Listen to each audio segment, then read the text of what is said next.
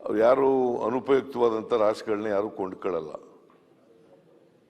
ನೀವು ಈ ನಿಷೇಧ ಮಾಡಿದ್ರ ಮೇಲೆ ರೈತರಿಗೆ ತೊಂದರೆ ಆಗಿರ್ತಕ್ಕಂಥದ್ದು, ರೈತರಿಗೆ ನಷ್ಟ ಆಗಿರ್ತಕ್ಕಂಥದ್ದು.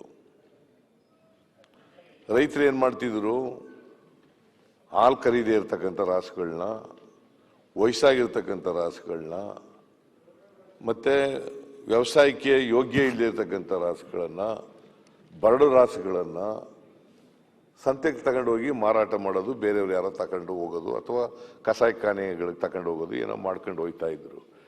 ಈಗ ನಿಷೇಧ ಮಾಡೋದ್ರಿಂದ ಗೋಶಾಲೆಗಳು ಇಲ್ಲ, ನೀವು ಕೊಡೋದು 17,000 ರೂಪಾಯಿ, ಒಂದು ರಾಸು ಸಾಕ್ಬೇಕಾದ್ರೆ 60 ರೂಪಾಯಿ ಬೇಕು ಒಂದು ದಿನಕ್ಕೆ, ಅಷ್ಟು ದುಡ್ಡು ಕೊಡಲ್ಲ ನೀವು. ಇನ್ನು 100 ತೆಗಿತೀವಿ ಅಂತಿದ್ರಿ, ತೆಗೆದಿಲ್ಲ. ಸರ್ಕಾರದ ಗೋಶಾಲೆಗಳಿರೋದು 123, 200 ಪ್ರೈವೇಟ್ ಗೋಶಾಲೆಗಳಿದ್ದಾವೆ. ಅವ್ರಿಗೇನಾಗಬೇಕು? ನೀವು ದುಡ್ಡು ಕೊಟ್ಟರೆ ಸಾಕ್ತಾರೆ, ದುಡ್ಡು ಕೊಡಿದ್ರೆ ಸಾಕಲ್ಲ. ನೀವು ಸರ್ಕಾರ ತಗೋಬೇಕಾಗ್ತದೆ. ಈಗ ನಾನು ರೈತ, ನಾನು ಸಂತೆಗೆ ತಗೊಂಡು ಯಾರು ತಗೊಳ್ಳಲ್ಲ, ತಗೊಂಡು ಹೋದ್ರೆ ಬೇರೆ ಯಾರೋ ತಗತಿದ್ರು. ಈಗ ಸರ್ಕಾರವನ್ನು ತಗೊಳ್ಳಲ್ಲ, ಬೇರೆಯವರು ತಗೊಳ್ಳಲ್ಲ. ಏನ್ ಮಾಡಬೇಕು ನಾನು? ನನಗೆ ನಷ್ಟ ಆಗುತ್ತೆ. ಆ ಬರಡ್ ರಾಸನ್ನ, ಅನುಪಯುಕ್ತ ರಾಸನ್ನ ಸಾಕ್ಬೇಕು ನಾನು.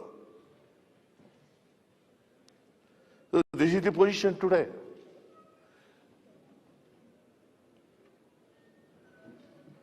ಗೋಹತ್ಯೆ ನಿಷೇಧ ಕಾಯ್ದೆ ಮಾಡ್ಬಿಟ್ಟಿದೀವಿ ನಾವು ಅಂತ ಬೆಂತಟ್ಟಿಗಳದ್ದು ಬೇರೆ, ಗೋ ರಕ್ಷಣೆ ಮಾಡ್ಬಿಟ್ಟಿದೀವಿ ಅಂತಕ್ಕಂಥದ್ದು ಬೇರೆ, ಗೋಗಳನ್ನು ದತ್ತು ತಗೊಳ್ತಾರೆ ಅಂತಕ್ಕಂಥದ್ದು ಬೇರೆ. What is the truth? What is the ground reality?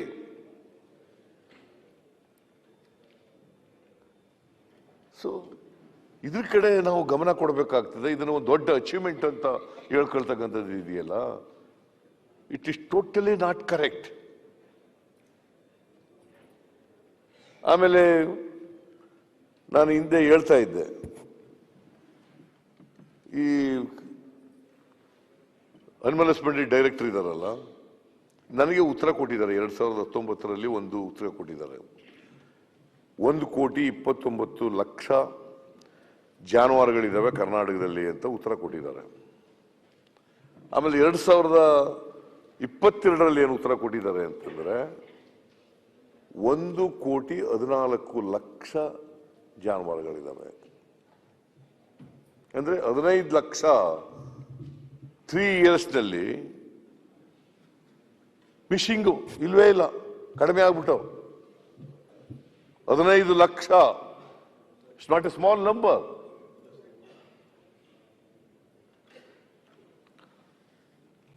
ಇದು ಜೊತೆಗೆ ಚರ್ಮ ಗಂಟು ರೋಗ ಬಂದ್ಬಿಟ್ಟದೆ. ಅವರು ರಾಜ್ಯಪಾಲರ ಭಾಷಣದಲ್ಲಿ ಏನು ಹೇಳ್ಕೊಂಡಿದ್ದಾರೆ ಅಂತಂದ್ರೆ 1 ಕೋಟಿಗೆ ಲಸಿಕೆ ಹಾಕಿದೀವಿ, ಜನವರಿ ಒಳಗಡೆ ಲಸಿಕೆ ಹಾಕಿ ಮುಗಿಸ್ತೀವಿ ಅಂತ ಹೇಳಿದ್ದದು ಮಿನಿಸ್ಟ್ರು. ಇವತ್ತಿನವರಿಗೆ ಅವ್ರ ಲೆಕ್ಕದ ಪ್ರಕಾರ, ಈಗ ಉತ್ತರ ಕೊಟ್ಟಿರೋ ಪ್ರಕಾರ, ನನ್ನ ಪ್ರಕಾರ 1,29,00,000. ಅವ್ರು ಮತ್ತೆ ಕೊಟ್ಟಿರ್ತಕ್ಕಂಥ ಉತ್ತರ 1,18,00,000, 14 ಲಕ್ಷ. ಇನ್ನು 14 ಲಕ್ಷ ಅಡ್ಮಿಟೆಡ್ಲಿ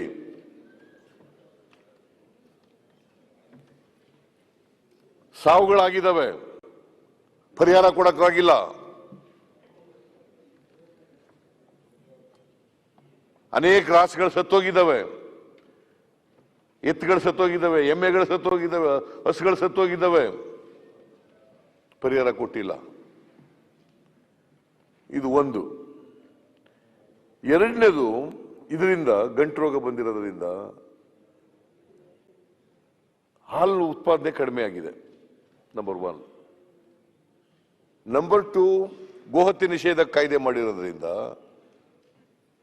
ಮತ್ತೆ ಹಾಲು ಉತ್ಪಾದನೆ ಕಡಿಮೆ ಆಗಿದೆ. ನಿಮಗೆ 94 ಲಕ್ಷ ಲೀಟರ್ ಒಂದು ದಿನಕ್ಕೆ ಹಾಲು ಉತ್ಪಾದನೆ ಆಯ್ತಾ ಇತ್ತು. 94 lakh litres per day production ಇತ್ತು 5-6 ತಿಂಗಳ ಹಿಂದೆ. ಇವತ್ತು ಹಾಲು ಉತ್ಪಾದನೆ ಇರ್ತಕ್ಕಂಥದ್ದು 76 ಲಕ್ಷ ಲೀಟರ್, ಅಂದ್ರೆ 18 ಲಕ್ಷ ಲೀಟರ್ ಹಾಲು ಕಡಿಮೆ ಆಯಿತು. ಗೋರಕ್ಷಣೆ ಮಾಡಿದೀವಿ. ರೈತರಿಗೆ ಎಷ್ಟು ಕಡಿಮೆ ಆಯ್ತು ಗೊತ್ತಾ? ಒಂದು ದಿನಕ್ಕೆ ಆದಾಯ 6.66 ಲಕ್ಷ, 6,66,00,000 ಒಂದು ದಿನಕ್ಕೆ. ತಿಂಗಳಿಗಲ್ಲ, ವರ್ಷಕ್ಕಲ್ಲ, ಒಂದು ದಿನಕ್ಕೆ 6,66,66,66,00,000 ರೈತರಿಗೆ ಆಯ್ತು. ಯಾರು ಇದಕ್ಕೆ ಯಾರು ಜವಾಬ್ದಾರರು? ಏನ್ ಬಹಳ ಬೆಂತಟ್ಕೊಂಡ್ಬಿಟ್ಟಿದ್ದೀರಲ್ಲ. ಗೋ ರಕ್ಷಣೆ ಮಾಡ್ಬಿಟ್ಟಿದೀವಿ, ಗೋಹತ್ಯೆ ನಿಷೇಧ ಕಾಯ್ದೆ ತಂದ್ಬಿಟ್ಟಿದೀವಿ, ಗೋಶಾಲೆಗಳನ್ನು ತೆಗೆದುಬಿಟ್ಟಿದೀವಿ, ದತ್ತು ತಗೊಳಕ್ಕೆ ಅವಕಾಶ ಮಾಡಿಕೊಟ್ಟಿದ್ದೀವಿ. 18 ಲಕ್ಷ ಲೀಟರ್ ಹಾಲು ರೈತರು ಕಡಿಮೆ ಆಯ್ತಲ್ಲ. Who is responsible for this? The government is responsible for this.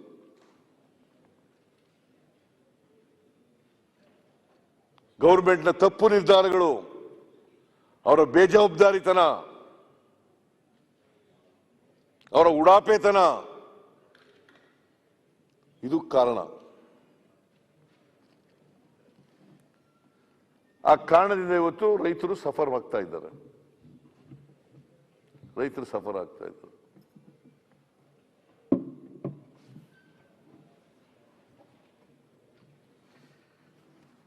ಆಮೇಲೆ ಡೀಸೆಲ್ ಸಬ್ಸಿಡಿ ಕೊಡ್ತೀವಿ ಅಂತ ಹೇಳ್ತಾರೆ.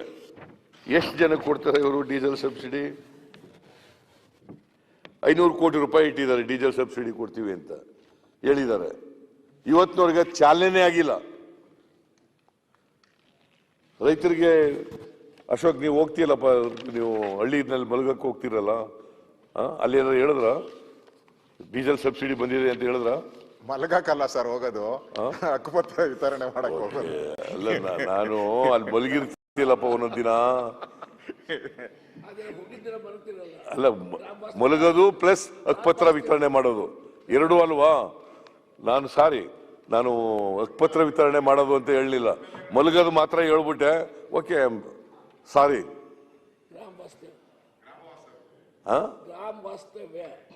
ವಸತಿ, ಗ್ರಾಮ ವಾಸ್ತವ್ಯ. ಗ್ರಾಮ ವಾಸ್ತವ್ಯ ಅಂದ್ರೆ ಮಲಗೋದು ಅಂತ. ಏನ್ ನಿದ್ದೆ ಎಚ್ಚರವಾಗಿ ಕೂತಿರ್ತೀಯ ಹೇಳಪ್ಪ? ರಾತ್ರಿ ಎಲ್ಲ ಎಚ್ಚರವಾಗಿ ಕೂತಿರ್ತಾರ ಸರ್? ಮಲಗಲೇಬೇಕಲ್ಲ. ಚೆಬ್ಬಿಗೆ ಹೋದಾಗ ರಾತ್ರಿ ಎಲ್ಲ ಎದ್ದು ಕೂತಿದ್ದೆ. ಚೆಬ್ಬಿಗೆ ಹೋಗಿದ್ದೆ ಧಾರವಾಡದಲ್ಲಿ. ಅಲ್ಲಿ ಸ್ಕೂಲಲ್ಲಿ ಮಲಗೋದಲ್ವಾ, ಶೀಟು 43 ಡಿಗ್ರಿ. ರಾತ್ರಿ ಎಲ್ಲ ಚೇರ್ ಮೇಲೆ ಹಂಗೆ ಕೂತಿದ್ದೆ. ಮಲಗಿ ನಿದ್ದೆ ಸರಿ ಅನಿವಾರ್ಯ ಆಗಿರ್ತದೆ. ನೀವ್ ಹೇಳಿದ್ರೆ ಮಲಗಿರೋ ನಿದ್ದೆ ಮಾಡೋದಲ್ಲ. ನೋಡಪ್ಪ, ಮಿನಿಸ್ಟರ್ ಬಂದಿದ್ಯಾ ಅಂತ ಒಳ್ಳೆ ಊಟ ಹಾಕ್ತಾರೆ, ಮಿನಿಸ್ಟರ್ ಬಂದಿದ್ಯಾ ಅಂತ ಒಳ್ಳೆ ಹಾಸಿಗೆ, ದಿಂಬು, ಬೆಡ್ಶೀಟು, ಕಂಬಳಿ ಎಲ್ಲ ಕೊಡ್ತಾರೆ. ಮಿನಿಸ್ಟರ್ ಅಂತ ಕೊಡೋದಿಲ್ವೇನಪ್ಪ ನಾಡಗೌಡ? ಸರ್, ನೀವು ಹೋದಾಗನ ನಾಟಿ ಕೋಳಿ ಸಾರು ಒಳ್ಳೊಳ್ಳೆ ಎಲ್ಲ ಮಾಡಿದ್ದಾರೆ. ನಮ್ದು ಎಲ್ಲ ಪ್ಯೂರ್ ವೆಜಿಟೇರಿಯನ್ ಸರ್. ಹಾಸ್ಟೆಲ್ ಅಲ್ಲಿ ಏನ್ ಊಟ ಇರ್ತಿತ್ತೋ ಮಕ್ಕಳದು ಅದೇ ಊಟ. ನಿನಗೆ ಇತ್ತೀಚೆಗೆ ಗೊತ್ತಾ, ಡಿಸೆಂಬರ್ 1ನೇ ತಾರೀಕಿನಿಂದ ನಾನು ವೆಜಿಟೇರಿಯನ್. ಹೌದಾ ಸರ್? ಕೋಳಿ ಸಾರ್ ರೇವಣ್ಣನ್ ತರ ನೀವು ಮೊದಲು ತಿಂತಿದ್ದ ನಿಜ. ಹೋಮ ಮಾಡಕ್ ಶುರು ಮಾಡಿದೀರಾ? ಇಲ್ಲ, ಈಗ ಹೋಮ ಅವನ ಎಲ್ಲ ರೇವಣ್ಣ ಅವ್ರ ತರ ಏನೋ ಗೆಲ್ಬೇಕು ಅಂತ. ವೆಜಿಟೇರಿಯನ್ ಯಾಕಂತಾರೆ ಆಪರೇಷನ್ ಕೇಳಪ್ಪ ಅಶೋಕ. ಅವನ ಈ ತರ ಪೂಜೆಗಳು ಮಾಡಿದಾಗ ದೇವ್ರನ್ನ ಪ್ರತ್ಯಕ್ಷ ಮಾಡ್ಕೊಬೇಕಲ್ಲ, ಅದಕ್ಕೋಸ್ಕರ ಉಪವಾಸ, ವೆಜಿಟೇರಿಯನ್ ಆಗೋದು. ಬೇರೆ ಯಾರು ಆಗೋದೇ ಇಲ್ಲ, ಅವರಂತೂ ಆಗಲ್ಲ. ಇಲ್ಲ, ನಾನು ಆಗಿದ್ದೀನಪ್ಪ ಈಗ. ಹಂಗಾರೆ ಏನೋ ಹೋಮ ಮಾಡ್ತಾ ಇದ್ದೀರಾ ಸರ್? ಗ್ಯಾರಂಟಿ ಹೋಮ ಮಾಡ್ತಾ ಇದ್ದೀರಾ. ಇಲ್ಲ ಅಂದ್ರೆ ಹೋಮ ಅವನ ಈ ನಡುವೆ ಬೊಟ್ಟಿಕ್ತಾ ಇದ್ದೀರಾ? ನೀವು ನೋಡ್ದೆ? ಇಲ್ಲ, ನಾನು ಮೊನ್ನೆ ಯಾವ್ದೋ ಒಂದು ಫೋಟೋದಲ್ಲಿ ಬೊಟ್ಟಿಟ್ಟಿದ್ದೀರಾ? ಇಲ್ಲ, ಕೆಂಪಟ್ಟು. ಅದನ್ನು ಕೆಂಪಟ್ಟು ಕೇಳಿ, ಸ್ವಲ್ಪ ಹೇಳಗಂಟ್ ಕೇಳಿ.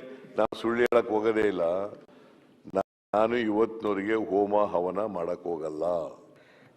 ನಮ್ಮ ಮನೆಯಲ್ಲಿ ದೇವ್ರು. ಅಶೋಕ್ ಅಣ್ಣರಿಗೆ ಯಾಕೆ ಇಷ್ಟೊಂದು ಹೋಮದ ಬಗ್ಗೆ, ನಿಂಬೆಣ್ಣದ ಬಗ್ಗೆ ತಲೆ ಕೆಡಿಸ್ಕೊತಾವ್ರೆ ಈಗ ಅಂತ ಅರ್ಥ ಆಯ್ತಾ ಇಲ್ಲ. ಇಲ್ಲ ಸರ್, ನಾನ್ ಮೊನ್ನೆ ಅದ್ಯಾವ್ದೋ ಯಾವ್ದೋ ಟಿವಿಯಲ್ಲಿ ರೇವಣ್ಣವ್ರು 5 ನಿಂಬೆಹಣ್ಣು ಇಟ್ಕೊಂಡಿದ್ರು, ಅದನ್ನೇ ತೋರಿಸ್ತಾ ಇದ್ರು. ಅದಕ್ಕೆ ಯಾವ್ದೋ ಟಿವಿಯಲ್ಲಿ ಬೆಂಗಳೂರಲ್ಲಿ ಯಾವ ದೇವಸ್ಥಾನ ಉಳ್ಕೊತಾ ಇಲ್ಲ, ಎಲ್ಲಾ ದೇವಸ್ಥಾನದಲ್ಲೂ ಪೂಜೆ ನಡೀತಾ ಇದೆ. ಅಶೋಕ್ ಚಕ್ರವರ್ತಿ ಹೆಸರಲ್ಲಿ ನಿಂಬೆಹಣ್ಣು ಪುರೋಹಿತರಿಗಿಂತ ಸ್ವಲ್ಪ ಅಶೋಕಣ್ಣ ನಿಂಬೆಹಣ್ಣಿನ ಜೊತೆ ಜಾಸ್ತಿ ತೂಕ ಇರೋದು. ಅದಕ್ಕೆ ಒಳ್ಳೇದು ಅಂತ ಇಟ್ಕೊಳ್ಳೋದು. ನಿಂಬೆಹಣ್ಣು ಸಿಟ್ರಿಕ್ ಆಸಿಡ್ ಒಳ್ಳೇದು ಅಂತ ಇಟ್ಕೊಳ್ಳೋದು, ಮಾಟ ಮಂತ್ರ ಮಾಡಕ್ಕಲ್ಲ, ಊಟ ಮಾಡಕ್ಕೆ ಬಹಳ ಉಪಯೋಗಿಸ್ತಾರ ಅದನ್ನ. ನಿಂಬೆಹಣ್ಣನ್ನ ಮಾಟ ಮಂತ್ರದ್ದು ಕಡಿಮೆ. ನೀವು ಮಾತಾಡಿ, ರೇವಣ್ಣವ್ರ ಯಾಕೆ ಇಲ್ಲಿಗೆ ಎಳ್ತಾರಿ ಅಂತ ಅರ್ಥ ಆಯ್ತಲ್ಲ ನನ್ಗೆ. ರೇವಣ್ಣವ್ರ ಯಾಕೆ ಹೇಳ್ತಾರೆ, ನಮ್ ಲೀಡರ್ನ ಯಾಕೆ ಹೇಳ್ತಾರಿ ಮಧ್ಯದಲ್ಲಿ ಅಂತ. ರೇವಣ್ಣವ್ರು ಬಂದು ಉತ್ತರ ಕೊಡ್ತಾರೆ. ಇಲ್ಲಿ ಬಿಡಿ ಬಿಡಿ ಬಿಡಿ ಬಿಡಿ, ಇಲ್ಲಿ ಕಂಟಿನ್ಯೂ. ಸಿದ್ದರಾಮಣ್ಣವ್ರು ಯಾಕೋ ಅವ್ರ ಕಡೆ ಹೋತಾವ್ರೆ ಅಂತ ಅಷ್ಟೇ. ನಮ್ಗೆ ಅವ್ರೂ ಉಪವಾಸ ಬೊಟ್ಟಿಡ್ತಾವ್ರೆ, ಏನೋ ಅವ್ರು ಹೋಮ ಮಾಡಕ್ ಶುರು ಮಾಡ್ಬಿಟ್ಟಾವನೋ ಅಂತ ನಾವು ಅವ್ರಿಬ್ರು ಯಾವಾಗ್ಲೂ ಒಂದ್ ಹೇಳ್ತಾರ ಅವ್ರಿಬ್ರು ಒಂದೇ.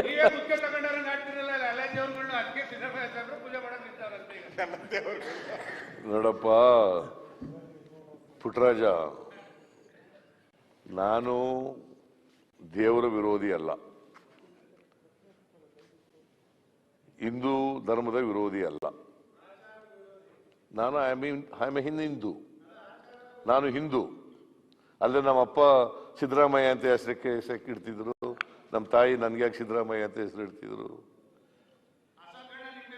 ಇವರು ಆಗದಿರೋದಕ್ಕೆ ಸಿದ್ದರಾಮಯ್ಯ ಹಿಂದೂ ವಿರೋಧಿ ಅಂತ ಅನ್ನೋದು, ಸಿದ್ದರಾಮಯ್ಯ ಹಿಂದೂ ಧರ್ಮದ ವಿರೋಧಿ ಅಂತ ಹೇಳೋದು. I am a Hindu. Mahatma Gandhi ಅವರು ಹಿಂದೂ ಅಲ್ವಾ? ವಿವೇಕಾನಂದರು ಹಿಂದೂ ಅಲ್ವಾ? ವಿವೇಕಾನಂದರು ಏನ್ ಹೇಳಿದ್ರು ಹೇಳಲ್ಲ ಒಂದು ಮಾತು.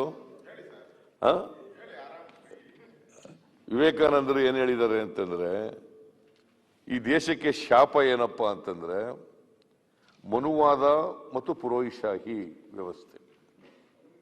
ವಿವೇಕಾನಂದರು ಹೇಳಿರೋದು, ನಾನಂತಲ್ಲ ಇದು. ಇಲ್ಲ ನಿನಗೆ ಹೇಳ್ತಾ ಇರೋದು, ದೇಶಪಾಂಡೆ ಅವ್ರ ಮೂಲಕ ನಿನಗೆ ಹೇಳ್ತಾರೆ. ಇಲ್ಲ ಸರ್, ದೇಶಪಾಂಡೆ ಅವ್ರಿಗೆ ಹೇಳ್ತಾ ಇದ್ದೀರಾ, ದಿನೇಶ್ ಗುಂಡೂರಾವ್ ಹೇಳ್ತಾ ಇದ್ದೀರಾ, ಅವ್ರಿಬ್ಬರನ್ನೇ ನೋಡಿ ಹೇಳಿದ್ದೀವಿ. ಅಲ್ಲೇ ಇರ್ಬೇಕಾದ್ರೆ ಅನುವಾದ ಅನ್ನೋದು ಅಲ್ಲಿರ್ಬೇಕು. ಅದಕ್ಕೆ ಇಲ್ಲ ನೋಡಪ್ಪ ಕೇಳಿಲ್ಲಿ, ಅವರು ಸತ್ಯನ ಎಲ್ರು ಕೂಡ ಒಪ್ಕೊಳ್ತೀವಿ ನಾವು. ನಿಮ್ ತರ ಅಸತ್ಯ ಹೇಳಕ್ ಹೋಗಲ್ಲ. ನೀವೇನ್ ಮಾಡ್ತೀರಿ, ಮನುವಾದದಲ್ಲಿ ನಂಬಿಕೆ ಇಟ್ಕೊಂಡು, ಪುರೋಹಿತಶಾಹಿ ವ್ಯವಸ್ಥೆನಲ್ಲಿ ನಂಬಿಕೆ ಇಟ್ಕೊಂಡು ಜನಕ್ಕೆ ಸುಳ್ಳು ಹೇಳ್ತೀರಿ. ನಾವು ಸತ್ಯ ಹೇಳ್ತೀವಿ. That is the difference between ಗಾಂಧಿವಾದ ಅಂಡ್ ಮನುವಾದ. ಸತ್ಯ ಹೇಳೋದು ಗಾಂಧಿವಾದ, ಮಿಥ್ಯೆ ಹೇಳೋದು ಮನುವಾದ. ವಿವೇಕಾನಂದರು ಹೇಳದ್ದು ಮನುವಾದ ಮತ್ತು ಪುರೋಹಿತಶಾಹಿ ವ್ಯವಸ್ಥೆ ಇವೆರಡೂ ಕೂಡ ಈ ದೇಶಕ್ಕೆ ಶಾಪ ಅಂತ ಹೇಳಿದ್ದಾರೆ. ಅದರಿಂದ ನಾನು ಹಿಂದೂ ಧರ್ಮದಲ್ಲಿ ನಂಬಿಕೆ ಇಟ್ಕೊಂಡಿರತಕ್ಕಂಥವನು. I am a Hindu. Hindu ಧರ್ಮದ ತತ್ವಗಳಿದಾವಲ್ಲ, ಅವೆಲ್ಲವೂ ಕೂಡ ಬಹುತ್ವದಲ್ಲಿ ನಂಬಿಕೆ ಇಟ್ಕೊಂಡಿರ್ತಕ್ಕಂಥವ್ರು. ಎಲ್ಲ ಧರ್ಮಗಳು, ಎಲ್ಲ ಜಾತಿಗಳು, ಎಲ್ಲ ಭಾಷೆಗಳು ಎಲ್ಲಕ್ಕೂ ಸಮಾನವಾಗಿ ಗೌರವ ಕೊಡ್ತಕ್ಕಂಥದ್ದೇ ಹಿಂದೂ ಧರ್ಮ.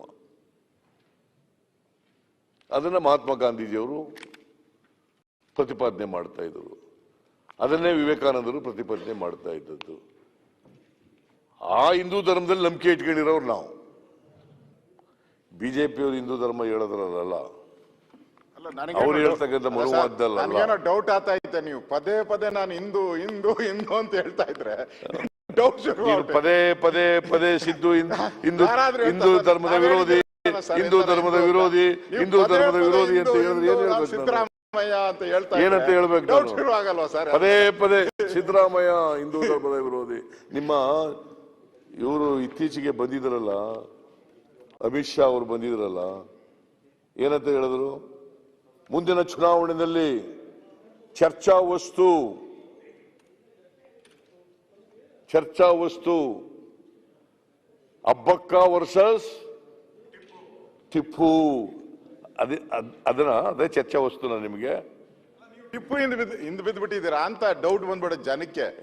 ನೀವು ಅಂದ್ರೆ ಯಾವಾಗ್ಲೂ ಟಿಪ್ಪು ಟಿಪ್ಪು ಅಭಿವೃದ್ಧಿ ಟಿಪ್ಪು ಅಭಿವೃದ್ಧಿ ಅಂತ ಒಂದ್ ಕಡೆ ಹೇಳ್ತೀರಿ, ಇನ್ನೊಂದ್ ಕಡೆ Tipu versus Abbakkar, Gandhi versus Savarkar, Gandhi versus Godse.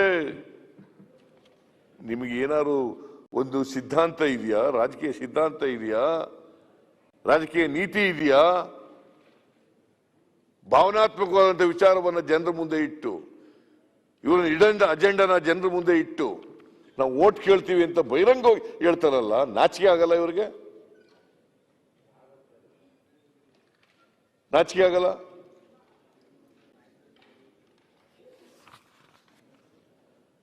ಆಮೇಲೆ ಈ ಡೀಸೆಲ್ ಸಬ್ಸಿಡಿ ಇದೆಯಲ್ಲ, ನೀವು ಬಜೆಟ್ ಪುಸ್ತಕದಲ್ಲಿ ಹೇಳಿದಿರಿ, ಏನಂತ ಹೇಳಿದಿರಿ? 53,22,000 ರೈತರಿಗೆ 386.98 ಕೋಟಿ ರೂಪಾಯಿಗಳನ್ನು ಬಿಡುಗಡೆ ಮಾಡಲಾಗಿದೆ.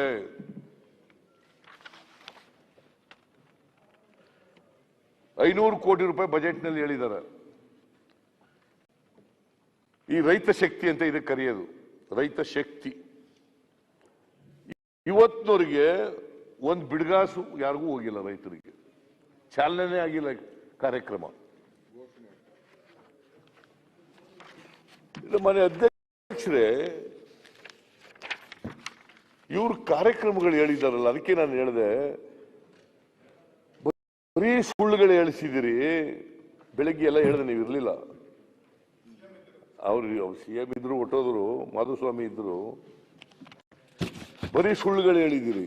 ಹೆಂಗ್ ಸುಳ್ಳುಗಳು ಹೇಳಿದಿರಿ ಅಂತೇಳಿ 15 ನಿಮ್ಮ ಭರವಸೆಗಳಿದಾವಲ್ಲ, 2018 ಭರವಸೆಗಳು, 600 ಭರವಸೆಗಳು, ಅವನ್ನೆಲ್ಲ ಓದಿ ಹೇಳಿದೆ. ಬೇಕಾ ನಿನಗೆ ಬೇಡ, ಬೆಳಿಗ್ಗೆ ಹೇಳಿದೆ, ಬೇಡ ಅಲ್ಲ, ಅಲ್ಲಿಂದ ಮುಂದೆ ಹೋಗ್ಬಿಡ. ನೋಡಿ ಇಲ್ಲಿದೆ, ರೆಕಾರ್ಡ್ ಹೋಗ್ಬಿಟ್ಟದೆ. ಹೇಳೋದೊಂದು, ಮಾಡೋದೊಂದು. ಆಮೇಲೆ ಬೆಂತಟ್ಕೊಬಿಟ್ಟಿದ್ದಾರೆ ಇವರ ರಾಜ್ಯಪಾಲರ ಭಾಷಣದಲ್ಲಿ, ಬೆಂತಟ್ಕೊಬಿಟ್ಟಿದ್ದಾರೆ. ನಾವು ಪರಿಶಿಷ್ಟ ಜಾತಿಯವರಿಗೆ, ಪರಿಶಿಷ್ಟ ವರ್ಗದವರಿಗೆ, ಪರಿಶಿಷ್ಟ ಜಾತಿಯವರಿಗೆ, ಪರಿಶಿಷ್ಟ ವರ್ಗದವರಿಗೆ ಮೀಸಲಾತಿಯನ್ನ ಉದ್ಯೋಗದಲ್ಲಿ ಮತ್ತು ಶಿಕ್ಷಣದಲ್ಲಿ, ಪರಿಶಿಷ್ಟ ಜಾತಿಯವರಿಗೆ 15ರಿಂದ 17%, ಪರಿಶಿಷ್ಟ ವರ್ಗದವರಿಗೆ 3ರಿಂದ 7%. ನೋಯಿಂಗ್ ಫುಲ್ಲಿ ವೆಲ್ 50%ಗಿಂತ ರಿಸರ್ವೇಶನ್ ಹೆಚ್ಚಾಗಬಾರದು ಅಂತ ಇದೆ supreme court decision, Indira Sawhney ಕೇಸ್ನಲ್ಲಿ, 1992ನಲ್ಲಿ ಇಂದಿರಾ ಸಹಾನಿ ಕೇಸ್. ಆ ಕೇಸ್ನಲ್ಲಿ ಬಹಳ ಸ್ಪಷ್ಟವಾಗಿ ಹೇಳಿದ್ದಾರೆ, ನೀವು 50%ಗಿಂತ ಜಾಸ್ತಿ ಮಾಡಬೇಕಾದ್ರೆ ಕಾನ್ಸ್ಟಿಟ್ಯೂಷನ್ ತಿದ್ದುಪಡಿ ಆಗಬೇಕು. 9th schedule ಸೇರ್ಬೇಕು protection ಸಿಗ್ಬೇಕಾದ್ರೆ. ನೀವು ಕಾನೂನು ಮಾಡಿದಿರಿ, ಆರ್ಡಿನೆನ್ಸ್ ಮಾಡಿದಿರಿ, ಆಮೇಲೆ ಕಾನೂನು ಮಾಡಿದಿರಿ, ಆಲ್ ಪಾರ್ಟಿ ಮೀಟಿಂಗ್ ಕರೆದ ಮೇಲೆ ಎಲ್ಲ ಮಾಡಿದ್ರೆ. ಆಲ್ ಪಾರ್ಟಿ ಮೀಟಿಂಗ್ನಲ್ಲೇ ಹೇಳಿದೆ, ನೀವು ಇದು ಮಾಡುವಾಗ ಮೂಗು ತುಪ್ಪ ಹಚ್ಚಕ್ಕೆ ಹೋಗ್ಬೇಡಿ. ಇತ್ತೀಚೆಗೆ ಏನ್ ಮಾಡ್ತಾ ಇದ್ದೀರಿ ನೀವು ಅಂತಂದ್ರೆ, ಅಟ್ಲೀಸ್ಟ್ ಮೂಗು ತುಪ್ಪ ಹಚ್ಚಿದ್ರೆ ವಾಸನೆ ಬಂದ್ಬಿಡ್ತದೆ ಅಂತೇಳಿ ಹಣೆಗೆ ತುಪ್ಪ ಹಚ್ಚಿಬಿಡ್ತಾರೆ.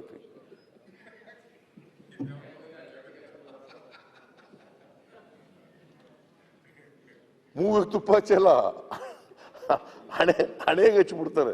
ಯಾಕಂದ್ರೆ ವಾಸನೆನೂ ಗೊತ್ತಾಗ್ಬಾರದು. ಇದು ಹೊಸದಾಯ್ತು. ಅಲ್ಲ ಸಭಾಧ್ಯಕ್ಷರೇ, ಇವ್ರ ರಿಸರ್ವೇಶನ್ ಬಗ್ಗೆ ಹಣೆಗಲ್ಲ ನೆತ್ತಿಗೆ ಹಚ್ಬಿಟ್ಟಿದ್ರು ಇವರು. ಎಷ್ಟು ರಿಸರ್ವೇಶನ್ ನೆತ್ತಿಗೆ ಹಚ್ಬಿಟ್ಟಿದ್ರಿ. ಕೂತ್ಗಳಪ್ಪ, ಮಧ್ಯೆ ಎದ್ದೆ. ನಾನು ನಿನ್ ಜೊತೆ ಮಾತಾಡೋದೇ ತಪ್ಪು. ಅಶೋಕ ಕೂತ್ಗಳು ಬೇಡ ಸರ್, ಹಂಗಾರೆ ನೀವ್ ಹೇಳಿದ್ ಗೆದ್ದೆ ನಾನು. ಕೂತ್ಕೊಳ್ರಿ. SC ST ರಿಸರ್ವೇಶನ್ಗೆ ನಾಗಮೋಹನ್ ದಾಸ್ ಅವರ ಆಯೋಗ ರಚನೆ ಮಾಡಲಿಕ್ಕೆ ಶಿಫಾರಸ್ ಮಾಡಿದವರು ಯಾರು ನೋಡಲ್ಲಿ? JDS ಅವರು ಸಮ್ಮಿಶ್ರ ಸರ್ಕಾರದಲ್ಲಿ ಆದದ್ದು. ಅವ್ರು ಸೋಷಿಯಲ್ ವೆಲ್ಫೇರ್ ಮಿನಿಸ್ಟ್ರು. ಮುಖ್ಯಮಂತ್ರಿ ಅನುಮೋದನೆ ಕೊಟ್ಟಿದ್ ಕುಮಾರಸ್ವಾಮಿ ಅವರು. ಕೂತ್ಗಳಪ್ಪ, ಹೇಳ್ತೀನಿ. ಕೂತ್ಕೊಳ್ರಿ, ಹೇಳ್ತೀನಿ. ಸರ್ ನೋಡಿ, ಹಿಂಗಂದ್ರೆ ಸಿಟ್ಟು ಬರ್ತದೆ ಅವ್ರಿಗೆ. ಕ್ಯಾಬಿನೆಟ್ಗೆ ಮುಖ್ಯಮಂತ್ರಿ ಅಡ್ಡ ಅಲ್ವಾ ಸರ್? ಕ್ಯಾಬಿನೆಟ್ಗೆ ಮುಖ್ಯಮಂತ್ರಿ ಪ್ರಪೋಸಲ್ ತರವ್ರು ಯಾರ್ರಿ? ಪ್ರಪೋಸಲ್ ತರವ್ರು ಯಾರು? ತರ್ಬೋದು ಸರ್, ಯಾರು ಬೇಕಾದ್ರೂ ತರ್ಬೋದು. ಯಾರು ತರಕ್ಕಾಗಲ್ಲ. ದಟ್ ಇಸ್ ವೈ ಇವ್ರು ಏನ್ ಮಾಡ್ಕೊಂಡಿದ್ದಾರೆ, ರೂಲ್ಸ್ ಆಫ್ ಬಿಸಿನೆಸ್ ಓದ್ಕೊಂಡಿಲ್ಲ. That is the problem. ಹೇಳಿ ಸರ್, ಕ್ಯಾಬಿನೆಟ್ ನಲ್ಲಿ ಮಿನಿಸ್ಟ್ರಿಗಳ ಜವಾಬ್ದಾರಿ ಏನು, ಚೀಫ್ ಮಿನಿಸ್ಟರ್ ಜವಾಬ್ದಾರಿ ಏನು, ಸರ್ಕಾರದ ಜವಾಬ್ದಾರಿ ಏನು, ಅಧಿಕಾರಿಗಳ ಜವಾಬ್ದಾರಿ ಏನು ಅಂತ ರೂಲ್ಸ್ ಆಫ್ ಬಿಸಿನೆಸ್ ಓದ್ಕೊಂಡಿಲ್ಲ ಇವರು. ಅದ್ ಹೇಳಿ ಅವರು ಸುಮ್ನೆ ಉಡಾಪೆ ಹೊಡೆಯೋದು. ಹೇಳ್ತೀನಿ ಕೂತ್ಕೊಳ್ರಿ. ಸಾರಾ ಮಹೇಶ್ ಕೂತ್ಕೊಂಡು ಇನ್ನೂ ಬಂದೇ ಇಲ್ಲ ಅಲ್ಲಿಗೆ, ಕೂತ್ಕೊಳ್ರಿ. ನಾವೇ ಅವರು ಪ್ರಿಯಾಂಕಾ ಖರ್ಗೆ ಸೋಷಿಯಲ್ ಮಿನಿಸ್ಟರ್ ಅಂದ್ಬಿಟ್ರೆ ಹಂಗಾರೆ ಮುಖ್ಯಮಂತ್ರಿ ಆದೇಶ ಮಾಡಿದ ಕೂತ್ಕೊಳ್ಳಪ್ಪ, ಹೇಳ್ತೀನಿ ಮರಯ್ಯ. ಸಾರಾ ಮಹೇಶ್, ನೀನು ಏನ್ ನಮ್ ಜಿಲ್ಲೆವನಾಗಿ ನೀನೇ ಅಡ್ಡ ಬರ್ತಾ ಇದೆಯಲ್ಲ. ಸಮ್ಮಿಶ್ರ ಸರ್ಕಾರದಲ್ಲಿ, ಸಮ್ಮಿಶ್ರ ಸರ್ಕಾರ ಅಂತಂದ್ರೆ ನೀವು ಸೇರ್ಕೊಂಡು, ನಮ್ದೇ ಸಮ್ಮಿಶ್ರ ಸರ್ಕಾರ ಅಂತ ಇರಲ್ಲ. ಸಮ್ಮಿಶ್ರ ಸರ್ಕಾರದ ಕೋಆರ್ಡಿನೇಷನ್ ಕಮಿಟಿ ಚೇರ್ಮನ್ ತಾವಾಗಿದ್ರಿ ಸರ್. ಇಡೀ ಎರಡು ಸರ್ಕಾರಕ್ಕೆ ತಾವೇ ಉಪನಾಯಕರೇ ನಾವು ಅದನ್ನೇ ಹೇಳ್ತಾ ಇರೋದು. ಕುಮಾರಸ್ವಾಮಿ ಆದೇಶ ಮಾಡಿದ್ರು, ಸೋಷಿಯಲ್ ಮಿನಿಸ್ಟರ್ ಸರ್ಕಾರ ಮಾಡಕ್ಕೆ ಬಿಡ್ಲಿಲ್ಲ ಅಂತ ಹೇಳಿದ್ರು. ಇದನ್ನು ಹೇಳ್ತೀಯ. ಹಾಗಾದ್ರೆ ನಿಮ್ಮ ಮಿನಿಸ್ಟ್ರು ಕ್ಲರ್ಕ, ನಿಮ್ ಚೀಫ್ ಮಿನಿಸ್ಟ್ರು ಅಲ್ಲ ಸರ್, ಅವ್ರು ಇಂಡಿಪೆಂಡೆಂಟ್. ನಿಮ್ ಸರ್ಕಾರ ಕಾಂಗ್ರೆಸ್ ನೋಡಪ್ಪ, ಈಗ ನೀನು ನಮ್ಮಿಬ್ಬರ ಮಧ್ಯೆ ಜಗಳ ತರ ಕೆಲಸ ಏನು ಮಾಡಕ್ ಹೋಗ್ಬೇಡ. ಹಿಂಸೆ ಕೊಟ್ಟವ್ರೆ ನನ್ಗೆ ಅಂದ್ರು. ಇವ್ರಿಬ್ರು ಮಧ್ಯೆ ನಮ್ಮಿಬ್ಬರ ಮಧ್ಯೆ ಜಗಳ ತರ ಮಾಡ್ತಾ ಇದ್ದಾರೆ. Don't go by his words. ನಾವ್ ಏನ್ ಅವ್ರು ಹೇಳಿದ್ರು ನಾವು ಕೇಳಲ್ಲ. ಆದ್ರೆ ಕುಮಾರಸ್ವಾಮಿ ಅವ್ರ ಹೆಸರು ಹೇಳ್ಬಿಡಿ ಅಷ್ಟೇ, ಸುಮ್ಮನೆ ಹೇಳ್ತೀನಿ. ಸಮ್ಮಿಶ್ರ ಸರ್ಕಾರದಲ್ಲಿ ಸೋಷಿಯಲ್ ವೆಲ್ಫೇರ್ ಮಿನಿಸ್ಟರ್ ಆಗಿದ್ದವರು ಪ್ರಿಯಾಂಕ್ ಖರ್ಗೆ. ಆಗ ಸಮ್ಮಿಶ್ರ ಸರ್ಕಾರದ ಮುಖ್ಯಮಂತ್ರಿ ಆಗಿದ್ದವರು ಕುಮಾರಸ್ವಾಮಿ. ಆ ಕಾಲದಲ್ಲಿ ಪ್ರಪೋಸಲ್ ತಂದವರು ಪ್ರಿಯಾಂಕ್ ಖರ್ಗೆ. ಗೊತ್ತಾಯ್ತಾ? ಈಗ ಆದೇಶ ಮಾಡಿದರು. ಅದು ಆದ್ಮೇಲೆ ಕೇಳ್ರಿ, ಇಲ್ಲಿ ಕ್ಯಾಬಿನೆಟ್ ನಲ್ಲಿ ಆ ಪ್ರಪೋಸಲ್ ಅಕ್ಸೆಪ್ಟ್ ಆಯ್ತು. ಅಕ್ಸೆಪ್ಟ್ ಆಗಿ ತೀರ್ಮಾನ ಆಯಿತು. ನಾಗಮೋಹನ್ ದಾಸ್ ಅವರ ಅಧ್ಯಕ್ಷತೆಯಲ್ಲಿ ಕಮಿಷನ್ ರಚನೆ ಆಯಿತು. ಅದಾದ್ಮೇಲೆ ಅವರು ವರದಿ ಕೊಟ್ಟರು. ವರದಿ ಕೊಟ್ಟ ಮೇಲೆ you have slept over the matter more than 2 years. ಗೊತ್ತಾಯ್ತಾ?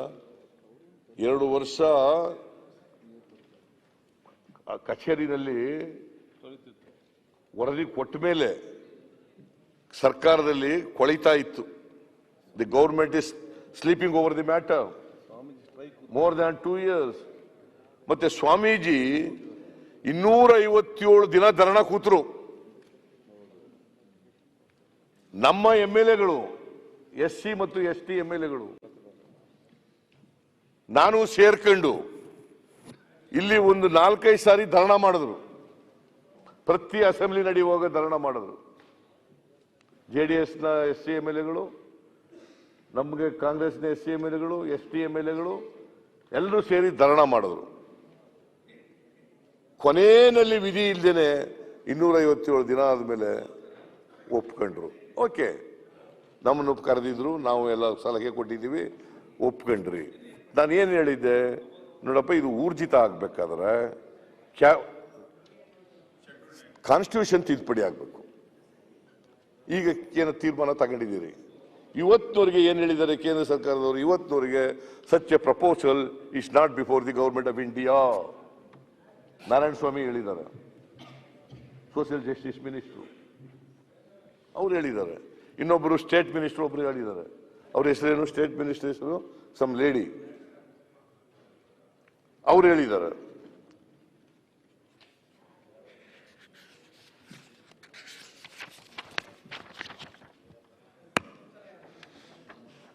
ಪ್ರತಿಮಾ ಪೌಲಿಕ್ ಅಂತ. ಪ್ರತಿಮಾ ಪೌಲಿಕ್. ಎಸ್ ಮುನ್ಸ್ವಾಮಿ ಅವ್ರ ಪ್ರಶ್ನೆಗೆ ಎ ನಾರಾಯಣ ಸ್ವಾಮಿ ಅವರು ಉತ್ತರ ಕೊಟ್ಟಿದ್ದಾರೆ. ನಾವು ಹೇಳಿದ್ದು ಜನವರಿ 31 ನೀವು ಕೇಂದ್ರ ಸರ್ಕಾರಕ್ಕೆ ಒತ್ತಡ ಹಾಕಿ ಕಾನ್ಸ್ಟಿಟ್ಯೂಷನ್ ತಿದ್ದುಪಡಿ ಮಾಡಿಸಿ 9th ಶೆಡ್ಯೂಲ್ ಸೇರಿಸದೆ ಹೋದರೆ ನಾವು ಬೀದಿಗಿಳಿದು ಹೋರಾಟ ಮಾಡಬೇಕಾಗ್ತದೆ ಅಂತ ಕೂಡ ಹೇಳಿದ್ದು. ಇಲ್ಲಿ ಕೌನ್ಸಿಲ್ ಅಸೆಂಬ್ಲಿನಲ್ಲೂ ಕೂಡ ಅದನ್ನೇ ಪ್ರಸ್ತಾಪ ಮಾಡಿದ್ದು. ಈಗ 257 ದಿನ ಸ್ವಾಮೀಜಿಯವರು, ವಾಲ್ಮೀಕಿ ಸ್ವಾಮೀಜಿ, ಪ್ರಸನ್ನ ಆನಂದ ಸ್ವಾಮೀಜಿಯವರು, ಅವರು 257 ದನನ ಕೂತ್ಕೊಂಡ ಮೇಲೆ, ಒತ್ತಡ ಹಾಕಿದ ಮೇಲೆ ವಿಧಿ ಇಲ್ದೇನೆ ನೀವು ಒಪ್ಕೊಂಡು ಈಗ ಮಾಡಿದ್ದೀರಿ. ಈಗ ಅದಕ್ಕೆ ನಾನೇನು ಹೇಳ್ತೀನಿ, ಡಬಲ್ ಇಂಜಿನ್ ಸರ್ಕಾರ ಇದೆ ಅಂತ ಪದೇ ಪದೇ ಹೇಳ್ತೀರಿ. ಡಬಲ್ ಇಂಜಿನ್ ಸರ್ಕಾರ ಕರ್ನಾಟಕದ್ದು ಅಂತ. ಇವತ್ತವರೆಗೆ ಪ್ರಪೋಸಲೇ ಹೋಗಿಲ್ಲ ಅಂತಂದ್ರೆ, ಪ್ರಪೋಸಲ್ ಕಳಿಸಿದ್ದೀರಾ? ಇಲ್ಲ. ಈಗ ಕಳಿಸ್ತೀವಿ ಅಂತ ಕ್ಯಾಬಿನೆಟ್ ನಲ್ಲಿ ತೀರ್ಮಾನ ಮಾಡಿದ್ದೀರಿ. ನಾವು ಹೇಳಿದ್ರೆ ನೋಡಪ್ಪ, ನಾವು ಬೇಕಾದ್ರೆ ಬರ್ತೀವಿ, ಆಲ್ ಪಾರ್ಟಿ ಡೆಲಿಗೇಷನ್ ಕರ್ಕೊಂಡು ಹೋಗಿ, we are also coming along with you. SC ಜನರಿಗೆ, ST ಜನರಿಗೆ ರಿಸರ್ವೇಶನ್ ಅವ್ರ ಜನಸಂಖ್ಯೆಗೆ ಅನುಗುಣವಾಗಿ ಹೆಚ್ಚು ಮಾಡಬೇಕು ಅಂತಕ್ಕಂಥದ್ದು ನಮ್ಮ ವಾದನೂ ಕೂಡ ಇದೆ, ನಮ್ಮ ಬದ್ಧತೆನೂ ಕೂಡ ಇದೆ. ಅದಕ್ಕೋಸ್ಕರ ಕರ್ಕೊಂಡು ಹೋಗಿ ಅಂತ ಹೇಳಿದ್ರೆ ಇವತ್ತಿನವ್ರಿಗೆ ನೀವು ಏನು ಮಾಡಲಿಲ್ಲ, ಕರ್ಕೊಂಡು ಹೋಗ್ಲಿಲ್ಲ. ಓಕೆ, ನಮಗೆ ಕರ್ಕೊಂಡು ಹೋಗಿದ್ರು ಬೇಡ. ಹೋಗಿ ಕೇಂದ್ರ ಸರ್ಕಾರದ ಹತ್ರ ಕೂತ್ಕೊಂಡು, ಪ್ರೈಮ್ ಮಿನಿಸ್ಟರ್ ಹತ್ರ ಕೂತ್ಕೊಂಡು, 25 ಜನ MLAಗಳಿದ್ದಾರೆ, ಆಮೇಲೆ MP ಗಳಿದ್ದಾರೆ, 4 ಜನ ಕೇಂದ್ರದ ಮಂತ್ರಿಗಳಿದ್ದಾರೆ, ಕೂತ್ಕೊಂಡು ಮಾಡಿಸಿ. ಮಾಡಲಿಲ್ಲ ಅಂತಂದ್ರೆ ನಿಮ್ಗೆ ಇಚ್ಛಾಶಕ್ತಿ ಇಲ್ಲ ಅಂತ ತೀರ್ಮಾನಕ್ಕೆ ಬರಬೇಕಾಗತ್ತೆ. ಇಚ್ಛಾಶಕ್ತಿ ಇಲ್ಲ, ಕಣ್ಣೊರೆಸ ತಂತ್ರ ಅಂತ ಹೇಳ್ಬೇಕಾಗ್ತದೆ. ಅದನ್ನು ಹೇಳಕ್ಕೋಸ್ಕರವಾಗಿ ನಾನು ಇದನ್ನ ಪ್ರಸ್ತಾಪ ಮಾಡ್ತಾ ಇದ್ದೀನಿ. ನೀವು ಹೇಳ್ಕೊಂಡಿದ್ದೀರಿ ನಾವು ಕ್ರಾಂತಿಕಾರಿಕವಾದಂತ ಡಿಸಿಷನ್ ತಗೊಂಡಿದ್ದೀವಿ. ಬಜೆಟ್ ಇದರಲ್ಲಿ ಹೇಳಿರೋದು ಇಲ್ಲ ಸರ್, ರಾಜ್ಯಪಾಲರ ನೀವು ಭಾಷಣದಲ್ಲಿ ಹೇಳಿರೋದು. ಹೇಳಿದ್ರಲ್ಲ ಸರ್, ನೀವು ಇಷ್ಟೊತ್ತು ಹೇಳಿದ್ದೆಲ್ಲ ನಂಗೆ ಕೇಳಿಸ್ಕೊಂಡಿದ್ದೆ. ನೀವ್ ಏನೇ ಹೇಳಿದ್ರು ಆ ಕ್ರೆಡಿಟ್ ನಮ್ಗೆ ಬಂದ್ಬಿಟ್ಟಿದೆ ಸರ್. ಆ ಕ್ರೆಡಿಟ್ ಏನಿದೆ SC ST ಕೊಟ್ಟಿರೋ ಕ್ರೆಡಿಟ್ ನಮ್ಮ ಸರ್ಕಾರಕ್ಕೆ ಬಂದ್ಬಿಟ್ಟಿದೆ. ಏನು ಮಾಡಕ್ಕಾಗಲ್ಲ. ಸ್ವಾಮೀಜಿ ಹೇಳ್ಬಿಟ್ಟವ್ರೆ, ಈ ಸರ್ಕಾರನೇ ಮಾಡ್ಕೊಟ್ಟಿದ್ದು, ಋಣಿಯಾಗಿರ್ತೀನಿ ಈ ಸರ್ಕಾರಕ್ಕೆ ಅಂತ ಸ್ವಾಮೀಜಿಯವರು ಪಬ್ಲಿಕ್ ಹೇಳಿದ್ರು ಅಂತ ಹೇಳ. ಅದರಿಂದ ಈ ಕ್ರೆಡಿಟ್ ನ ಯಾವುದೇ ಕಾರಣಕ್ಕೂ ಕಾಂಗ್ರೆಸ್ ಮತ್ತೆ 257 ಜನ ಯಾಕೆ ಕುಳಿಸಿದ್ರಿ? ಕಾರಣಕ್ಕೂ ಆಯ್ತಪ್ಪ, 250 ಬಿಡೋದು ಇಲ್ಲ. 257 ಜನ ಯಾಕೆ ಕುಳಿಸಿದ್ರಿ ಅವ್ರಿಗೆ? 257 ಜನ ಯಾಕೆ ಕುಳಿಸಿದ್ರಿ? ಸರ್, ಇಂಪ್ಲಿಮೆಂಟೇಷನ್ ಯಾವಾಗ ಆಯ್ತಾ? ಈಗ ಕ್ರೆಡಿಟ್ ತಗೊಳ್ಳಿ, ಇಂಪ್ಲಿಮೆಂಟೇಷನ್ ಯಾವಾಗ ಆಗುತ್ತೆ ಹೇಳ್ಬಿಡಿ. ನಾವು ಆ ಸಮುದಾಯದ ಜೊತೆ ಏನೇನ್ ಮಾತಾಡಿದ್ರು ಸರ್, ಇಂಪ್ಲಿಮೆಂಟೇಷನ್ ಯಾವಾಗ ಮಾಡ್ತೀರಾ ಹೇಳಿ. ಅದಕ್ಕೆ ಬದ್ಧ ಇದ್ದೀರಿ, ನಾವು ಅದಕ್ಕೆ ಬದ್ಧ ಇದ್ದೀರಿ. ನೀವು 9th ಶೆಡ್ಯೂಲ್ ಶೇರ್ ಆಯ್ತಾ? ಅದನ್ನ ಹೇಳಿದಿರಿ. ಮುಖ್ಯಮಂತ್ರಿಗಳು ಈಗಾಗಲೇ ಮಾತುಕತೆ ಮಾಡ್ತಾ ಇದ್ದಾರೆ. ಯಾರ ಜೊತೆ ಮಾತಾಡಿದ್ದೀರಿ ನೀವು? ಉತ್ತರ ಕೊಟ್ಟಿರೋ ನೋಡಿದ್ರೆ ನಾರಾಯಣ ಸ್ವಾಮಿ ಭಾಷಣ ಆದ್ಮೇಲೆ ನಮ್ಮ ಮುಖ್ಯಮಂತ್ರಿಗಳು ಅದಕ್ಕೂ ಉತ್ತರ ಕೊಡ್ತಾರೆ, ಅದಕ್ಕೂ ಉತ್ತರ ಕೊಡ್ತಾರೆ. ಅಂದ್ರೆ ಈ ಕ್ರೆಡಿಟ್ ಯಾವುದೇ ಕಾರಣಕ್ಕೂ ನಿಮ್ಗೆ ಬರಲ್ಲ ಸರ್, ಇದು ಬಿಜೆಪಿಗೆ ಬಂದ್ಬಿಟ್ಟಿದೆ.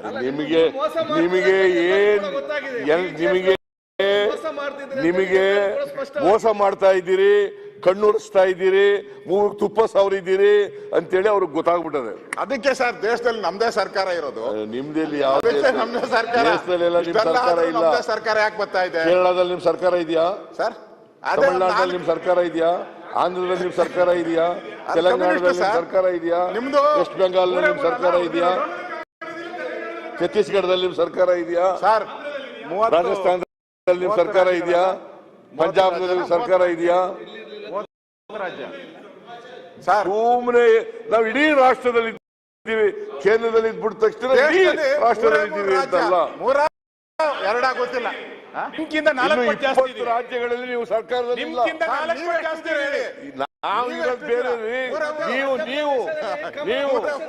ನೀವು ನಾವೆಲ್ಲಾ ಕಡೆ ಇದ್ದೀವಿ ಅಂತಿರಲ್ಲ, ನೀವೇನು? ನಮ್ಮ ಸರ್ಕಾರ ದೇಶ ವ್ಯಾಪಿ ಇದೆ ಸರ್. ಈಗ ಪಾರ್ಲಿಮೆಂಟ್ ಅಲ್ಲಿ ಜನ ಓಟ್ ಕೊಟ್ಟಿದ್ದಾರೆ ಇವ್ರಿಗೆ. ಅದಕ್ಕೆ ಮೋದಿ ಗೆಲ್ತಾ ಇರೋದು. ಜನ ಪವರ್ ಇಲ್ದಿರೋನೆ ಮೋದಿ ಗೆಲ್ತಾ ಇದಾರ. ಮಹಾರಾಷ್ಟ್ರದಲ್ಲಿ ಜನ ನಿಮ್ಗೆ ಆಶೀರ್ವಾದ ಮಾಡಿದ್ರ? ಕರ್ನಾಟಕದಲ್ಲಿ ಆಶೀರ್ವಾದ ಮಾಡಿದ್ರ ನಿಮ್ಗೆ? ಸರ್, ಕರ್ನಾಟಕದಲ್ಲಿ ಆಶೀರ್ವಾದ ಮಾಡಿದ್ರ ನಿಮ್ಗೆ? ಮಹಾರಾಷ್ಟ್ರದಲ್ಲಿ ಬಿಜೆಪಿ ಸರ್ಕಾರಕ್ಕೆ ಆಶೀರ್ವಾದ ಮಾಡಿದ್ದು. ಯಾವ ಸರ್ಕಾರ ಮಾಡಿಲ್ಲ, ಕರ್ನಾಟಕದಲ್ಲೂ ಕೂಡ ಮಾಡಿಲ್ಲ. ನೀವು ಜನ ಬುದ್ಧಿ 2008ರಲ್ಲೂ ಕೂಡ ಇವ್ರಿಗೆ ಆಶೀರ್ವಾದ ಮಾಡಿಲ್ಲ, 2018ರಲ್ಲೂ ಇವ್ರಿಗೆ ಆಶೀರ್ವಾದ ಮಾಡಿಲ್ಲ.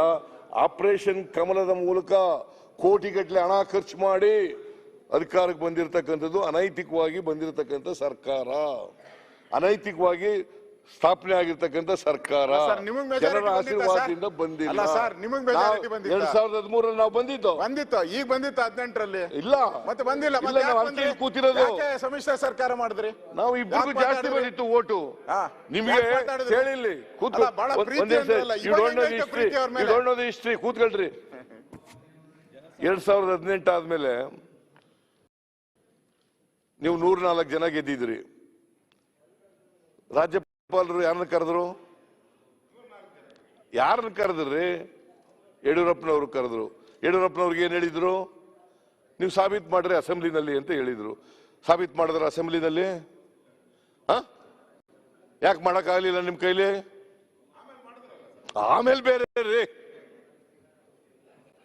2018ರಲ್ಲಿ ಮಾಡಿದ್ರಾ? ಯಡಿಯೂರಪ್ಪನವರು ಸಾಬೀತು ಮಾಡಕ್ ಹೋಗ್ಲಿಲ್ಲ, ರಾಜೀನಾಮೆ ಕೊಟ್ಬಿಟ್ಟು ಮನೆಗೆ ಹೋದ್ರು 3-5 ದಿನಕ್ಕೆ. He could not prove the majority on the floor of the house. He failed to prove. Since he has no majority, yes, he is unable to face the assembly. You don't know the history. 19ರಲ್ಲಿ ನೀವು prove ಮಾಡಕ್ ಆಗ್ಲಿಲ್ಲಲ್ಲ. 2019ರಲ್ಲಿ ನೀವೇ prove ಮಾಡಕ್ ಆಗ್ಲಿಲ್ಲಲ್ಲ. ನಿಮ್ದೇ ಸರ್ಕಾರ ಇತ್ತಲ್ಲ. ನಾವು ಅದಕ್ಕೆ ಬಿಟ್ಬಿಟ್ವಲ್ಲಪ್ಪ. ಎಲ್ಲಿ ಬಿಟ್ರಿ ಸರ್? ನೀವು ಬಿಡ್ಲಿಲ್ಲ.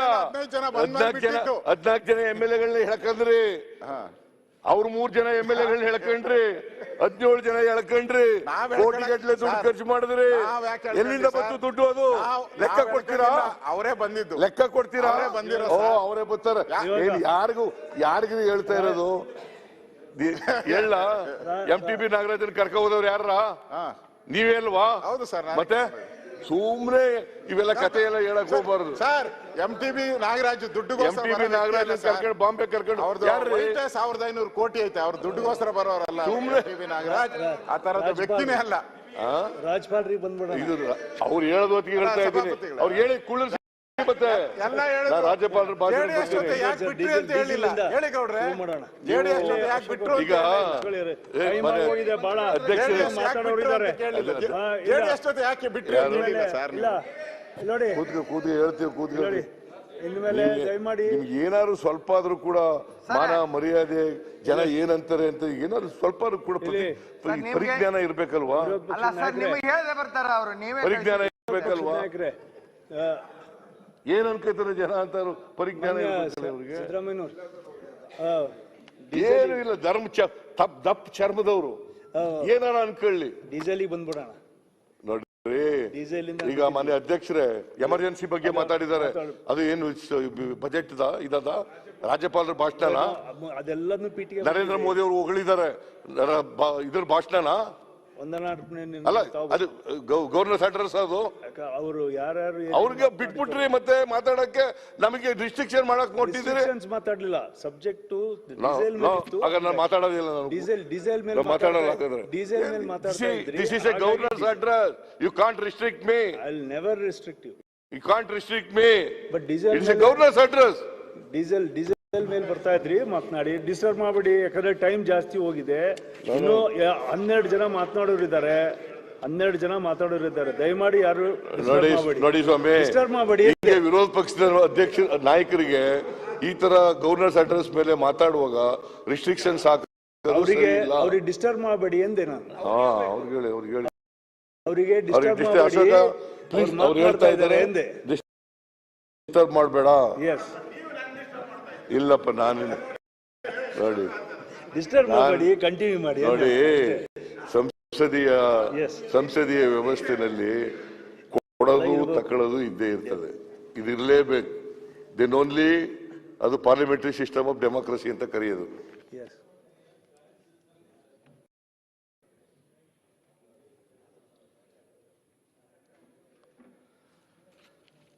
ಸೊ ಮಾನ್ಯ ಅಧ್ಯಕ್ಷರೇ, ನಾನು ಏನ್ ಸಲಹೆ ಕೊಡ್ತಾ ಇದ್ದೀನಿ ಅಂದ್ರೆ, ನಮ್ಮನ್ನು ಕರೆದ್ರೆ ಬರ್ತೀವಪ್ಪ, ನಾವು ಕರೆದ್ರೆ ಬರ್ತೀವಿ. ಬಟ್ ಒಟ್ಟಾರೆಯಾಗಿ SC ಜನರಿಗೆ ಮೀಸಲಾತಿ ಸಿಗ್ಬೇಕು. 15ರಿಂದ 17% ಸಿಗ್ಬೇಕು. 3ರಿಂದ 6% ST ಜನರಿಗೆ ಸಿಗ್ಬೇಕು. ಇವತ್ತೇನು ನೀವು ಕಾನೂನು ಮಾಡಿದ್ದೀರಿ, ಆ ಕಾನೂನು ಊರ್ಜಿತ ಆಗ್ಬೇಕು. ಸಂವಿಧಾನ ತಿದ್ದುಪಡಿ ಆಗ್ಬೇಕು. ಸಂವಿಧಾನ ತಿದ್ದುಪಡಿ ಮಾಡಬೇಕು. 9th ಶೆಡ್ಯೂಲ್ಗೆ ಸೇರಿಸಬೇಕು.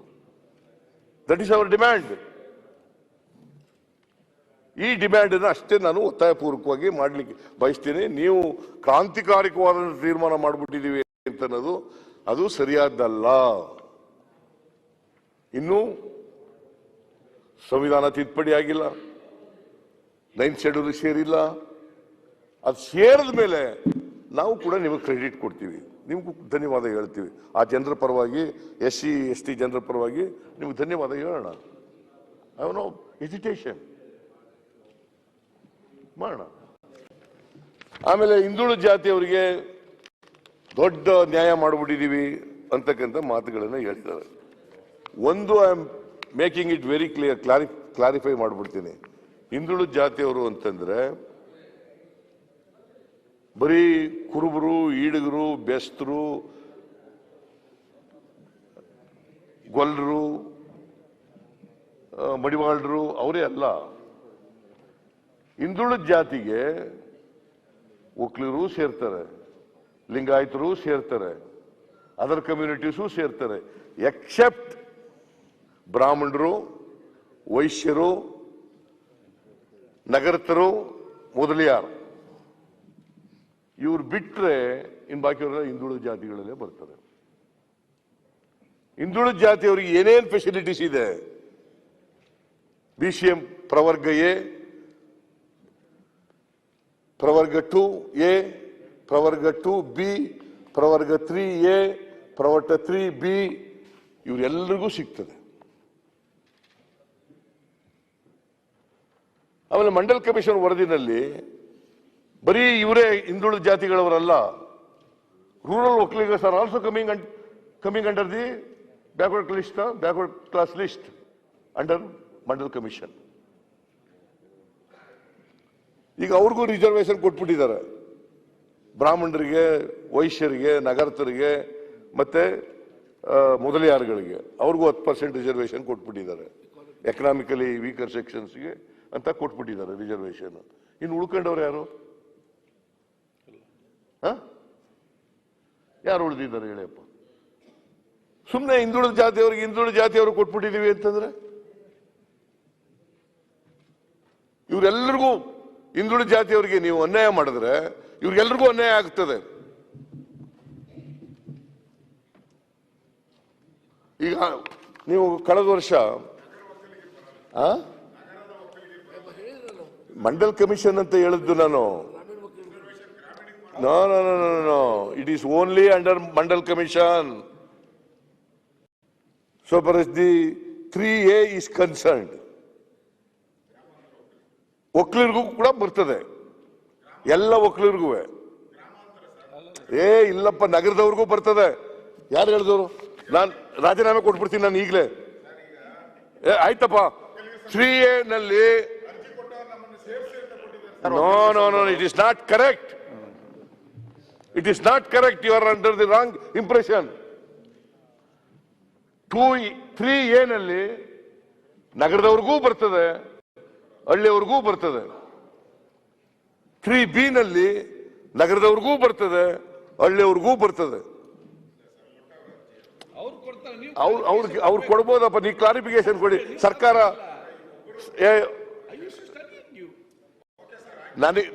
ನಾನು I am very very very very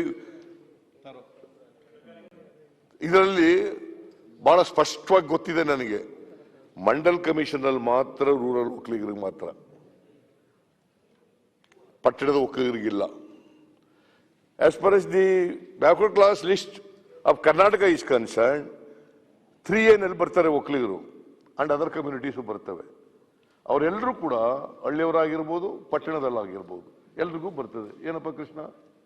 ಹೌದು ಸರ್, ನಮ್ದು ಇಲ್ಲಿವರೆಗೂ ಅದೇ ತರ ಅಂಡರ್ಸ್ಟ್ಯಾಂಡಿಂಗ್ ಇದ್ದಿದ್ದು. ಈಗ ಅವರು ಹೇಳ್ತಾ ಇದ್ದಾರೆ ಅದಕ್ಕೆ ಸರ್ಕಾರನೇ ಉತ್ತರ ಕೊಡ್ಬೇಕು.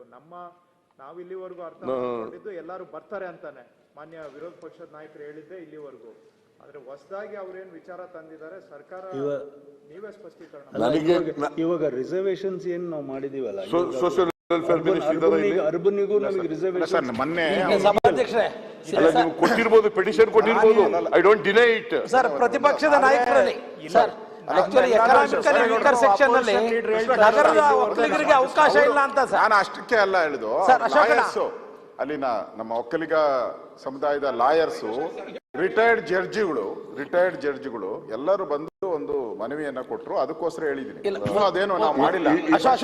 ಅಂದ್ರೆ ನಮ್ಗೆ ರಿಸರ್ವೇಶನ್ ಸಿಗ್ತಾ ಇಲ್ಲ, ನಗರ ಒಕ್ಕಲಿಗರಿಗೆ ಸಿಗ್ತಾ ಇಲ್ಲ. ಅದರಲ್ಲಿ 10% ನಗರ ಇದು ಮಾಡಿದಾರಲ್ಲ ಈಗ ಬ್ಯಾಕ್ವರ್ಡ್ ಅಂತ ಹೇಳಿ ಸೆಂಟ್ರಲ್ ಗವರ್ಮೆಂಟ್, ಅದರಲ್ಲಿ ಸೇರಿಸಿ ನಮ್ಮನ್ನ ಈಗ ಮನೆ ಸಭಾಧ್ಯಕ್ಷರು ಹೇಳಿದಾಗೆ ಸಿದ್ದರಾಮಯ್ಯ ಸಾಹೇಬ್ರಿಗೆ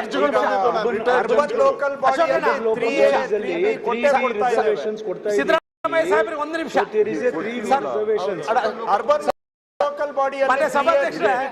ಮಾನ್ಯ ಸಭಾಧ್ಯಕ್ಷರೇ, ನಗರದ ಒಕ್ಕಲಿಗರಿಗೆ ಎಕಾನಾಮಿಕಲಿ ವೀಕರ್ ಸೆಕ್ಷನ್ ಅಡಿನಲ್ಲಿ ನಗರದ ಒಕ್ಕಲಿಗರಿಗೆ ಅವಕಾಶ ಆಗಿಲ್ಲ ಅನ್ನೋದು ಮಾಹಿತಿ ಆಧಾರದ ಮೇಲೆನೆ ನಾವು ರಾಜ್ಯ ಒಕ್ಕಲಿಗರ ಸಂಘ ಹಾಗೂ ಎಲ್ಲರೂ ಕೂಡ ಮಾನ್ಯ ಮುಖ್ಯಮಂತ್ರಿಗಳಿಗೆ ನಾವು ಮನವಿ ಮಾಡಿ ಈ ಒಂದು ಇದರಲ್ಲಿ ಅವಕಾಶ ಮಾಡಿಕೊಡ್ಬೇಕು ಅಂತ ಕೂಡ ಒತ್ತಾಯ ಮಾಡಿದೀವಿ ಸರ್. ಯಾಕೆ ಎಕಾನಮಿಕಲಿ ವೀಕರ್ ಸೆಕ್ಷನ್ ಅಲ್ಲಿ ನಗರದ ಒಕ್ಕಲಿಗರು ಬರ್ತಾ ಇಲ್ಲ ಅನ್ನೋ ಒಂದು ಮಾಹಿತಿ ತಿಳಿದಿರೋದ್ರಿಂದ ಕೊಟ್ಟಿದ್ದೀವಿ.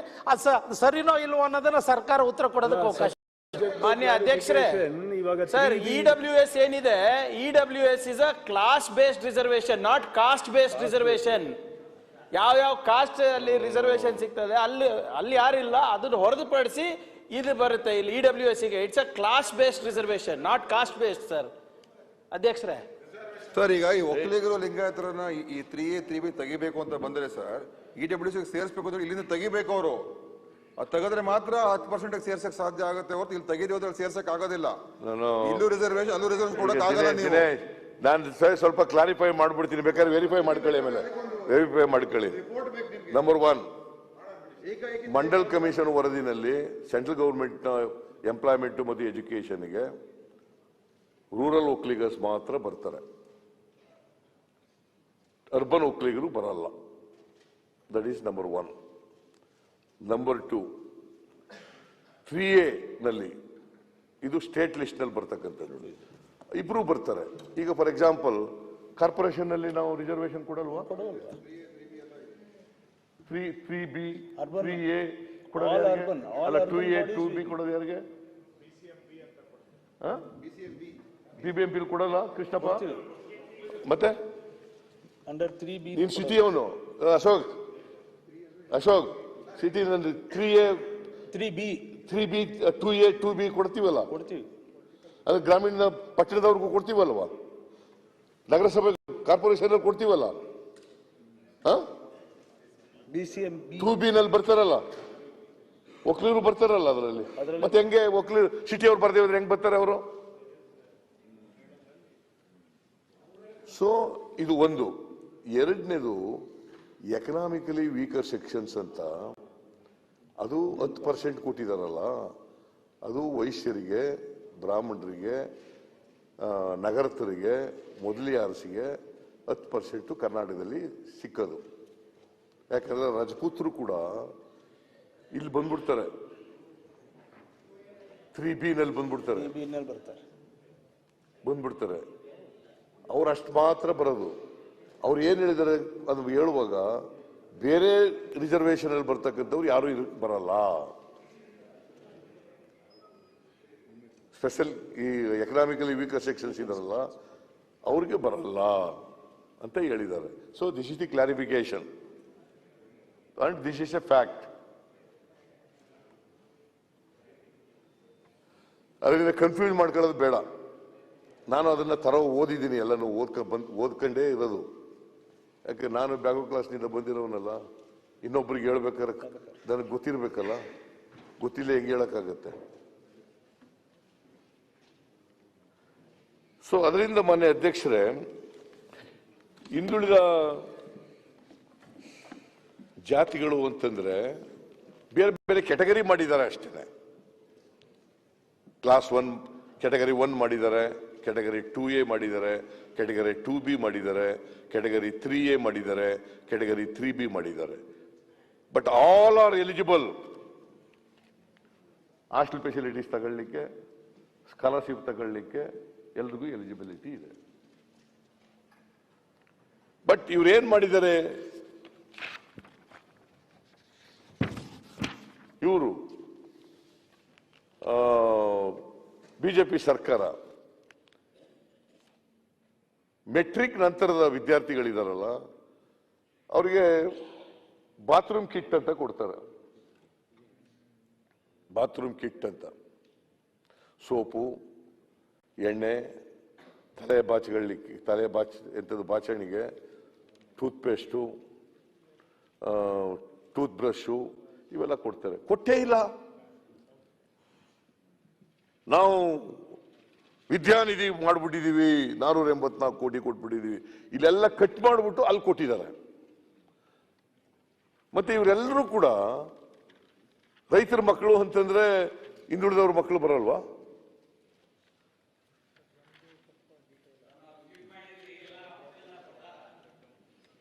ಟು ಎ ಟು ಬಿ ಅಲ್ಲ, ಇವರೆಲ್ಲ class 1, class 2A, class 2B ಇವರೆಲ್ಲ ಬರಲ್ವಾ?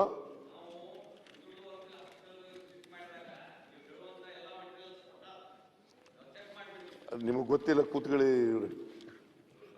ಹಾಸ್ಟೆಲ್ ಅಲ್ಲಿ ಕೊಟ್ಟೇ ಇಲ್ಲ. 20, 21, 22 ಕೊಡ್ಲೇ ಇಲ್ಲ. ಬೆಡ್ ಕೊಟ್ಟಿಲ್ಲ. ಇದು ಬಹಳ ವರ್ಷದಿಂದ ನಾನು 94ರಿಂದ ಕೊಡ್ತಾ ಇದ್ದೆ. ಈ ಬಾತ್ರೂಮ್ ಕಿಟ್ ಕೊಡೋದನ್ನ 94 ಕೊಡ್ತಾ ಇದ್ದು. ಇದು ಬೆಡ್ ಕೊಡ್ತಕ್ಕಂಥದ್ದು 77 ದೇವರಾಜಸ್ರವ್ರ ಕಾಲದಿಂದ ಕೂಡ ಕೊಡ್ತಾ ಇತ್ತು.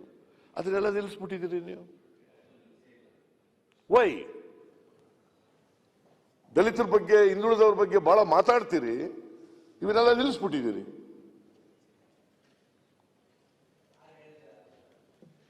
Can we call your government as pro backward communities? Totally against the backward communities.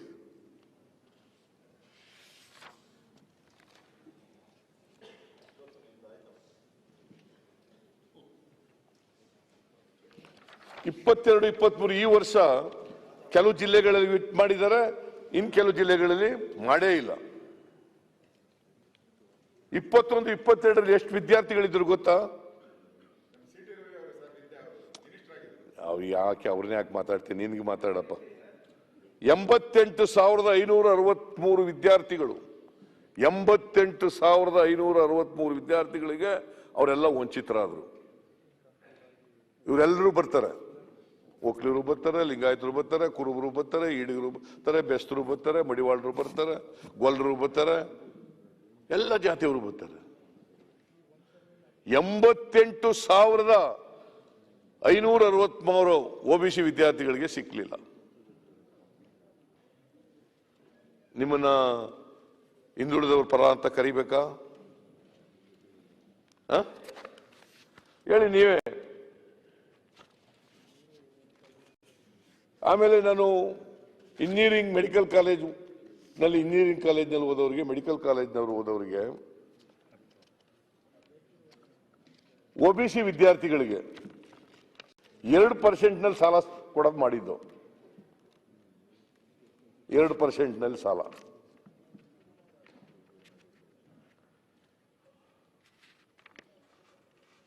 ಸುಮಾರು 2,690 ವಿದ್ಯಾರ್ಥಿಗಳಿಗೆ ಇದನ್ನು ಮಾಡಿದ್ದು.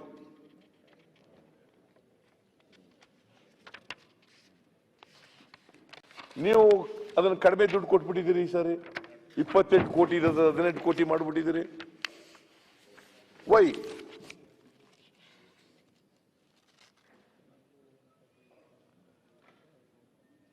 ಆಮೇಲೆ ಉದ್ಯಮ ಮಾಡ್ತಾರಲ್ಲ OBC ಜನ, ಯುವಕರಿಗೆ, ಅವ್ರಿಗೆ ನಾವು KIDB ಮತ್ತೆ KSIID ಇಲ್ಲಿ 25% ಕೊಡಬೇಕು ಅಂತ ಮಾಡಿದ್ದು, ಮೀಸಲಿಡ್ಬೇಕು ಅವ್ರಿಗೆ ಅಂತ.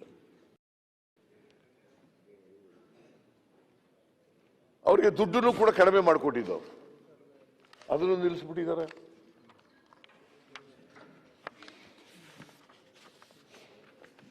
ಸೊ ಹಾಗಾಗಿ ಇವತ್ತು ಇವ್ರು ಹೇಳಿರ್ತಕ್ಕಂಥದ್ದು ಹಿಂದುಳಿದ ಜಾತಿಯವರಿಗೆ ನಾವು ಹಂಗ್ ಮಾಡಿದೀವಿ, ಹಿಂಗ್ ಮಾಡಿದೀವಿ, ಅವರನ್ನ ಮೇಲಕ್ಕೆ ತಗೊಂಡೋಗಿದ್ದೀವಿ ಅಂತ ಹೇಳೋದಿದೆಯಲ್ಲ, ಅದು ಶುದ್ಧ ಸುಳ್ಳು. ಈ ವರ್ಗದ ಜನರಿಗೆ ಅನ್ಯಾಯ ಆಗಿದೆ.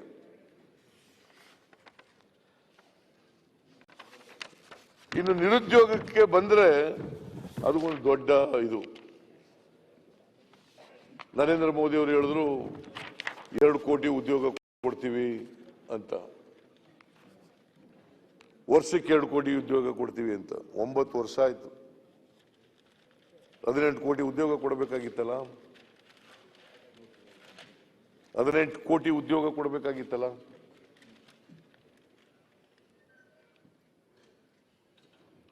ಇವತ್ತು ಕಳೆದ 4 ವರ್ಷಗಳಲ್ಲಿ ರಾಜ್ಯದಲ್ಲಿ ನಿರುದ್ಯೋಗದ ಸಮಸ್ಯೆ ಬೃಹದಾಕಾರವಾಗಿ ಬೆಳೆದಿದೆ. ಕರ್ನಾಟಕ ಒಂದರಲ್ಲೇ 25 ಲಕ್ಷ ನಿರುದ್ಯೋಗಿಗಳಿದ್ದಾರೆ. ಕರ್ನಾಟಕ ಒಂದರಲ್ಲೇ 25 ಲಕ್ಷ ನಿರುದ್ಯೋಗಿಗಳಿದ್ದಾರೆ.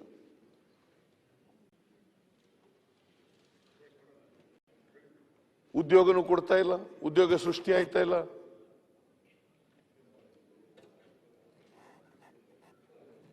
ನನಗೆ ಸಿ.ಟಿ. ರವಿ ಅವರು ಒಂದು ಮಾತು ಹೇಳಿದ್ದಾರೆ.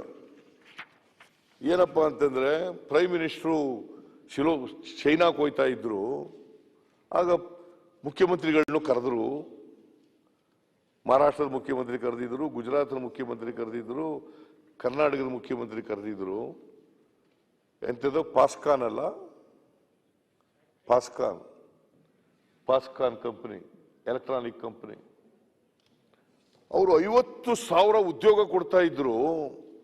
ಸಿದ್ದರಾಮಯ್ಯನವರು ಹೋಗಿದ್ರೆ ಅಲ್ಲಿಗೆ ಚೈನಾಕ್ಕೆ, ಯಾಕೆ ಪ್ರಧಾನಮಂತ್ರಿಗಳೇ ತಗೊಬರಕ್ಕೆ ಯಾಕೆ ಬೇಡ ಅಂದ್ಬಿಟ್ರ? ಸಿದ್ದರಾಮಯ್ಯನವರು ಬಂದಿಲ್ಲ, ಬರಬೇಡ್ರಿ ಕರ್ನಾಟಕಕ್ಕೆ ಅಂತ ಹೇಳ್ಬಿಟ್ರ? ನಾನು ಪ್ರೈಮ್ ಮಿನಿಸ್ಟರ್ ಜೊತೆಲೇ ಹೋಗ್ಬೇಕು ಅಂತ ಎಲ್ಲಿದೆ? ಪ್ರೈಮ್ ಮಿನಿಸ್ಟರ್ ಕರೆದ್ರು ಅಂದ ತಕ್ಷಣ ಹೋಗ್ಬೇಕು ಅಂತ ಏನ್ ಕಾನ್ಸ್ಟಿಟ್ಯೂಷನ್ ಅಲ್ಲಿ ನಿಯಮಾವಳಿನ? ನಾನು ಪ್ರೈಮ್ ಮಿನಿಸ್ಟರ್ ಬರೆದಿದ್ದೆ, ನನಗೆ ಬೇರೆ ಕೆಲಸ ಇದೆ, ಬರಕ್ಕಾಗಲ್ಲ ಅಂತ. ಅವ್ರು ಇನ್ವೆಸ್ಟ್ ಮಾಡೋರು ಇಲ್ಲಿ ಬರಬೇಕಾಗಿತ್ತು. ಅದೇ ಪಾಸ್ಕಾನ್ ಕಂಪನಿ ಇದೆಯಲ್ಲ, ಮಹಾರಾಷ್ಟ್ರದಲ್ಲಿ ಇಂಡಸ್ಟ್ರಿ ಮಿನಿಟ್ ಉತ್ತರ ಕೊಟ್ಟಿದ್ದಾರೆ. ಫಡ್ನವೀಸ್ ಹೇಳಿದ್ರು ಬರ್ತದೆ ಇಲ್ಲಿಗೆ ಅಂತ, ಈಗ ಬರಲ್ಲ ಅಂತ ಉತ್ತರ ಕೊಟ್ಟಿದ್ದಾರೆ. ಆಂಧ್ರಕ್ಕೆ ಹೋಗ್ಲಿಲ್ಲ ಅವರು, ತೆಲಂಗಾಣಕ್ಕೆ ಹೋಗ್ಲಿಲ್ಲ, ಕರ್ನಾಟಕಕ್ಕೆ ನನ್ನಿಂದ ಬರಲಿಲ್ಲ. 50,000 ಉದ್ಯೋಗ ಹೊಂಟೋಯ್ತು. Totally false. Wrong message would go to the people of Karnataka.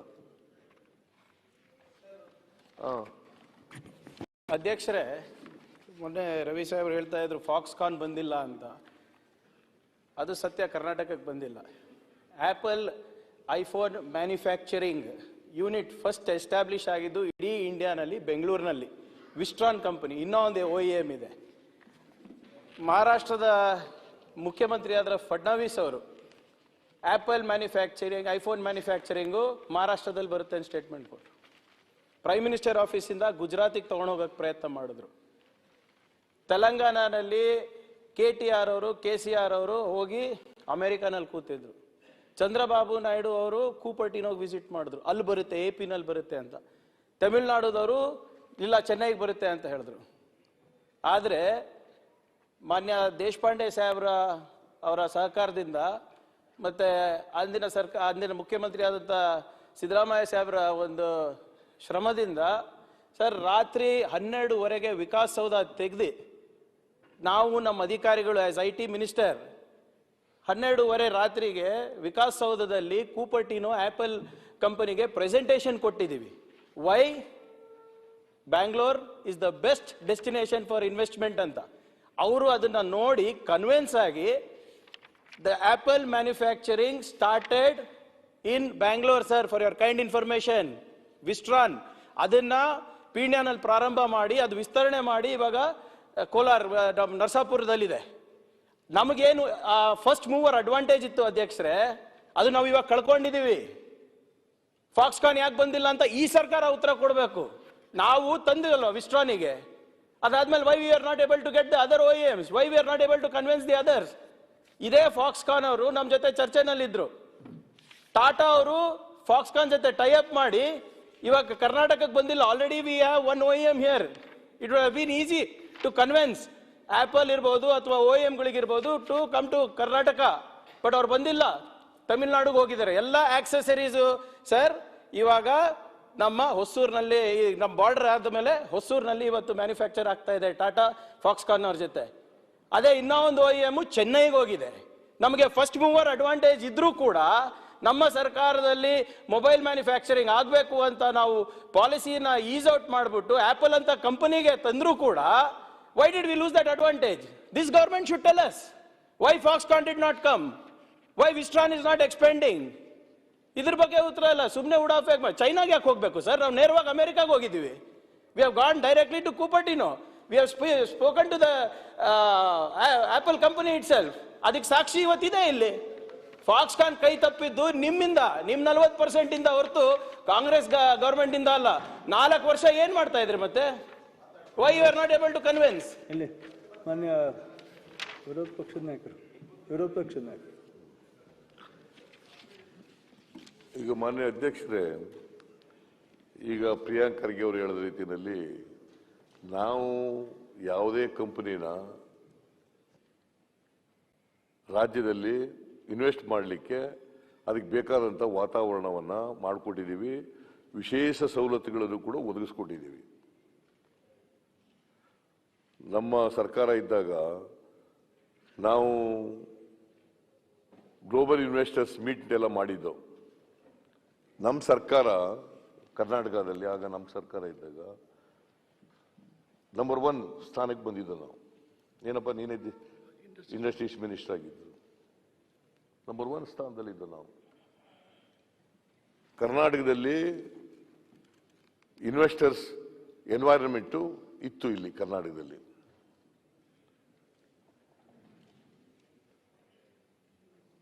Investor ಸ್ನೇಹಿ ರಾಜ್ಯ ಅಂತೇಳಿ ಕರ್ನಾಟಕ ಹೆಸರು ಮಾಡಿತ್ತಂಥದ್ದು ನಮ್ಮ ಕಾಲದಲ್ಲಿ. ಅದರಿಂದ ನಾವು ಯಾವುದೇ ಕಂಪನಿಗೆ ನಮ್ಮ ಕಾಲದಲ್ಲಿ ಇಲ್ಲಿಂದ ಹೋಗಿಲ್ಲ. ಅವರಾಗಿದ್ದು ಬರದೇ ಹೋಗಿರ್ಬೋದು ಅಷ್ಟೇನೆ. ಈಗ ಮಹಾರಾಷ್ಟ್ರಕ್ಕೆ ಹೋಗಲಿಲ್ಲ, ಆಂಧ್ರಕ್ಕೆ ಹೋಗಲಿಲ್ಲ, ತೆಲಂಗಾಣಕ್ಕೆ ಹೋಗಲಿಲ್ಲ, ತಮಿಳ್ನಾಡಿಗೆ ಹೋದ್ರು ಅವರು. ಈಗ ತಮಿಳ್ನಾಡಿನಲ್ಲೂ ಮಾಡ್ತಾರೋ ಇಲ್ಲೋ ಗೊತ್ತಿಲ್ಲ. ಇವ್ರ ಕಾಲದಲ್ಲಿ ತಮಿಳ್ನಾಡಿಗೆ ಹೋಗಿ ಹೊಸೂರಿನಲ್ಲಿ ಒಂದು ಕಂಪನಿ ಅಂತದ್ದು ಓಲಾ ಬೈಕ್ ಅಲ್ಲಿ ಅದು ಹೊಟ್ಟೋಯ್ತು. ಸರಿಯಾದ ರೀತಿಯಲ್ಲಿ ಅವರಿಗೆ ಸೌಕರ್ಯಗಳನ್ನು ಒದಗಿಸ್ಕೊಡಕ್ಕಾಗದೇನೆ ಹೊಟ್ಟೋಯ್ತು.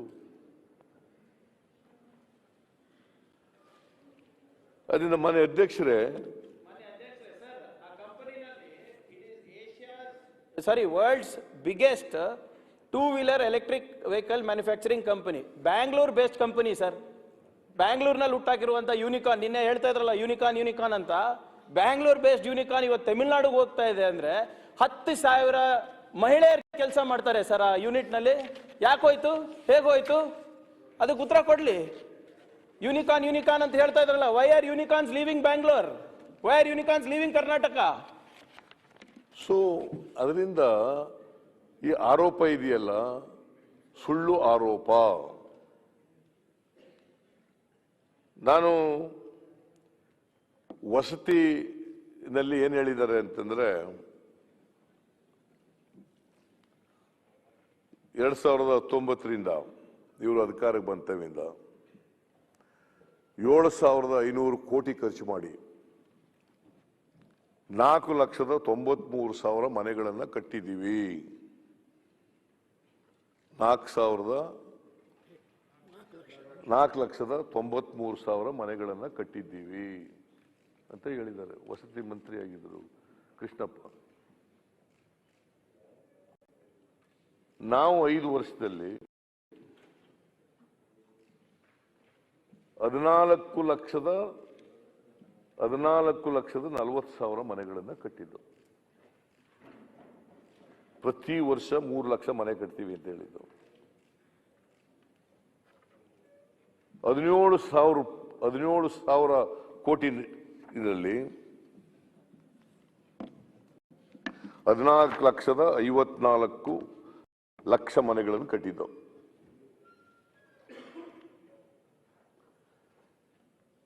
ಹದಿಮೂರು 14ರಲ್ಲಿ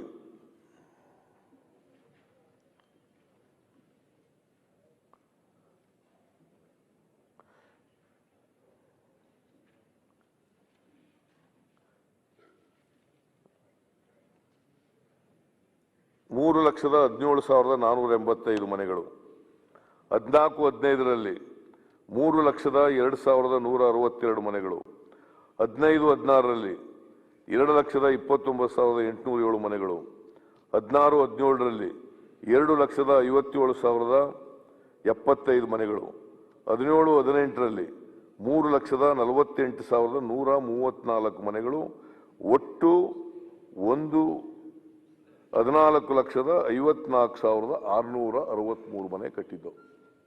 5 ವರ್ಷದಲ್ಲಿ 14,54,663 ಮನೆಗಳು ಕಟ್ಟಿದ್ದವು. ಒಟ್ಟು ಅನುದಾನ ಒದಗಿಸಿದ್ದದು 17,404.87 ಕೋಟಿ. 17,404.87 ಕೋಟಿ. ಬಿಡುಗಡೆ ಮಾಡಿದ್ದು 16,694.03 ಕ್ರೋರ್ಸ್. ಖರ್ಚಾಗಿದ್ದದ್ದು 16,775.53 ಕೋಟಿ. ನಾವು 5 ವರ್ಷದಲ್ಲಿ ಮಾಡಿರ್ತಕ್ಕಂಥದ್ದು. ಇವ್ರು ಮಾಡಿರ್ತಕ್ಕಂಥದ್ದು ಸಾಧನೆ ಎಷ್ಟು ಅಂದ್ರೆ, ಹೊಸದಾಗಿ ಮನೆ ಮಂಜೂರು ಮಾಡಲಿಲ್ಲ ಇವರು. ನಾವು ಆನ್ಗೋಯಿಂಗ್ ಮನೆಗಳಿದ್ವಲ್ಲ, ಆ ಆನ್ಗೋಯಿಂಗ್ ಮನೆಗಳು ಕಟ್ಟಿರೋದೇ 4,93,000. ನೀವು ಬೇಕಾದ್ರೆ ನೀವು MLA ಇದ್ದೀರಲ್ಲ, ನೀವು ಕೇಳಿ ನಿಮ್ಮ ಕ್ಷೇತ್ರದಲ್ಲಿ ಹೊಸದಾಗಿ ಮನೆ ಮಂಜೂರು ಮಾಡಿದ್ದಾರ? ಅದೇ ಕೇಳಿ. ಈಗ ಕೊಟ್ಟಿದ್ದಾರೆ, ಈಗ ಒಂದು 5-6 ತಿಂಗಳಲ್ಲಿ ಈ ವರ್ಷ ಈಗ 5-6 ತಿಂಗಳಲ್ಲಿ ಕೊಟ್ಟಿದ್ದಾರೆ. 3 ವರ್ಷ ಏನು ಕೊಡ್ಲೇ ಇಲ್ಲ. You are also aware of it. I am also aware of it. Every MLA is aware of it. ಗ್ರಾಮ ಸಭೆಗಳೇ ಮನೆಗಳನ್ನ ಬೆನಿಫಿಷರೀಸ್ ನ ಐಡೆಂಟಿಫೈ ಮಾಡಿದ್ರು ಕೂಡ MLAಗಳಿಗೆ ಗೊತ್ತಿರ್ತದೆ. 4,93,000 ಕಟ್ಟಿರೋದು 4 ವರ್ಷದಲ್ಲಿ. ಇದನ್ನೇ ದೊಡ್ಡ ಸಾಧನೆ ನಾವು ಮಾಡಿದ್ದೀವಿ. ಮನೆ ಇಲ್ಲದವರಿಗೆಲ್ಲ ಮನೆ ಕೊಟ್ಬಿಟ್ಟಿದ್ದೀವಿ. ವಸತಿಹೀನರಿಗೆ ಸೂರು ಕೊಟ್ಬಿಟ್ಟಿದ್ದೀವಿ, ಸೈಟ್ ಕೊಟ್ಬಿಟ್ಟಿದ್ದೀವಿ. ಎಲ್ಲಿ? ಕೃಷ್ಣಪ್ಪನವ್ರ ಕಾಲದಲ್ಲಿ ಬೆಂಗಳೂರು ನಗರಕ್ಕೆ ನಾವೆಲ್ಲ ಜಮೀನೆಲ್ಲ ಕೊಟ್ಟು 1 ಲಕ್ಷ ಮನೆ ಕಟ್ಕೊಡ್ಬೇಕು ಅಂತ ಹೇಳ ಎಲ್ಲ ಆದೇಶ ಕೊಟ್ಟಿದ್ದರು. ಇವತ್ತಿನವ್ರಿಗೆ ಆಗ್ಲಿಲ್ಲ, ಯಾರಿಗೂ ಮನೆ ಸಿಕ್ಲಿಲ್ಲ. ಎಲ್ಲಿ ಮಾಡಿದ್ದೀರಿ?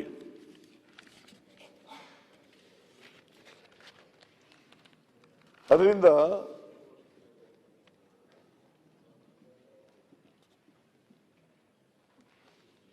ಇವರು ಮನೆ ಕಟ್ಟಲೇ ಇಲ್ಲ. ನೀವು ಬೇಕಾದ್ರೆ ನಾನು ಸಾರ್ವಜನಿಕ ಸಭೆಯಲ್ಲಿ ಪ್ರಶ್ನೆ ಕೇಳ್ತೀನಿ ಪಂಚಾಯತಿ ಗ್ರಾಮ ಪಂಚಾಯತಿ ಮೆಂಬರ್ಗಳಿಗೆ, ಏನಪ್ಪ ನೀವು ಮನೆ ಕೊಟ್ಟಿದ್ದಾರೇನೆಯಾ ಅಂತ ಕೇಳಿದ್ರೆ ಎಲ್ಲ ಇಲ್ಲ ಅಂತ ಹೇಳ್ತಾರೆ. ಏನ್ ಬಂಡೆಪ್ಪ? ಬರೋರೆಲ್ಲ ನಿಮ್ ಪಾರ್ಟಿರೇ, ನೀವು ಇಲ್ಲ ಇಲ್ಲ ಅನ್ಬೇಕು, ಉನ್ನತ ಕೂನ್ಬೇಕು ಅಂದ್ರೆ ಬರೋದು. ಹಾಗಾದ್ರೆ ನಮ್ಮ ಸಭೆಗೆ ಬರ್ತೀನಿ ಕೇಳೋಣ. ಒಂದು ಕೆಲಸ ಮಾಡಿ, ನಿಮ್ ಸಭೆಗೆ ಕರೀರಿ, ಬನ್ನಿ, ಅಲ್ಲಿಗೆ ಬರ್ತೀನಿ. ಇಲ್ಲ ಅಲ್ಲೇ ಕೇಳೋಣ, ಅಲ್ಲೇ ಕೇಳೋಣ. ಬನ್ನಿ ಸರ್, ನಿಮ್ ಸಭೆಗೆ ಬರ್ತೀನಿ. ಬಂದ್ಬಿಡಿ. ಒಂದ್ ಸಭೆ ಏರ್ಪಾಡು ಮಾಡಿ ಅಲ್ಲಿಗೆ ಬರ್ತೀನಿ.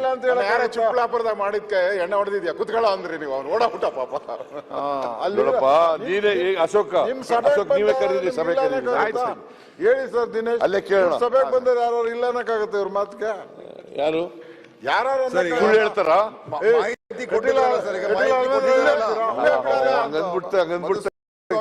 ಒಪ್ಕೊಬಿಡ್ತಾರ ಸರ್. ನೀವು ಇಲ್ಲೇ ಬಿಡಲ್ಲ, ನಿಂಗೆ ಗೊತ್ತಾಗಲ್ಲ, ಸುಮ್ಮನೆ ಕೂತ್ಕೊಳ್ಳೋ ಅಂತ ತಕ್ಷಣ ಟಕ್ಕಂತ ಕೂತ್ಕೊಂಡ್ಬಿಡ್ತಾರೆ. ಜೂನಿಯರ್ ಹುಡುಗರು MLAಗಳು ತನಕ ಮಾತಾಡ್ತಾ ಇದೆಯಾ? ಕೂತ್ಕೊಳ್ಳಿ. ಎಲ್ಲ ಏನಪ್ಪ ಶಿವಾನಂದ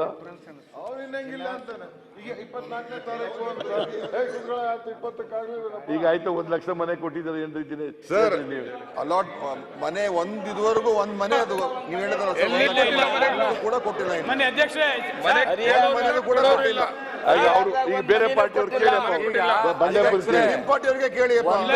ನಿಮ್ ಪಾರ್ಟಿಯವ್ರಿಗೆ ಕೇಳಿ ಎಷ್ಟು ಮನೆ ಕೊಟ್ಟಿದ್ದಾರೆ ಅಂತ. ಮಧುಸ್ವಾಮಿ ಅವರೇ, ನಿಮ್ ಪಾರ್ಟಿ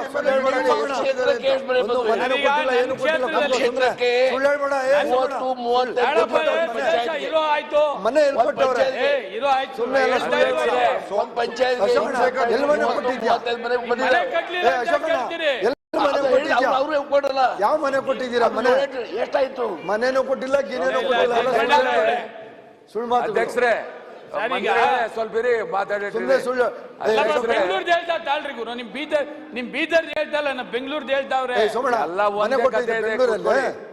ಈಗ ನಿಮಿಷ ಅವ್ರು ಕೇಳ್ಬಿಡ್ತೀನಿ ತಾಳ್ರಿ ಗುರು. ಆಯ್ತು, 1 ಲಕ್ಷದ ಮನೆ ಇದೇನಾಯ್ತು ಮನೆ ಅಧ್ಯಕ್ಷರೇ? 1 ಲಕ್ಷ ಮನೆ ಪ್ರಾಜೆಕ್ಟ್ದು ನನ್ನ ಇರಪ್ಪ ಇರೋ ಸುರೇಶ್ ಆಯ್ತು. ಅರೆ ಸೋಮಶೇಖರ್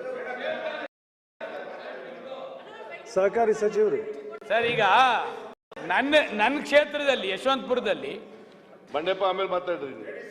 ಯಶವಂತಪುರ ಕ್ಷೇತ್ರದಲ್ಲಿ 16,000 ಮನೆ ಕಟ್ತಾ ಇದ್ದಾರೆ. ಫೈನಲ್ ಹಂತಕ್ಕೆ ಬಂದಿದೆ ಸರ್ ಮನೆ ಅಧ್ಯಕ್ಷರೇ. ನನ್ನ ಕ್ಷೇತ್ರದಲ್ಲೇ ಬಿಜೆಪಿ ಕಡೆ ಕೊಟ್ಟಿರ್ಬೋದು, ನಮ್ ಕಡೆ ಇಲ್ಲ. ನಮ್ಗೆ ನಮ್ ಕಡೆ ಕೊಟ್ಟಿಲ್ಲ.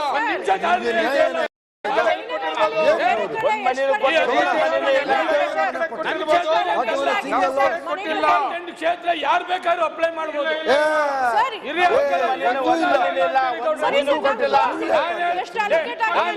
ಬೆಂಗಳೂರ್ದು ಈಗ ಅಧ್ಯಕ್ಷರೇ 16,000 ಮನೆ ನನ್ನ ಕ್ಷೇತ್ರದಲ್ಲಿ ಕಟ್ಟಿದ್ದಾರೆ. 25,000 ಕ್ಷೇತ್ರ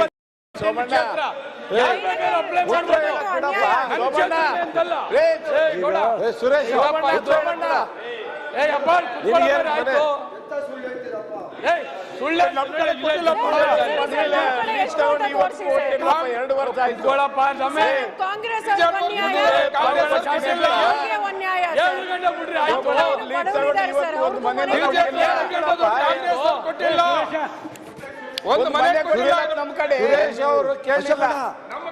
ಸುರೇಶ್ ಅವರು ಬೇಡ ನಿಮ್ಮ ಮಾತಾಡಲ್ಲ. ಅಶೋಕಣ್ಣ ಕಟ್ಟಿದಾರೆ ಅಂತ ಹೇಳಿದ್ರೆ ಮುಖ್ಯಮಂತ್ರಿಗಳ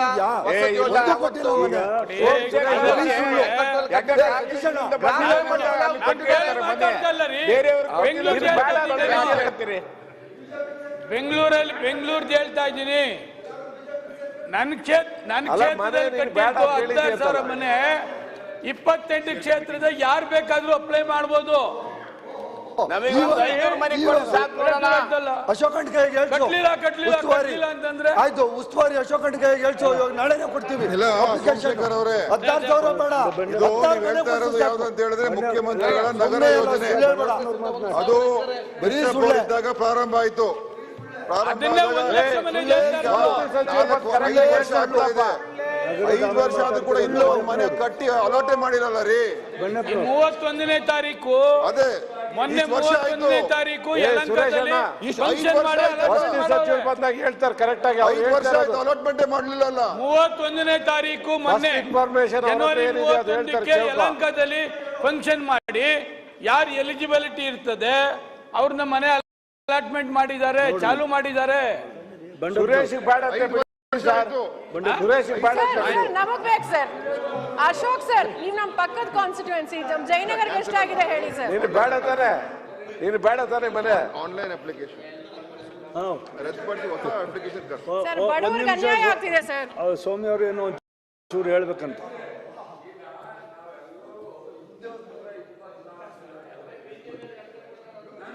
ಅಶೋಕಣ್ಣ, ಇಷ್ಟು ಈ 5 ವರ್ಷ ಪೀರಿಯಡ್ನಲ್ಲಿ ಏನಂದ್ರಿ?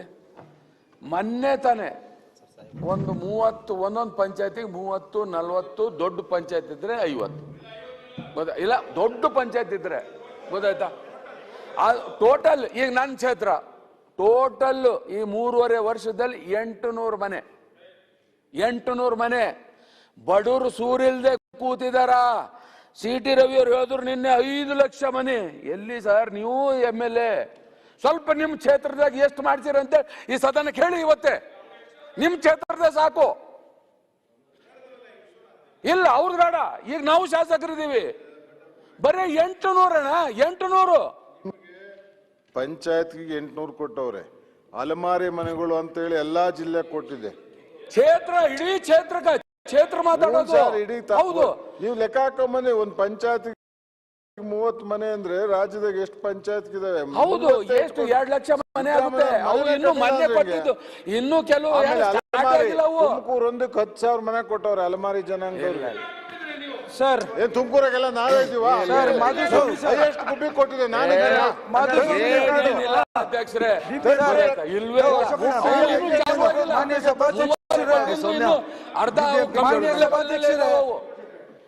ನಮ್ಗೆ ನಾವು ನಮ್ಮ ಕುಡಿಗಲ್ಗೆ ಕೊಟ್ಟಿರೋದು 900 ಮನೆ ಸರ್. ಎಲ್ಲರಿಗೂ ಅಷ್ಟೇ 900 ಮನೆ ಕೊಟ್ಟಿದ್ದಾರೆ. ಒಂದ್ ಪಂಚಾಯತಿಗೆ 20-30 ಕೊಟ್ಟಿದ್ದಾರೆ. ಇನ್ನೊಂದು ಬಿಲ್ ಕೂಡ ಕೊಡ್ತಾ ಇಲ್ಲ. ಸರ್ ಒಂದು ಬಿಲ್ಲು ಬಂದಿಲ್ಲ ಸರ್. ಬಿಲ್ ಹೋದೆ ಮನೇನೆ ಕೊಟ್ಟಿಲ್ಲ. ಸುಮ್ನೆನಪ್ಪ, ನಿಮ್ಗೆ ಒಳ್ಳೆ ಕತೆ ಆಯ್ತಾ ಸರ್? ಬಂದಿರೋದು ಅಲ್ಲ, ನಾನು ನಿಜ ಹೇಳ್ತೀನಿ ಸರ್. 900 ಮನೆ ಕೊಟ್ಟಿದ್ದೀರಿ ನಮ್ಮ ತಾಲೂಕಿಗೆ. ಸತೀಶಣ್ಣ ನಿಜ ಹೇಳು, ಬಿಲ್ಲು ಬಂದಿಲ್ಲ ನಮ್ಗೆ ಹೇಳ್ರಿ ಸರ್. ಕೊಟ್ಟಿಲ್ಲ ಅಂತ ಹೇಳಿ ಅಶೋಕಣ್ಣ ಹೇಳು. ಉಸ್ತುವಾರಿ ನಿಂತಾನೆ, ಸುಳ್ಳು ಹೇಳ್ಬೇಡ ಅಶೋಕಣ್ಣ. 10 ಮನೆ 10 ಮನೆ ಆದ್ರೆ ಕೊಟ್ಟಿದ್ಯಾ? 900 ಮನೆ ಕೊಟ್ಟಿದ್ದೀರಿ ಸರ್. 900 ಹೌಸಸ್ ಹೇಳೋಣ.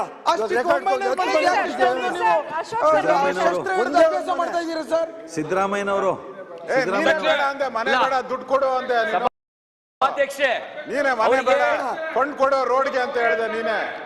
ಸರ್ ನೀನೇ ಮನೆ ಬೇಡ ಸರ್ ನಾನು ಹೇಳಿಲ್ಲ ಸರ್. ಐ ಆಮ್ ಸಾರಿ, ನಾನು ಹೇಳಿಲ್ಲ. ಅಣ್ಣ ಒಂದೇ ಒಂದು ಮನೆ ಕೊಟ್ಟಿಲ್ಲ. ಬಡವರಿಗೆ ಮನೆಗಳು ಬೇಕು ಸರ್. ಅಶೋಕಣ್ಣ ಕೊಡ್ಬೋದಾಗಿತ್ತು, ಕೊಟ್ಟಿಲ್ಲ. ಬರೀ ಸೋಮಣ್ಣ 16,000 ಕೊಟ್ಟವ್ರಂತೆ. ನಾವೇ ನಾಯಕರು ಮಾತಾಡ್ತಿದ್ದಾರೆ. ಅಸತ್ಯನೇ. ನಮ್ಮ ಕಡೆ ಅಂತ ಮನೆಗೆ ಕೊಟ್ಟಿಲ್ಲ, ಕಾಂಗ್ರೆಸ್ ಕೊಟ್ಟಿಲ್ಲ, ಬಿಜೆಪಿ ಕೊಟ್ಕೊಂಡಿರ್ಬೋದು. ನಮ್ಮ ಕಡೆ ಮನೆಗಳೇ ಇಲ್ಲ. ಆಯ್ತು, ಎಲ್ಲರೂ ಹೇಳಾಯ್ತು. ಅಡ್ಮಿಟೆಡ್ಲಿ ಇವರು ಒಂದ್ ಕಡೆ ಹೇಳಿದ್ರು, ಪ್ರಧಾನಮಂತ್ರಿಗಳ ಆವಾಸ್ ಯೋಜನೆಯಲ್ಲಿ 18 ಲಕ್ಷ ಮನೆ ಕಟ್ತೀವಿ ಅಂತ ಹೇಳಿದರು. ಈಗ ಗವರ್ನರ್ಸ್ ಅಡ್ರೆಸ್ ಹೇಳಿದ್ದಾರೆ 4,93,000 ಮನೆಗಳು ಕಟ್ಟಿದ್ದೀವಿ ಅಂತ ಹೇಳ್ತಾರೆ. ಎಷ್ಟು ವರ್ಷದಲ್ಲಿ ಇದು ಕಟ್ಟಿರೋದು? 4 ವರ್ಷದಲ್ಲಿ. ಈಗ 6 ತಿಂಗಳಲ್ಲಿ ಒಂದೊಂದು ಪಂಚಾಯತಿಗೆ ಇಷ್ಟಿಷ್ಟು ಮನೆ, 800 ಮನೆನ ಎಷ್ಟೋ ಕೊಟ್ಟಿದ್ದಾರೆ, ಈಗ ಮಂಜೂರು ಮಾಡಿದ್ದಾರೆ. ಆದರೆ ಕ್ಷೇತ್ರಕ್ಕೆ ಎಲ್ಲ ಪಂಚಾಯತಿಗೆ 30, 40, 25 ಹಿಂಗೆಲ್ಲ ಕೊಟ್ಟಿದ್ದಾರೆ. ಅದಕ್ಕೆ admittedly in the governors address speech 4,93,000 ಮನೆ ಕಟ್ಟಿದ್ದೀವಿ 4 ವರ್ಷಗಳಲ್ಲಿ. 1 ಲಕ್ಷ ಚಿಲ್ಲರೆ ಆಯಿತು. ನಾವು ಅದನ್ನೇ ದೊಡ್ಡದಾಗಿ ಬೆನ್ ತಟ್ಕೊಂಡು ಹೇಳ್ಕೊಂಡಿದ್ದೀರಿ. ನಾನು ಹಿಂದೆ ಒಂದ್ಸಾರಿ ಪ್ರಸ್ತಾಪ ಮಾಡಿದ್ದೆ, ಹೊಸದಾಗಿ ಮನೆಗಳು ಮಂಜೂರು ಮಾಡಿಲ್ಲ. ಇನ್ಫ್ಯಾಕ್ಟ್ ಅವನ್ನೆಲ್ಲ ಕೆಲವನ್ನೆಲ್ಲನೂ ಬ್ಲ್ಯಾಕ್ ಮಾಡಿಬಿಟ್ಟಿದ್ದೀರಿ. ಹೊಸದಾಗಿ ಈಗ ಈ ವರ್ಷ ಕೊಟ್ಟಿರೋದು ಹೊಸ ಮನೆಗಳನ್ನು ಮಂಜೂರು ಮಾಡಿರ್ತಕ್ಕಂಥದ್ದು. ಆನ್ಗೋಯಿಂಗ್ ಮನೆಗಳನ್ನು ಕಟ್ಟಲಿಕ್ಕೆ ಅದು ಎಲ್ಲ ಕಾಲದಲ್ಲೂ ಕಂಟಿನ್ಯೂಸ್ ನಡ್ಕೊಂಡು ಹೋಗ್ತದೆ. ನಮ್ಮ ಕಾಲದಲ್ಲಿ 14,54,000 ಮನೆಗಳನ್ನು ಕಟ್ಟಿದ್ದವು. 14,54,000 ಮನೆ. 17,000 ಕೋಟಿ ಮಂಜೂರು ಮಾಡಿ ಸುಮಾರು 16,500 ಹೆಚ್ಚು ಕೋಟಿ ರೂಪಾಯಿಗಳನ್ನು ಖರ್ಚು ಮಾಡಿದ್ದು. ನೀವು ಕಟ್ಟಿರೋದೇ 4,93,000 ಅಂತ ಒಪ್ಕೊಳ್ಳೋಣ, ಅದನ್ನೇ ಒಪ್ಕೊಳ್ಳೋಣ. 4,93,000 ಕಡಿಮೆ ಆಯ್ತಲ್ಲ. ಇವತ್ತು 25-30 ಲಕ್ಷ ಜನ ಸೂರಿಲ್ಲದವರಿದ್ದಾರೆ. ಸನ್ಮಾನ್ಯ ಅಧ್ಯಕ್ಷೆ, ಸೋಮಣ್ಣ ಆಮೇಲೆ ಮಾತಾಡಿ, 5 ನಿಮಿಷ ನಾನು ಆಮೇಲೆ ಉತ್ತರ ಕೊಡುವಾಗ ಮಾತಾಡಿ. ಆಮೇಲೆ ಇಲ್ಲ ಉತ್ತರ ಕೊಡುವಾಗ ಮಧ್ಯ ಏನು ಉತ್ತರ ಕೊಡ್ಬೇಕಾಗತ್ತೆ. ನೋಡಿ ಸರ್, ಒಂದು ನಿಮಿಷ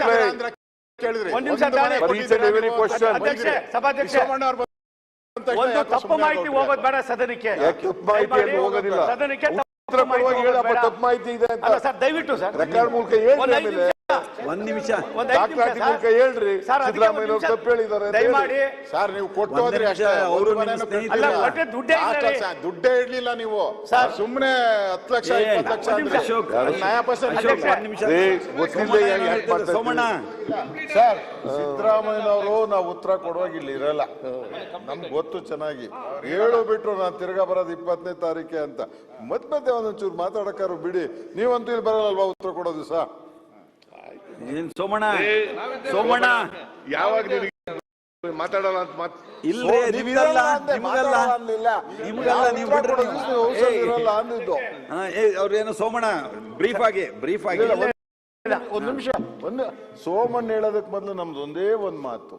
2.5 ವರ್ಷ ನಲಗಿದೆ ಈ ಸರ್ಕಾರ. ಅದನ್ನು ದೃಷ್ಟಿಲಿ ಇಟ್ಕೊಂಡ್ ಮಾತಾಡ್ಬೇಕು. ಕೋವಿಡ್ ನೆರೆ ಹಾವಳಿನಲ್ಲಿ ನಲಗಿದೀವಿ ನಾವು. ಸಿದ್ದರಾಮಯ್ಯರಂತ ಸುಭಿಕ್ಷವಾದ ಕಾಲದಲ್ಲಿ ಪಾಸ್ ಆಗಿಲ್ಲ ನಾವು. ಅಷ್ಟೇ ನಾನು ಹೇಳಕ್ ಇಷ್ಟಪಡೋದು. ಸೋಮಣ್ಣ ಏನು ಒಂದು, ನಾನು ಕೂಡ ಈ ಸದನದಲ್ಲಿ ಒಂದು 25-26 ವರ್ಷದಿಂದ ಈ ಸದನದ ಸದಸ್ಯನಾಗಿ ಕೆಲಸ ಮಾಡ್ತಾ ಇದ್ದೀನಿ. ಎರಡನೇದು, ಇಲಾಖೆ ಇದರ ಸೂಕ್ಷ್ಮತೆಯು ಕೂಡ ನನಗೂ ಅರಿವಿದೆ.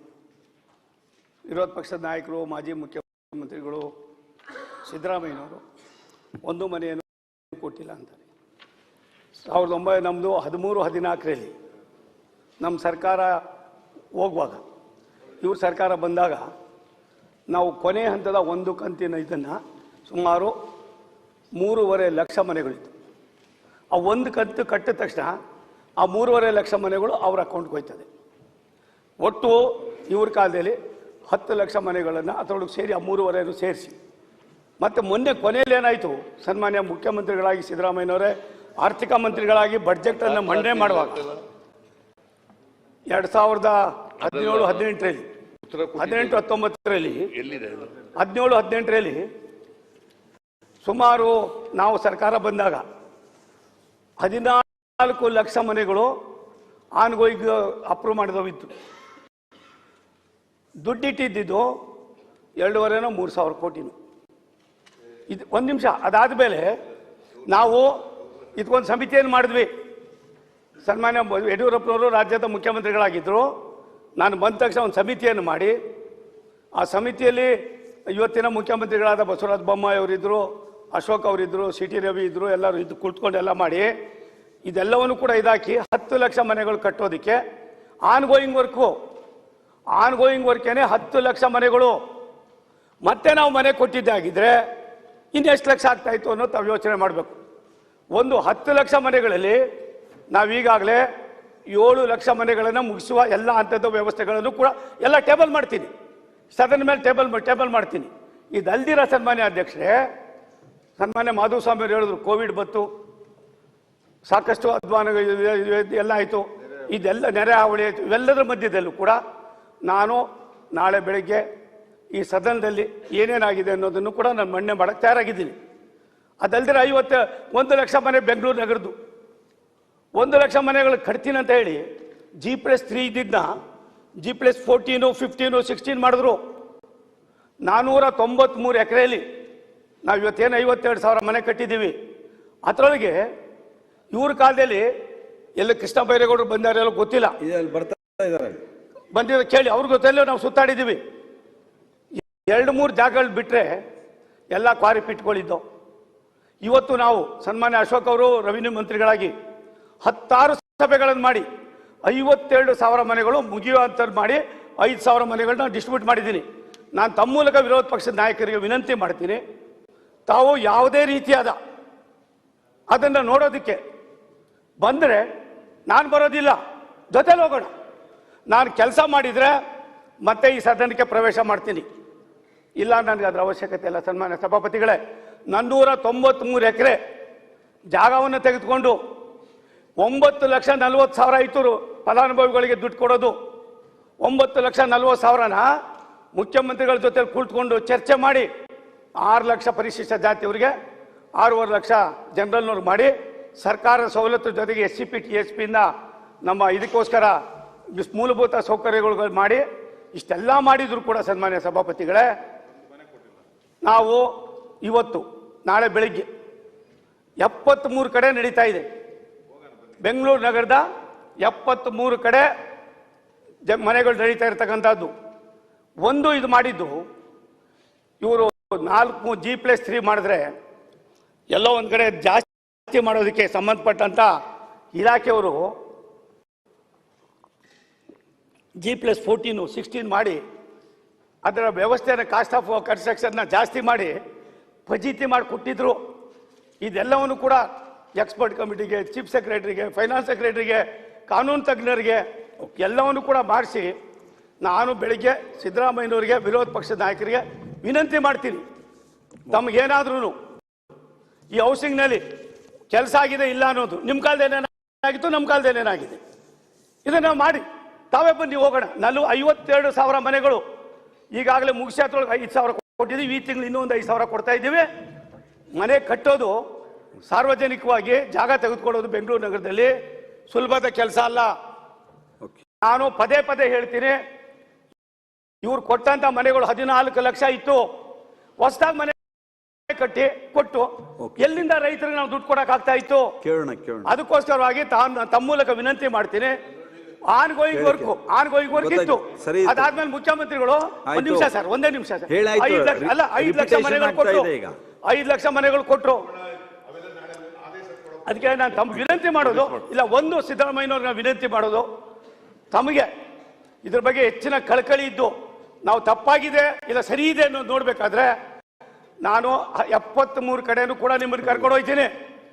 ಒಂದು ಮನೆ ಅಲ್ಲ, ಎಷ್ಟು ಮನೆಗಳು ಕಟ್ಟಿದ್ದೀವಿ, ಯಾವ್ಯಾವ ರೀತಿ ಕೊಟ್ಟಿದ್ದೀವಿ. ರಾಜ್ಯದಲ್ಲಿ 7 ಲಕ್ಷ ಚಿಲ್ಲರೆ ಮನೆ ಕೊಟ್ಟಿದ್ದೀವಿ.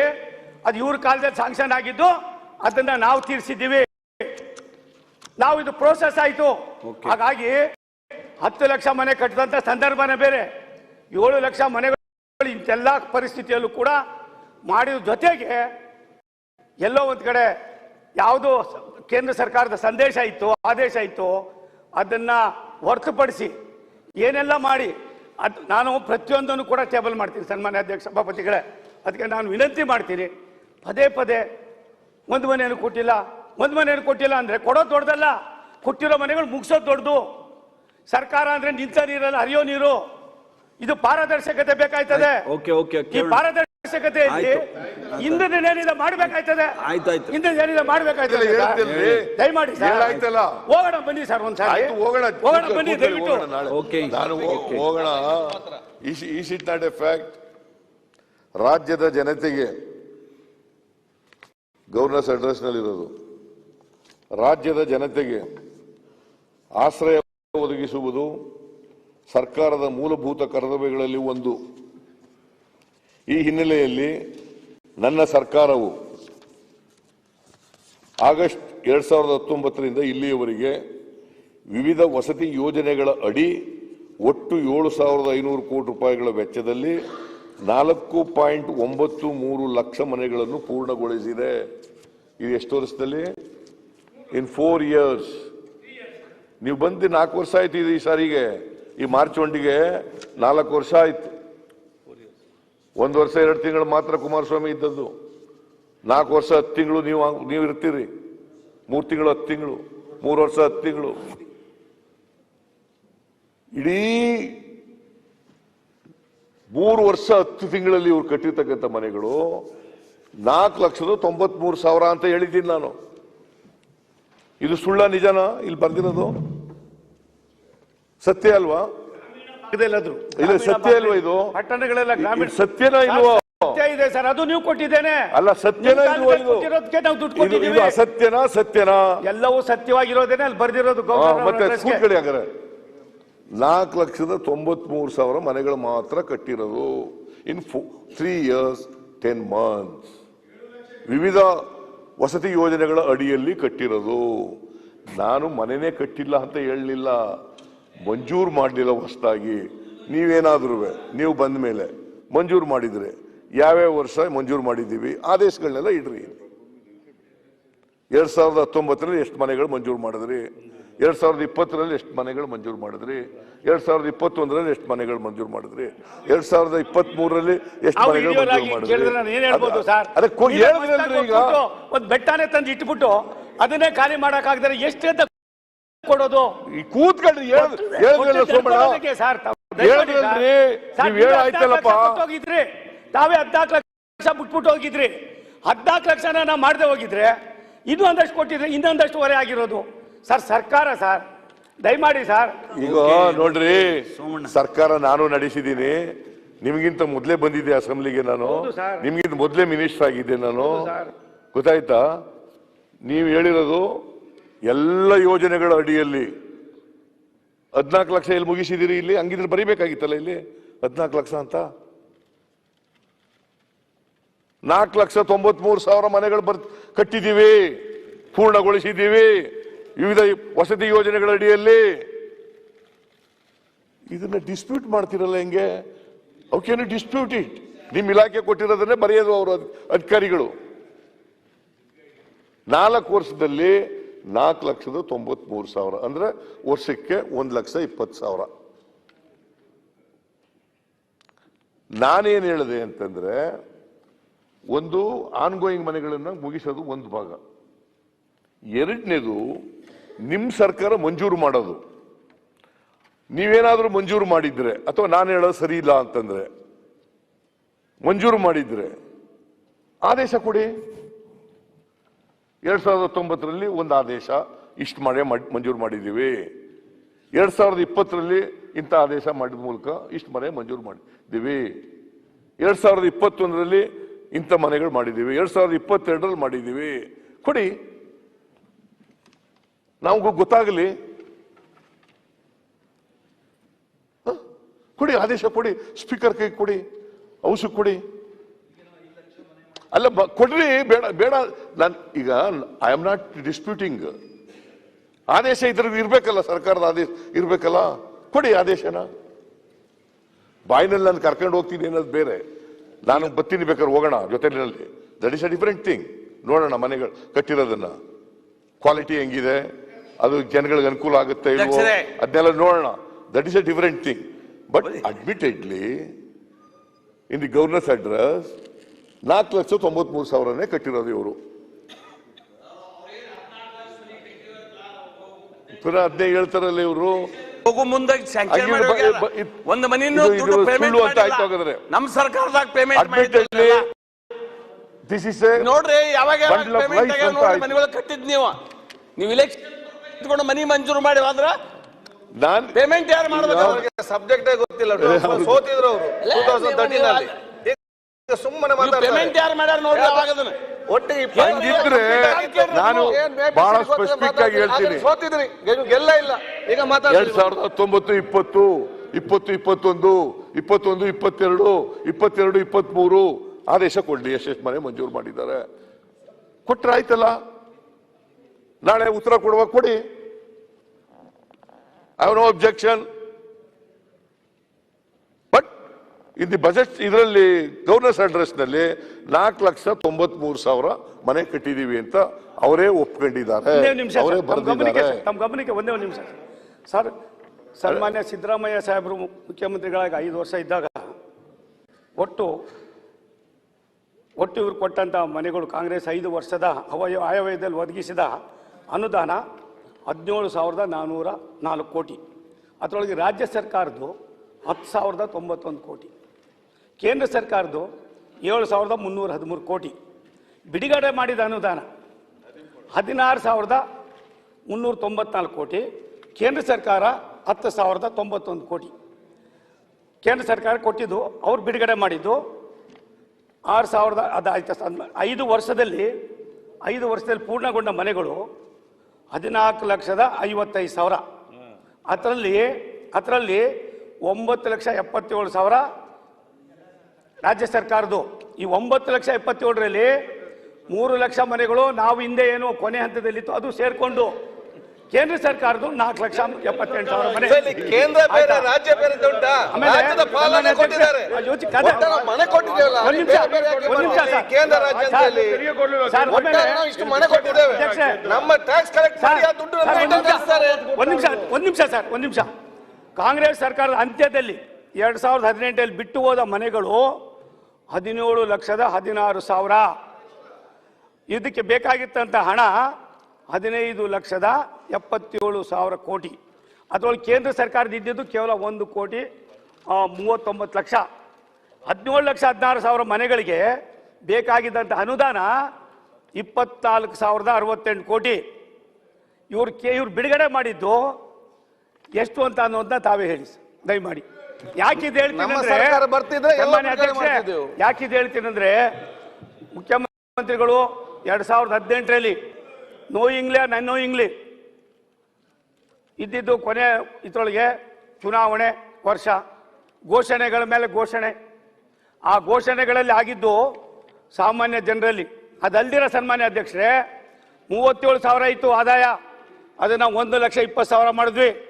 ಅಡಮಾನ ಅನ್ನೋದು 30 ವರ್ಷದಿಂದ ಇತ್ತು, ಅದನ್ನ ತೆಗೆದಾಕಿದ್ವಿ. ನಗರ ಪ್ರದೇಶಗಳಿಗೆ 87,000 ಆದಾಯ ಇತ್ತು, ಅದನ್ನ 3 ಲಕ್ಷ ಮಾಡಿದ್ವಿ. ಇಂಥ ಅನೇಕ ಜವಾಬ್ದಾರಿಯುತ ಕೆಲಸಗಳನ್ನು ಮಾಡಿ ಪಾರದರ್ಶಕತೆಯನ್ನು ಕಾಪಾಡಿದ್ದೀವಿ. This is not the answer to my question. This is not the answer to my question. ಈಗ ಮನೆ ಬಿಟ್ಟು my question is very simple. ಈಗ ಆಯ್ತು, ಮನೆ ಬಿಟ್ಟು ಮುಂದೆ ಹೋಗೋಣ. ಯಾಕೆ ಬಿಟ್ಬಿಡ್ಲಿ? ನೀವು ಹೇಳಿದ್ರೆ ಜನಗಳಿಗೆ ಗೊತ್ತಾಗಬೇಕಲ್ಲ. 4 ಸಲ ಹೇಳಿದ್ರೆ ಈಗ ರಿಪಿಟೇಷನ್ ಆಗ್ತಾ ಇದೆ. ಅವ್ರಿಗೆ ಉತ್ತರ ಅವ್ರು ಏನೋ ಹೇಳ್ತಾರೆ, ನಾವು ಒಪ್ಕೊಳ್ಳ ಅದನ್ನ. ಅವ್ರು ಹೇಳ್ದೇನೆಲ್ಲ ಒಪ್ಕೊಬಿಡ್ಲ ನಾನು. ಆಯ್ತು ಹೇಳಿ. ಕೇಂದ್ರ ಸರ್ಕಾರ ಕೊಟ್ಟಿತ್ತು, ಈ ಸರ್ಕಾರ ಕೊಟ್ಟಿತ್ತು, ಆ ಸರ್ಕಾರ ಕೊಟ್ಟಿತ್ತು ಅಂತಂದ್ರೆ ಒಪ್ಕೋಬೇಕಾ? ಸರ್ 2 ವರ್ಷ ಕೋವಿಡ್. ನಾನೇನ್ ಹೇಳ್ತೀನಿ ಅಂದ್ರೆ ಸರ್ 2 ವರ್ಷ ಕೋವಿಡ್ ಇತ್ತು. 4,93,000 ಮನೆ ಕಟ್ಟಿದೀವಿ. ಜೀವ ಬದುಕಿದ್ರೆ ಸಾಕು ಅನ್ನೋ ಅದನ್ನ ಡಿಸ್ಪ್ಯೂಟ್ ಮಾಡಕ್ ಹೋಗೋದಿಲ್ಲ, ಮಾಡಬೇಕು ಅಂತ ಕೂಡ ಮಾಡಕ್ ಹೋಗಲ್ಲ. ಆಲ್ ರೈಟ್, ಆನ್ ಗೋಯಿಂಗ್ ಮನೆಗಳೆಲ್ಲ ಕಟ್ಟಿದ್ದೀರಿ. ನೀವು ಹೊಸದಾಗಿ ಮಂಜೂರು ಮಾಡಿದ್ರೆ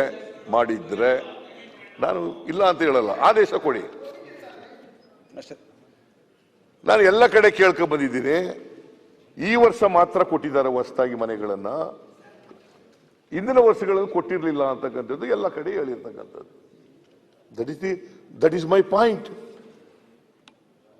ಅದಕ್ಕೆ ಹಿಂದಿನ ಮಾಡಿ ಬಿಟ್ಟು ಹೋಗಿದ್ರಿ, 2018ರಲ್ಲಿ ಬಿಟ್ಟು ಹೋಗಿದ್ರಿ, ಅದನ್ನ ಬಿಟ್ಟು ಹೋಗ್ಬಿಟ್ಟಿದ್ರಿ, ಇದನ್ನ ಬಿಟ್ಟು ಹೋಗ್ಬಿಟ್ಟಿದ್ರಿ ಅಂದ್ರೆ ಪ್ರಯೋಜನ ಆಗೋದಿಲ್ಲ. ಅದರಿಂದ ಅದು ಉತ್ತರ ಅಲ್ಲ.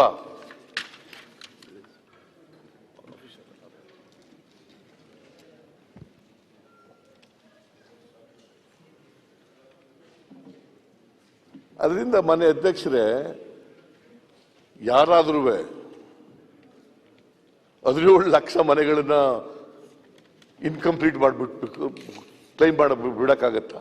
17 ಲಕ್ಷ ಮನೆಗಳನ್ನ ಒಟ್ಟು 5 ವರ್ಷದಲ್ಲಿ ನಾವು ಕಟ್ಸಿರೋದೇ 14,54,000 ಮನೆಗಳು. 17 ಲಕ್ಷಕ್ಕೆ ಬಿಟ್ಟೋಗ್ಬಿಟ್ಟಿದ್ರು ಹಂಗೆ. Is it ever possible? Can it be thought of? ಆಯ್ತಪ್ಪ, ನೀವು ಸರ್ಕಾರ ಇದೆ, ದಾಖಲಾತಿಗಳಿದ್ರೆ ಇಡಿ. ನಾನು ಅಬ್ಜೆಕ್ಷನ್ ಇರಲ್ಲ, ಒಪ್ಕೋತೀನಿ ದಾಖಲಾತಿಗಳಿದ್ರೆ. ನಾನು ಜನಗಳು ಕೇಳಿ ಹೇಳ್ತಾ ಇರತಕ್ಕಂಥದ್ದು ಇದನ್ನ. ಐ ಆಮ್ ಆಲ್ಸೋ ಇನ್ ಜನಗಳ ಜೊತೆ ಸಂಪರ್ಕದಲ್ಲಿದ್ದೀನಿ. ನಾನು ದಿನನಿತ್ಯ ಸಾರ್ವಜನಿಕ ಸಭೆಗಳನ್ನು ಮಾಡ್ತಾ ಇದ್ದೇನೆ. ಮಾಧುಸ್ವಾಮಿ ಬಹಳ ಲಘುವಾಗಿ ಹೇಳ್ಬಿಟ್ಟು ನೀವು ಭಾಷಣ ಮಾಡುವಾಗ ಕೇಳ್ತೀರಿ, ಅವರೆಲ್ಲ ನಿಮ್ಮ ಪಾರ್ಟಿಯವರು ಹೇಳ್ಬಿಡ್ತಾರೆ ಅಂತ. ಹಂಗೆ ಹೇಳಕ್ ಆಗೋದಿಲ್ಲ ಮಾಧುಸ್ವಾಮಿ. ನೀನೇ ನಿಮ್ಮ ಪಾರ್ಟಿಯವ್ರನ್ನೇ ಕೇಳಿದ್ರು ಕೂಡ ಹಂಗೆ ಹೇಳಕ್ಕಾಗಲ್ಲ. ಅವರು ನಿಮ್ಮ ಪಾರ್ಟಿಯವ್ರನ್ನೇ ಕೇಳಪ್ಪ, ನಾನು ಬರೋದು ಬೇಡ, ನಿಮ್ಮ ಪಾರ್ಟಿಯವ್ರು ನೀನೇ ಕೇಳು. It is not true.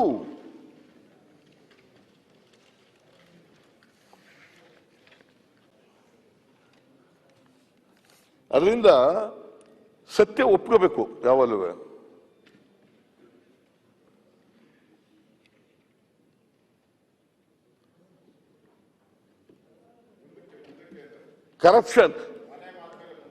Corruption ಬಗ್ಗೆ ನಾನು 3 ಸಾರಿ ಪ್ರಯತ್ನ ಮಾಡಿದೆ ಅಧ್ಯಕ್ಷರೇ. ಏನ್ ಮಾಡಿದ್ರು ಕೂಡ ಟೈಮ್ ಸಿಕ್ಲಿಲ್ಲ, ನಿಮಗೂ ಕೊಡಕ್ ಆಗ್ಲಿಲ್ಲ. 40% ಕಮಿಷನ್ ಬಗ್ಗೆ ಮಾತಾಡಬೇಕು ಅಂತ 2-3 ಸಾರಿ ಪ್ರಯತ್ನ ಮಾಡಿದ್ರು ಕೂಡ ಆಗ್ಲಿಲ್ಲ.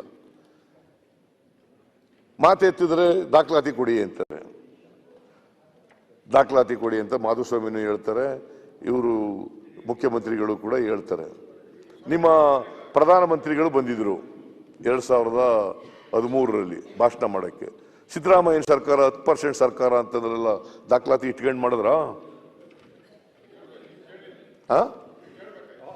ಏನ್ ನಾ ಕೇಳ್ಬೇಕಾಗಿತ್ತು? ನಿಮ್ ಪ್ರಧಾನಮಂತ್ರಿ ಹೇಳಿರೋದು, ನಿಮ್ ಪ್ರಧಾನಮಂತ್ರಿ ಅದು election in the eve of the election, in the eve of the election public meeting. ಅವಾಗ ಸುಮ್ಮನೆ ಇದ್ಬಿಟ್ಟು ಇವಾಗ ಕೇಳಿದ್ರೆ ಏನ್ ಸರ್? ಇಷ್ಟು ವರ್ಷ ಆದ್ಮೇಲೆ ಯಾಕೆ ಈಗ ಕೇಳಬಾರ್ದು ಅಂತ ಹೇಳಿದೆ? ನೀವು ಈಗ ಕೇಳಬಾರ್ದು ಅಂತ ಹೇಳಿದೆ? ಬಹಳ ಸ್ಲೋ ಸರ್, ಬಹಳ ಸ್ಲೋ. ಯಾವತ್ತೂ ಹಿಂದಿನ ಸರ್ಕಾರದಲ್ಲಿ ಕರಪ್ಷನ್ ಇತ್ತು ಯಾವಾಗ? ಅವತ್ತು ದಾಖಲೆ ಕಡುಬು ಸಿಕ್ಕಾಕೊಂಡಿದ್ರ? ಆ ಕಡುಬು ಸಿಕ್ಕಾಕೊಂಡಿದ್ರ ನೀವು? ಕೇಳಲೇ ಇಲ್ಲ ನೀವು. ದಾಖಲಾತಿ ಕೊಡ್ರಿ ಹಾಗಾದ್ರೆ. ತಾವು ಸಾರ್ವಜನಿಕವಾಗಿ ಏನ್ ಹೇಳಿದಿರ ನಾವು ಕೇಳಲಿಲ್ಲ. ಅಸೆಂಬ್ಲಿ ಒಳಗೆ ಹೇಳ್ಬೇಕಾದ್ರೆ ಅದಕ್ಕೆ ನಿಯಮ ಇದೆ, ದಾಖಲೆ ಕೊಟ್ಟು ಮಾತಾಡಿ ಅಂತ ಕೇಳಿದೀವಿ. ನೀವು ಎಲ್ಲ ಕಡೆ 40, 50, 60 ಎಷ್ಟು ಹೇಳ್ತೀರಿ ಹೇಳ್ಕೊಂಡು ಹೋಗ್ತೀರಿ. ನಮ್ಗೆ ಏನಾಗ್ಬೇಕು? ನೀವ್ ಹೇಳೋದು ನೀವ್ ಹೇಳಿ, ನಾವ್ ಹೇಳೋದು ನಾವ್ ಹೇಳ್ತೀವಲ್ಲಿ.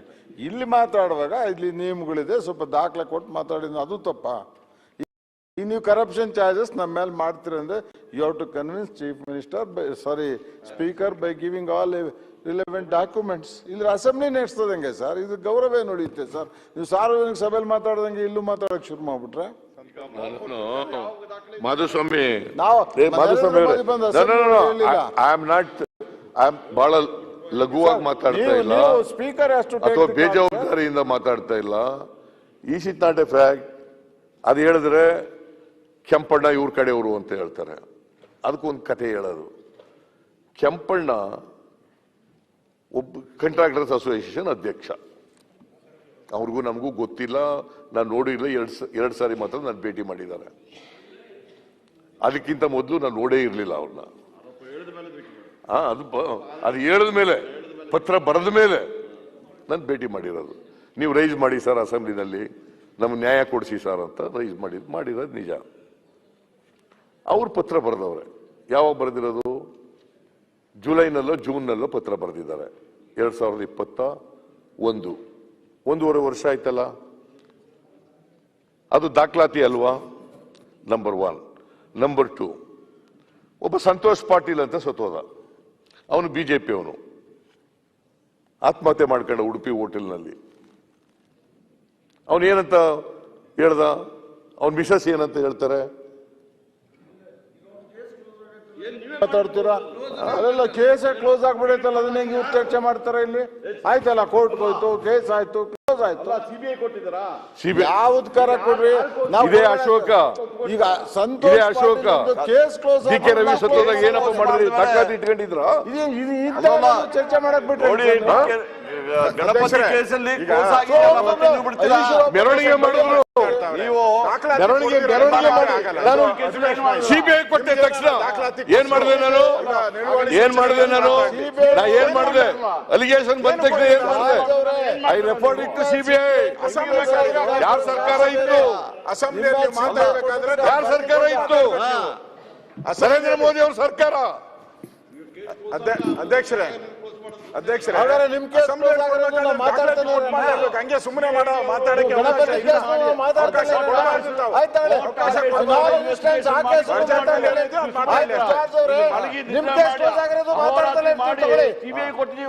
ಕೇಸ್ ಮಾತಾಡ್ತಾರೆ ನಿಮ್ ಕೇಸ್ ಮಾತಾಡ್ತಲೇ ಇತ್ತು. ನಮ್ ಕೇಸ್ ಅಲ್ಲ, ನೀವು ಹೇಳ್ತಾ ಇರೋದು. ನಿಮ್ ಕೇಸ್ ಕ್ಲೋಸ್ ಆಗೈತೆ ಅಂತ ನಾವು ಸುಮ್ಮ ಕೂತಿದೀವಿ. ನೀವು ಇದನ್ನ ಮಾತಾಡೋದು ನಾವು ಅದನ್ನ ಮಾಡ್ಲಿಲ್ಲ. ನೀವು ನಮ್ ಕೇಸ್ಗೆ ನೀವೇನ್ ಮಾಡ್ಲಿಲ್ಲ. ನಿಮ್ ಕೇಂದ್ರ ಸರ್ಕಾರ ನಿಮ್ದೇ ಇದೆ, ರಾಜ್ಯ ಸರ್ಕಾರ ನಿಮ್ದೇ ಇದೆ, ಸಿಬಿಐ ನಿಮ್ದೇ ಇದೆ. ನಾವು ಮಾಡ್ಲಿಲ್ಲ. ನೀವು ಆದ್ರೂ ಏನ್ ಮಾಡಿದ್ರ? ಸಿದ್ದರಾಮಯ್ಯ ನೀವು ವಿಧಾನಸಭೆಯಲ್ಲಿ ಏನ್ ಮಾಡಿದ್ರ? ನೀವು ಅಹೋರಾತ್ರಿ ಮಾಡಿದ್ರ. ಈಗ ನೀವು ಯಾರೋ ಈ ಬಿ ರಿಪೋರ್ಟ್ ಮಾಡ್ಬಿಟ್ಟು ಇವತ್ತು ಬಿ ರಿಪೋರ್ಟ್ ಬಂದಿದೆ ಅಂತ ಹೇಳ್ಬಿಟ್ರೆ ಹೆಂಗಾಗ್ತದೆ? ಅಂದ್ರೆ you are questioning the authority of the court. No, I am not questioning authority of the. ನೀವು ಕ್ವಶ್ಚನ್ ಮಾಡ್ತಾ ಇರೋದು, ಕ್ವಶ್ಚನ್ ಮಾಡ್ತಾ ಇರೋದು. ನೀವು ಕ್ವಶ್ಚನ್ ಮಾಡಲ್ಲ. ನೀವು ಏನ್ ಬೇಕಾದ್ರೆ ಮಾಡ್ಬೋದು. ನೀವೇನು ಅಹೋರಾತ್ರಿ ಕ್ವಶ್ಚನ್ ಮಾಡೋಂಗಿಲ್ಲ. ನೀವು ಪಾಳೆಗಾರರು, ಕ್ವಶ್ಚನ್ ಮಾಡಕ್ ಆಗೋದಿಲ್ಲ. ಪಾಳೆಗಾರರು, ಮತ್ಕರಿ ನಾಯಕರು, ಅದು ಬೇಡ. ನೀವು ನಿಮ್ಮ ಆತ್ಮ ಇದ್ರಲ್ಲಿ ಇಟ್ಕೊಂಡು ಮಾತಾಡಿ. ನೀವು ರಾಜಕೀಯಕ್ಕೋಸ್ಕರ ಮಾತಾಡ್ಬೇಡಿ. ರಾತ್ರಿ ಬೆಳಗ್ಗೆ ಎದ್ದುಬಿಟ್ಟು ನಮ್ಮನ್ನು ತ್ಯಾಜ್ಯವಾದ ಮಾಡ್ಬಿಟ್ಟು ಎಲ್ಲ ಮಾಡಿದ ಮೇಲೆ ಆತ್ಮಸಾಕ್ಷಿ ಒಂದ್ ದಿವ್ಸ ಒಂದು apology ಕೇಳಲಿಕ್ಕೆ ಆಗಿಲ್ಲ ನಿಮಗೆ. ಆತ್ಮಸಾಕ್ಷಿ ನೀವು ಒಂದು ಪಾಠ regret ಕೇಳಲಿಕ್ಕೆ ಆಗಿಲ್ಲ ನಿಮಗೆ. ಈ ಸಭೆಗೆ ಬಂದ್ರೆ ಅಲ್ಲಲ್ಲ, ನಿಮಗೆ ಒಂದು ರಿಗ್ರೆಟ್ ಮಾಡ್ಲಿಕ್ಕೆ ಆಗ್ಲಿಲ್ಲ. ಡಿ.ಕೆ. ರವಿ ಕೇಸ್ಗೆ ಅದೇ ಮಾಡಿದ್ರ, ಆತ್ಮಸಾಕ್ಷಿ ನೀವು ಗಣಪತಿ ಕೇಸ್ಗೆ ಅದೇ ಮಾಡಿದ್ರ. ನೀವೇನ್ ಬೇಕಾದ್ರೆ ನಿಮ್ಮ ಮೇಲೆ ಬಂದ್ರೆ ಮಾತ್ರ ಏನೋ ಒಂದು ಈ ರಿಪೋರ್ಟ್ ಹಾಕಿದೀವಿ, ಪರಪ್ನಗ್ರಹದಲ್ಲಿ ಹರಿಶ್ಚಂದ್ರ ನಾಟಕ ನಡೆದಂಗಿದು. ಯಾವ್ದು ನೀವು ಪರಪ್ನಗ್ರಹದಲ್ಲಿ ಹರಿಶ್ಚಂದ್ರ ನಾಟಕ ನಡೆಸಿದಂಗ ಇಲ್ಲಿ ನೋಡಿ. ನೀವು ಮಾಡಿದ ಯಾರು ಮರೀಲಿಲ್ಲ, ಇಡೀ ಇದ್ರಲ್ಲಿ ಗೊತ್ತಿದೆ ನೀವೇನ್ ಮಾಡಿದಿರ ಅಂದ್ಬಿಟ್ಟು. ನೀವು ನಿಮಗೆ ಬೇಕಾದ್ರೆ ಏನ್ ಬೇಕಾದ್ರೂ ಮಾಡ್ಬೋದಾ? ಮಾನ್ಯ ಅಧ್ಯಕ್ಷರೇ, ಈಗ ಒಂದೊಂದು ಯಾಕೆ ಹೇಳ್ತಾ ಇದ್ದೀನಿ ನಿಮ್ಮ ವಿಷಯದಲ್ಲಿ ಇಡಿ ಆಗ್ಲಿ ಸಿಬಿಐ ಆಗ್ಲಿ ಕೇಸ್ಗಳಲ್ಲಿ ಅಧಿಕಾರ ದುರುಪಯೋಗ ಮಾಡಿಲ್ಲ. ಮಾಡಿದ್ರೆ ನಿಮ್ಗೆ ಕ್ಲೀನ್ ಚಿಟ್ ಸಿಕ್ತಿತ್ತು. ಡಾಕ್ಯುಮೆಂಟ್ರಿ ನೀವು ಹೇಳ್ತಿದ್ರಲ್ಲ, ನೀವು ಸದನವನ್ನು ದುರುಪಯೋಗ ಮಾಡಿಸಿದ್ರೆ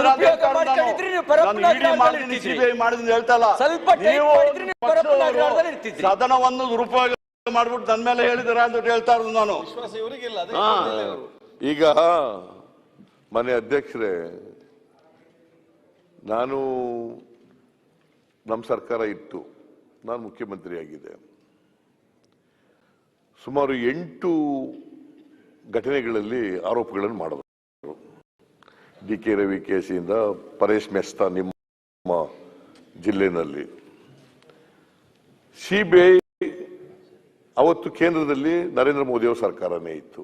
ನಾನು ಸಿಬಿಐ ಕೊಟ್ಟಿದ್ದೆ, ಸಿಂಗಲ್ ಲಾಟ್ರಿ ಕೊಟ್ಟಿದ್ದೆ, ಡಿ.ಕೆ. ರವಿ ಕೊಟ್ಟಿದ್ದೆ, ಗಣಪತಿ ಕೊಟ್ಟಿದ್ದೆ, ಪರೇಶ್ ಮೆಸ್ತಾ ಕೊಟ್ಟಿದ್ದೆ, ಮಂಡ್ಯದ ಒಂದು ಕೇಸ್ ಕೊಟ್ಟಿದ್ದೆ, ಮೈಸೂರದ ಒಂದು ಕೇಸ್ ಕೊಟ್ಟಿದ್ದೆ, ಆಮೇಲೆ ಬೆಳ್ತಂಗಡಿದು ಒಂದು ಕೇಸ್ ಕೊಟ್ಟಿದ್ದೆ. ಎಲ್ಲ ಕೂಡ ಬಿ ರಿಪೋರ್ಟ್ ಬಂದವಲ್ಲ. ಕ್ರೆಡಿಟ್ ನರೇಂದ್ರ ಮೋದಿ ಸರ್ಕಾರಕ್ಕೆ ಹೋಗ್ಬೇಕು. ಅವ್ರು ಯಾರ ಮೇಲೂ ದ್ವೇಷವಾಗಿ ರಾಗವಾಗಿ ಏನಂತ ಮಾಡಿದ್ರು ರಿಪೋರ್ಟ್ ಕೊಡ್ಲಿಲ್ಲ. ಪರೇಶ್ ಮೆಸ್ತಾನಲ್ಲಿ ನೀವು ಗೊತ್ತಿದೆ, ಪರೇಶ್ ಮೆಸ್ತಾನಲ್ಲಿ ಏನ್ ಮಾಡಿದ್ರು? ಮರ್ಡರ್ ಇದು ದೊಡ್ಡ ಗಲಾಟೆ ಆಯ್ತು. ಕೇಂದ್ರ ಸರ್ಕಾರ ಎಲೆಕ್ಷನ್ ಟೈಮ್ ನಲ್ಲಿ ದೊಡ್ಡ ಪತ್ರಿಕೆಗಳ ಮೂಲಕ, ಟಿವಿಗಳ ಮೂಲಕ ದೊಡ್ಡ ಪ್ರಚಾರ. ಇದೇ ಅಶೋಕ ಡಿ.ಕೆ. ರವಿ ಕೇಸ್ನಲ್ಲಿ ಏನ್ ಮೆರವಣಿಗೆ, ದೊಡ್ಡ ಮೆರವಣಿಗೆ. ಏನಾಯ್ತು? What is the result? What is the outcome of the case? B report ಬಂತು, ಸುಳ್ಳು ಕೇಸುಗಳು ಅಂತ ಬಂತು. ಪರೇಶ್ ಮೆಸ್ತಾನಲ್ಲಿ ಇದು ಸಹಜ ಸಾವು ಅಂತ ಬಂತು. ಮರ್ಡರ್ ಅಲ್ಲ, ಇದು ಸಹಜ ಸಾವು ಅಂತ ಬಂತು. ಇವ್ರು ಯಾಕೆ ದಾಖಲಾತಿ ಕೊಡಿ, ಎಲ್ಗೂ ದಾಖಲಾತಿ ಕೊಡಿ. ಹಾಗಾದ್ರೆ ಸಂತೋಷ್ ಪಾಟೀಲ್ ಸತ್ತೋಗಿರೋದು ಸುಳ್ಳ? ಹಾಗಾದ್ರೆ ಇವರು ಸುಳ್ಳ ಸತ್ತೋಗಿರೋದು, ಆತ್ಮಹತ್ಯೆ ಮಾಡ್ಕೊಂಡಿರೋದು? ಅವ್ರ ಮನೆಯವ್ರು ಕೇಳಿ ಹೋಗಿ ಯಾರು ಕಾರಣ ಅಂತ, ಪೊಲೀಸ್ ಕೇಸ್ ಆಗಿದೆ, ಯಾರು ಕಾರಣ ಅಂತ ಕೇಳಿ ಹೋಗಿ. ಡಿಫೆಂಡ್ ಮಾಡ್ಲಿಕ್ಕೆ ಹೇಗಾದ್ರೂ ಬೇಗ ಡಿಫೆಂಡ್ ಮಾಡಬಹುದು. ಮಾನವೀಯತೆ ಮತ್ತು ಕರುಣೆ ಇಲ್ಲದ ಈ ರೀತಿ ಡಿಫೆಂಡ್ ಮಾಡಿದ್ರೆ ಜನಸಾಮಾನ್ಯ ಪಾಡಿ ಮನೆಯವ್ರನ್ನ ಆಲೋಚನೆ ಮಾಡಿ, ಅವರ ಮಗನನ್ನು ಹೆಂಡತಿಯನ್ನು ಆಲೋಚನೆ ಮಾಡಿ ಮಾತಾಡಿ. ಕೋರ್ಟ್ ಡಿಸಿಷನ್ ನಾವು ಅದಂತಲ್ಲ ಪ್ರಶ್ನೆ. ಮನೆಯವರನ್ನು ನೋಡಿ ನಾವು ಇವತ್ತು ಮಾತಾಡ್ಬೇಕಾಗ್ತದೆ. ಅವ್ರು ಕೇಳ್ತಾ ಇದ್ದಾರೆ, ಮತ್ತೆ ಅವ್ರಿಗೆ ನ್ಯಾಯ ಕೊಡುವ ಕೆಲಸ ಮಾಡಿ. ನಾವ್ಯಾಕೆ ಮಾತಾಡೋಣ? ಮ್ಯಾಟ್ರಿಸ್ is of the court. Okay, ಆಮೇಲೆ ಮತ್ತೆ ಉತ್ತರ ಕೊಡ್ಲಿ ಮಾನ್ಯ ಅಧ್ಯಕ್ಷರೇ. ನಾನೇನ್ ಹೇಳ್ತೀನಿ ಅಂತಂದ್ರೆ, ಕೆಲವು ಸೂಕ್ಷ್ಮವಾದಂತ ವಿಚಾರಗಳಿರ್ತವೆ. ಅವ್ರು ಹೇಳಿದ್ರು, ಕೆಂಪಣ್ಣ ಹೇಳಿದ್ರು, ತನಿಖೆ ಮಾಡಿಸ್ಲಿ, ನಾನು I will produce the documents, concern documents ಅಂತ ಹೇಳಿದ್ರು. ಒಂದ್ ವೇಳೆ ಸಾಬೀತು ಮಾಡೋಕ್ಕಾಗದೆ ಹೋದ್ರೆ ನಾನು I am ready to undergo any punishment ಅಂತ ಹೇಳಿದ್ದಾರೆ. ಮಾಡಿ, ತನಿಖೆ ಮಾಡಿಸಿ, let the truth comes out. ಸತ್ಯ ಈಗ ನೀವು ಆನೆಸ್ಟ್ ಆಗಿದ್ದೀರಿ ಅಂತ ಅಂದ್ಮೇಲೆ ಸತ್ಯ ಯಾಕೆ?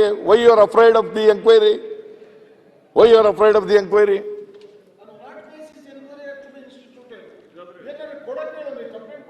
ಮಾತಾಡ್ತಿದ್ರೆ ಅವ್ರು ಕಂಪ್ಲೇಂಟ್ ಎಲ್ಲ ಕೊಟ್ಟಿದ್ದಾರೆ. ಯಾರಿಗೆ ಕೊಟ್ಟವನು? ಈಗ ನಾನು ಹೋಗಿದ್ದೆ ಇವ್ರ ಮನೆಗೆ, ಯಾರು ಸಂತೋಷ್ ಪಾಟೀಲ್ ಮನೆಗೆ ಹೋಗಿದ್ದೆ. ಅವ್ರ ಮಿಸಸ್ ಕೇಳಿದೆ ನಾನು, ಅವ್ರಿಗೆ ಸಾಂತ್ವನ ಹೇಳೋಣ ಅಂತ. ನಾನು ಡಿ.ಕೆ. ಶಿವಕುಮಾರ್ ಎಲ್ಲ ಹೊರಟೋದ್ರ, ಡಿ.ಕೆ. ಶಿವಕುಮಾರ್, ಸುರ್ಜೇವಾಲಾ ಅವರು, ನಾವೆಲ್ಲ ಹೋಗಿದ್ದೆವು. ಹೋದಾಗ ಕೇಳಿದೆ, ಏನಮ್ಮ ಏನು ನಿಮ್ಮ ಯಜಮಾನ್ರು ಏನಾದ್ರು ನಿಮ್ಮ ಜೊತೆ ಮಾತಾಡಿದ್ರಾ ಅಂತ ಕೇಳಿದೆ ನಾವು. ಇಲ್ಲ ಸರ್, ನಮಗೆ ಹೇಳಿದ್ರು ನನ್ನ ಸಾವಿಗೆ, ನಮ್ಮ ಯಜಮಾನ್ರ ಸಾವಿಗೆ ರೂರಲ್ ಡೆವಲಪ್ಮೆಂಟ್ ಮಿನಿಸ್ಟ್ರೇ ಕಾರಣ ಅಂತ ಹೇಳಿದ್ರು. ಇದು ನಾನು ಸತ್ಯ ಸರ್, ಒಂದು ವರ್ಕ್ ಆರ್ಡರ್ ಇಲ್ಲ, ಒಂದು ಸಣ್ಣ ಚೀಟಿ ಆಫೀಸಿಂದ, ಇಲ್ಲಿಂದ ಈಶ್ವರಪ್ಪನವ್ರ ಆಫೀಸಿಂದ ಅಥವಾ ಡಿಪಾರ್ಟ್ಮೆಂಟ್ ಇಂದ ಹೋಗಿಲ್ಲ. ಯಾರೋ ನಾನು ಕೆಲಸ ಮಾಡಿದೆ ಬಿಲ್ ಕೊಡ್ಲಿಲ್ಲ ಅಂತ ನಾನು ಹಿಂಗೆ ಮಾಡ್ಕೊಂಡೆ ಅಂದ್ರೆ ಲೀಡರ್ ಆಫ್ ದಿ ಅಪೋಸಿಷನ್ ಈ ವಿಷಯ ಚರ್ಚೆ ಏನಿದೆ commitment government? Who asked him to do? Sir, work order ಇಲ್ಲದೆ ಅಲ್ಲಿ ಇಂಜಿನಿಯರ್ ಮಾಡ್ತಿದ್ರು. ಯಾರು? ಅಲ್ಲಿ ಲೋಕಲ್ ಇಂಜಿನಿಯರ್ಸ್ ಇಂಜಿನಿಯರ್ ಒಪ್ಪದು ಹೇಗೆ? ಅವ್ರ ಮನೆ ಕಳಿಸಿದ್ದೀರಾ? ಡಿಸ್ಮಿಸ್ ಮಾಡಿದ್ರ ಅವ್ರದ ಕೆಲಸ ಮಾಡಿಸಿದವ್ರೆ ಡಿಸ್ಮಿಸ್ ಮಾಡಿಸಿದ್ದೀರಾ? ನಿಮ್ ಜಿಲ್ಲೆಯಲ್ಲಿ ತುಮಕೂರಿನಲ್ಲಿ ಒಬ್ಬ ಎಂತ ದುರ್ಗ, ಅದು ರಾಯನ್ ದುರ್ಗ, ಎಂತ ದುರ್ಗ ಅದು? ಅಲ್ಲಲ್ಲ, ಸರ್ ದುರ್ಗ ಅಲ್ಲ, ಲೋಕಲ್ MLA ರೆಸ್ಪಾನ್ಸಿಬಲ್ ಆಗ್ತಾರಲ್ಲ, ಅವ್ರ ಹತ್ರ ದೇವರಾಯನ್ ದುರ್ಗ ಕೆಲಸ ಮಾಡಿದ್ರೆ ಅಲ್ಲಿ ಒಬ್ಬ ಸತ್ತೋದ್ನಲ್ಲ ಕಾಂಟ್ರಾಕ್ಟ್ರು. ಸತ್ತು ಹೋಗ್ತಿರ್ತಾರೆ ಸರ್, ಅದಕ್ಕೆ ನಮ್ಗೆ ಲೋಕಲ್ MLA ಕೇಳ್ಬೇಕು. ಯಾಕೆ 40% ಕಮಿಷನ್ ಕೊಡಕ್ ಆಗ್ಲಿಲ್ಲ? 40% ಕಮಿಷನ್ ಕೊಡಕ್ ಆಗ್ಲಿಲ್ಲ.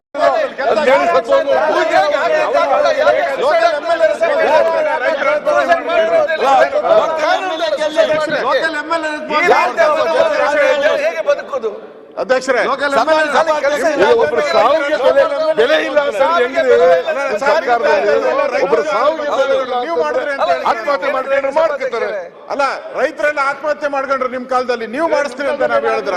ನಿಮ್ ಕಾಲದಲ್ಲಿ ಆಗಿಲ್ವಾ? ಇವತ್ತು ರೈತರ ಆತ್ಮಹತ್ಯೆ ಮಾಡ್ಕೊಂಡಿರೋದು ಕರ್ನಾಟಕ ನಂಬರ್ 2, ರೈತರ ಆತ್ಮಹತ್ಯೆ ಇದೆ ಅಂತ ಹೇಳಿದ್ರೆ ಅದನ್ನ ಕೇಳ್ಬೋದು ನೀವು. ನಿಮ್ ಕಾಲದಲ್ಲೂ ಬೇಕಾದಷ್ಟು ಆತ್ಮಹತ್ಯೆಗಳಾಗಿದೆ, ಅದನ್ನ ಅಧ್ಯಕ್ಷ ನಿಮ್ ಕಾಲದಲ್ಲಿ ಆಗಿದೆ, ಆ ಕಾಲದಲ್ಲಿ ಆಗಿದೆ. ಇನ್ವೆಸ್ಟಿಂಗ್ ಏಜೆನ್ಸಿ ಅಲ್ಲ ನೀವು ತನಿಖೆ ಏಜೆನ್ಸಿ ಅಲ್ಲ. ಹೋದ್ರು ನನ್ನ ಹತ್ರ ಹೇಳಿದ್ರು ಅಂತ ನೀವು ತನಿಖೆ ಏಜೆನ್ಸಿ ಅಲ್ಲ. ತನಿಖೆ ಮಾಡುವಂಥದ್ದು ಪೊಲೀಸರು, ಅದನ್ನ ತಪ್ಪೋ ಸರಿ ಅನ್ನೋದು ಕೋರ್ಟು. ನೀವು ಕೇಳಿದ್ರೆ ಅದು ದಾಖಲೆಗಳಾಗಲ್ಲ. ಅದು ಅವ್ರು ಹೇಳಿದ್ರೆ ದಾಖಲೆಗಳಾಗಲ್ಲ. ದಾಖಲೆ ಆಗ್ಬೇಕು ಅಂದ್ರೆ ಯಾರು ಹೋಗಿರ್ತಾರೆ ಇನ್ವೆಸ್ಟಿಗೇಷನ್ ಆಫೀಸರ್, ಅವ್ರ ಮುಂದೆ ದಾಖಲೆ ಆಗ್ಬೇಕು. ಅದು ಸತ್ಯಾಸತ್ಯತೆ ಕೋರ್ಟ್ ಅಲ್ಲಿ ತೀರ್ಮಾನ ಆಗ್ತದೆ. ಪದೇ ಜಾರ್ಜ್ ಅವ್ರು ಹೇಳ್ತಾರೆ ಈಗ ಏನೋ CBI ಹಂಗೆ, CBI ಬಿಜೆಪಿ ಅಂತ ಇವ್ರ ತನಿಖೆ ಮಾಡಿ ಕ್ಲೀನ್ ರಿಪೋರ್ಟ್ ಕೊಟ್ರು. ಬಿಜೆಪಿ ಸರ್ಕಾರನೇ. ಅದರಿಂದ ಇನ್ವೆಸ್ಟಿಗೇಷನ್ ಮಾಡಿದಾಗ ಮಾಡ್ಬೇಕಾದ್ರೆ ಅಶೋಕ್ ಅವರೇ ಕಂಪ್ಲೇಂಟ್ ಕೊಡ್ಲಿ, ಸಾಕ್ಷಿ ಕೊಟ್ಟರು ಇಲ್ಲ ಅವ್ರು ಯಾರ ಗಣಪತಿ ಕೇಸಲ್ಲಿ ಯಾವ ಸಾಕ್ಷ್ಯ ಕೊಟ್ಟರು? ಕೇಸಲ್ಲಿ ಯಾವ ಸಾಕ್ಷ್ಯ ಅಂತ ನೀವೇ ಹೇಳಿದ್ರೆ ಆ ಕಡೆ ಈ ಕಡೆ ಅಶೋಕ್ ಅವರೇ ಬೇಕಾದಷ್ಟು ನೀವು ಕೇಳಿಬಿಟ್ಟು CBI ಎನ್ಕ್ವೈರಿ ಮಾಡಿದಾಗ ಯಾವ ದಾಖಲೆ ತಗೊಂಡಿದ್ದಾರೆ? CBI ಮುಂದೆ ಕೊಟ್ಟಿದ್ದೀರಾ ಏನಾದ್ರು? CID ಮುಂದೆ ಏನಾದ್ರು ಕೊಟ್ಟಿದ್ದೀರಾ? ಏನ್ ಕೊಡ್ಲಿಲ್ಲ ನೀವು. ಬರೀ ಅಸೆಂಬ್ಲಿಯಲ್ಲಿ ಆಪಾದನೆ ಮಾಡ್ಬಿಟ್ಟು ಹೋಗ್ಬಿಟ್ಟಿದ್ದಾರೆ. ಕಂಪ್ಲೇಂಟ್ ಅವ್ರ ಮನೆಯವರು ಕೊಟ್ಟಿದ್ದಾರೆ. ಯಾರು ಕಂಪ್ಲೇಂಟ್ ಅವ್ರ ಮನೆಯವರು?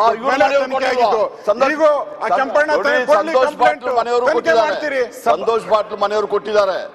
ಅದೇ ಅಲ್ಲ ನಾನು ಹೇಳ್ತಾ ಇರೋದು, ನೀವು ತನಿಖೆ ಕೊಡ್ಲಿ. ನೀವು ಕರ್ಕೊಂಡ್ಬಂದು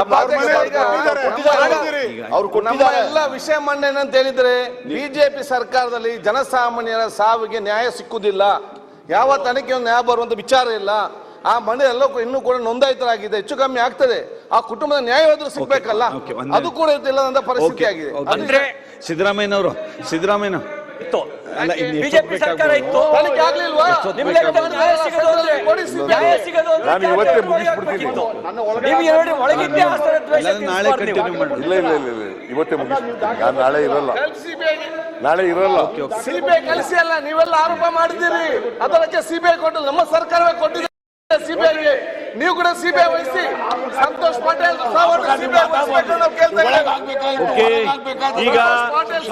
CBI ವಹಿಸಿ ನೀವು.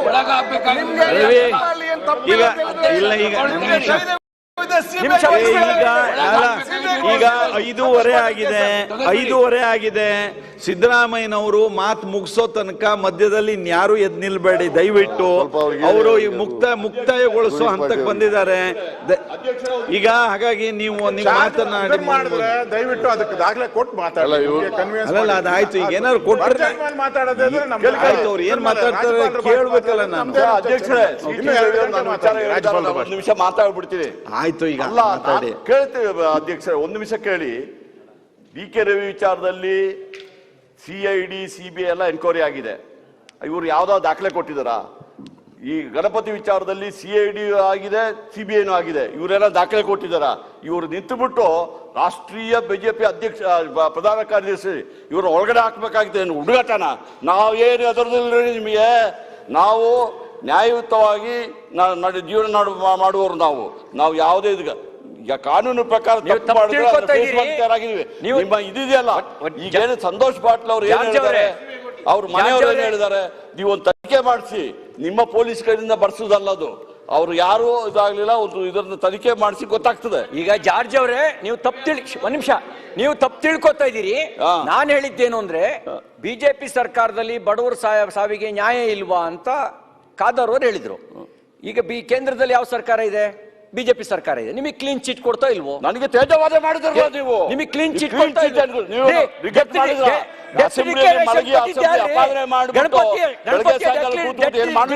ತೋರಿಸ್ಬೇಕೇನ್ರಿ? ಈಗ ಗಣಪತಿ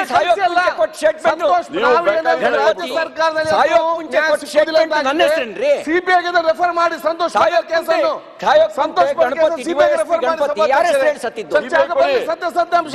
ಗಣಪತಿ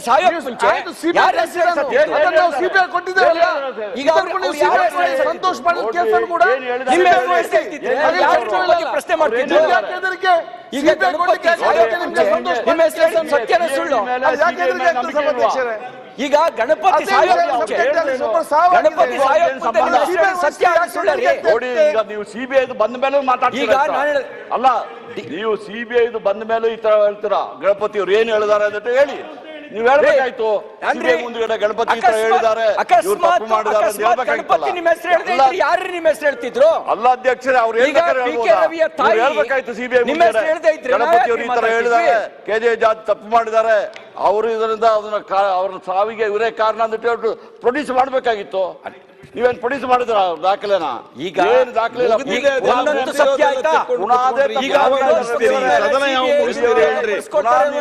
ನಿಮ್ಮ ಆರೋಪ ಸಿದ್ದರಾಮಯ್ಯನವರು ನಾವು ಮುಂದುವರಿಸಬೇಕು, ಇಲ್ಲ ಅಂದ್ರೆ ಇದು ಮುಗಿಯೋದಿಲ್ಲ. ಆಯ್ತು, ಜಾರ್ಜ್ ಅವರು ಎಕ್ಸ್ಪ್ಲನೇಷನ್ ಕೊಟ್ಟಾಯ್ತು. ಮನೆ ಅಧ್ಯಕ್ಷರೇ, ನಾನು ಅನಗತ್ಯವಾಗಿ ಆರೋಪಗಳನ್ನು ಮಾಡ್ತಾ ಇಲ್ಲ. ಜನ ಮಾತಾಡ್ತಾ ಇರೋದನ್ನು ಹೇಳ್ತಾ ಇದ್ದೀನಿ. ಕಾಂಟ್ರಾಕ್ಟರ್ ಅಸೋಸಿಯೇಷನ್ ಅವರು ಬರೆದಿರ್ತಕ್ಕಂಥ ಪತ್ರದ ಬಗ್ಗೆ ಮಾತಾಡದೆ ಅಷ್ಟೇನೆ. ನಮ್ಗೆ ಸಂಬಂಧ ಏನಿಲ್ಲ. ಅದು ನಾನೇನು ಹೇಳಲಿಲ್ಲ, ನಾನು ಆರೋಪ ಮಾಡಿದ್ದಲ್ಲ. 40% ಕಮಿಷನ್ ಸರ್ಕಾರ ಅಂತ ನಾನು ಮಾಡಿದ್ದಲ್ಲ. ಕಾಂಟ್ರಾಕ್ಟರ್ ಅಸೋಸಿಯೇಷನ್ ಅವ್ರು ಮಾಡಿದ್ದು ಇದನ್ನ. ಅದಕ್ಕೆ ನಾವೆಲ್ಲ ಹಿಂದೆ ಆರೋಪಗಳು ಬಂದಾಗ CBI ಎಂಕ್ವೈರಿ ಮಾಡಿಸಿದೀವಿ ನಾವು. ಅದಕ್ಕೆ ಇವರು ಏನ್ ಹೇಳಿದ್ರು, ದಾಖಲಾತಿಗಳಿಲ್ಲ, ಹಿಂದಿನ ಸರ್ಕಾರದಲ್ಲೂ ಕೂಡ ಭ್ರಷ್ಟಾಚಾರ ನಡೆದಿತ್ತು ಅಂತೆಲ್ಲ ಹೇಳ್ತಾರೆ. ಅದಕ್ಕೆ ನಾನು ಹೇಳಿದೆ, ಆಯ್ತಪ್ಪ, ನೀವು ವಿರೋಧ ಪಕ್ಷದಲ್ಲಿ ಇದ್ರೆ 5 ವರ್ಷ, ನಾವು ಅಧಿಕಾರ ಮಾಡುವಾಗ ಆಗ ನೀವು ಯಾರೋ ಈ ಇಶ್ಯೂಸ್ಗಳನ್ನ ರೈಸ್ ಮಾಡಲಿಲ್ಲ, ಈಗ ರೈಸ್ ಮಾಡ್ತಾ ಇದ್ದೀರಿ. Okay, sitting supreme court judge ನಮ್ಮ ಆರೋಪ ನಿಮ್ಮ ಆರೋಪ ಸೇರಿಸಿ ತನಿಖೆ ಮಾಡಿಸಿ, ಆಯೋಗ ಮಾಡಿಸಿ, ಒಂದು ಆಯೋಗ ಮಾಡಿ. ಅವತ್ತಿನಿಂದ 2008ರಿಂದ ಇವತ್ತಿನವರೆಗೆ ಏನೇನು ನಡೆದವೆ ಎಲ್ಲ ಮಾಡಿಸಿ, ಆಯೋಗ ಮಾಡಿಸಿ. ಅದಕ್ಕೆ ಹೇಳಿದೆ ನಾನು, ಸುಮ್ಮನೆ ಯಾಕೆ ಆರೋಪಗಳು ಮಾಡ್ತೀರಿ? ನಿಮ್ಮ ಸರ್ಕಾರದಲ್ಲೂ ನಡೆದಿತ್ತು, ಆಗ ನಡೆದಿತ್ತು, ಈಗ ನಡೆದಿತ್ತು, ನೀವು ಸುಳ್ಳು ಆರೋಪಗಳು ಮಾಡ್ತಾ ಇದ್ದೀರಿ, ದಾಖಲಾತಿಗಳಿಲ್ಲ. ಆಲ್ ರೈಟ್, ಅವರು ಡಿಮ್ಯಾಂಡ್ ಮಾಡ್ತಾರೆ. I also demand sitting supreme court ಜಡ್ಜಿಂದ ಒಂದು ಸ್ಪೆಷಲ್ ಎಂಕ್ವೈರಿ ಕಮಿಷನ್ ಮಾಡಿಸಿ ಎಂಕ್ವೈರಿ ಮಾಡಿಸೋಣ. ದಾಖಲಾತಿಗಳಿದ್ರು ಕೊಡಿ, ಅಥವಾ ನಮ್ಮ ಹತ್ರ ದಾಖಲಾತಿಗಳಿದ್ರು ಕೊಡ್ತಾರೆ, ಅಥವಾ ಕಾಂಟ್ರಾಕ್ಟರ್ಸ್ ಅಸೋಸಿಯೇಷನ್ ಇದ್ರು ಕೊಡ್ತಾರೆ, ಬೇರೆಯವರು ಇದ್ರು ಕೊಡ್ತಾರೆ. But this is A fact. ಅಧ್ಯಕ್ಷರೇ, ಇದು ಆಲ್ರೆಡಿ ಕೋರ್ಟ್ ಅಲ್ಲಿ ಇದೆ, ಮಾನನಷ್ಟ ಮೊಕದ್ದಮೆ ಹಾಕಿದ್ದಾರೆ. ನಮ್ಮ ಮುನಿರತ್ನಂ ಅವರು ಮಾನನಷ್ಟ ಮೊಕದ್ದಮೆ ಹಾಕಿ ಕೋರ್ಟ್ ಅಲ್ಲಿ ನಡೀತಾ ಇದೆ case. I am not going to the merit of the case. I am not speaking on the merit of the case, on the particular case. ಮಾಡ್ತಾ ಇಲ್ಲ. ನಾನೇನು ಹೇಳ್ತಾ ಇದ್ದೀನಿ ಅಂದ್ರೆ, if they have documents, ಅದನ್ನೇ ಮಾತಾಡ್ತಾರೆ, ಪ್ರಸ್ತಾವ ಏನೇನು ಹೇಳ್ಬೇಕು ಅದನ್ನೇ ಹೇಳ್ತಾ ಇದ್ದಾರೆ. ನಂಬೇಲಿದ್ರೆ ಅಥವಾ ನಾವು ಇವರು ಬೇರೆಯವರು ಹಾಕೊಂಡಿದ್ದಾರೆ. Not on this 40% commission letter has been written by the contractor association president to the honorable prime minister. On that official, ಯಾರು ಕೆಂಪಣ್ಣ ಅಫಿಷಿಯಲ್ ಆಗಿ 2.5 ಲಕ್ಷ ಕಾಂಟ್ರಾಕ್ಟರ್ ಅಸೋಸಿಯೇಷನ್ ಅಲ್ಲಿ ಮೆಂಬರ್ಸ್ ಇದ್ದಾರೆ. Government of Karnataka has recognise that association.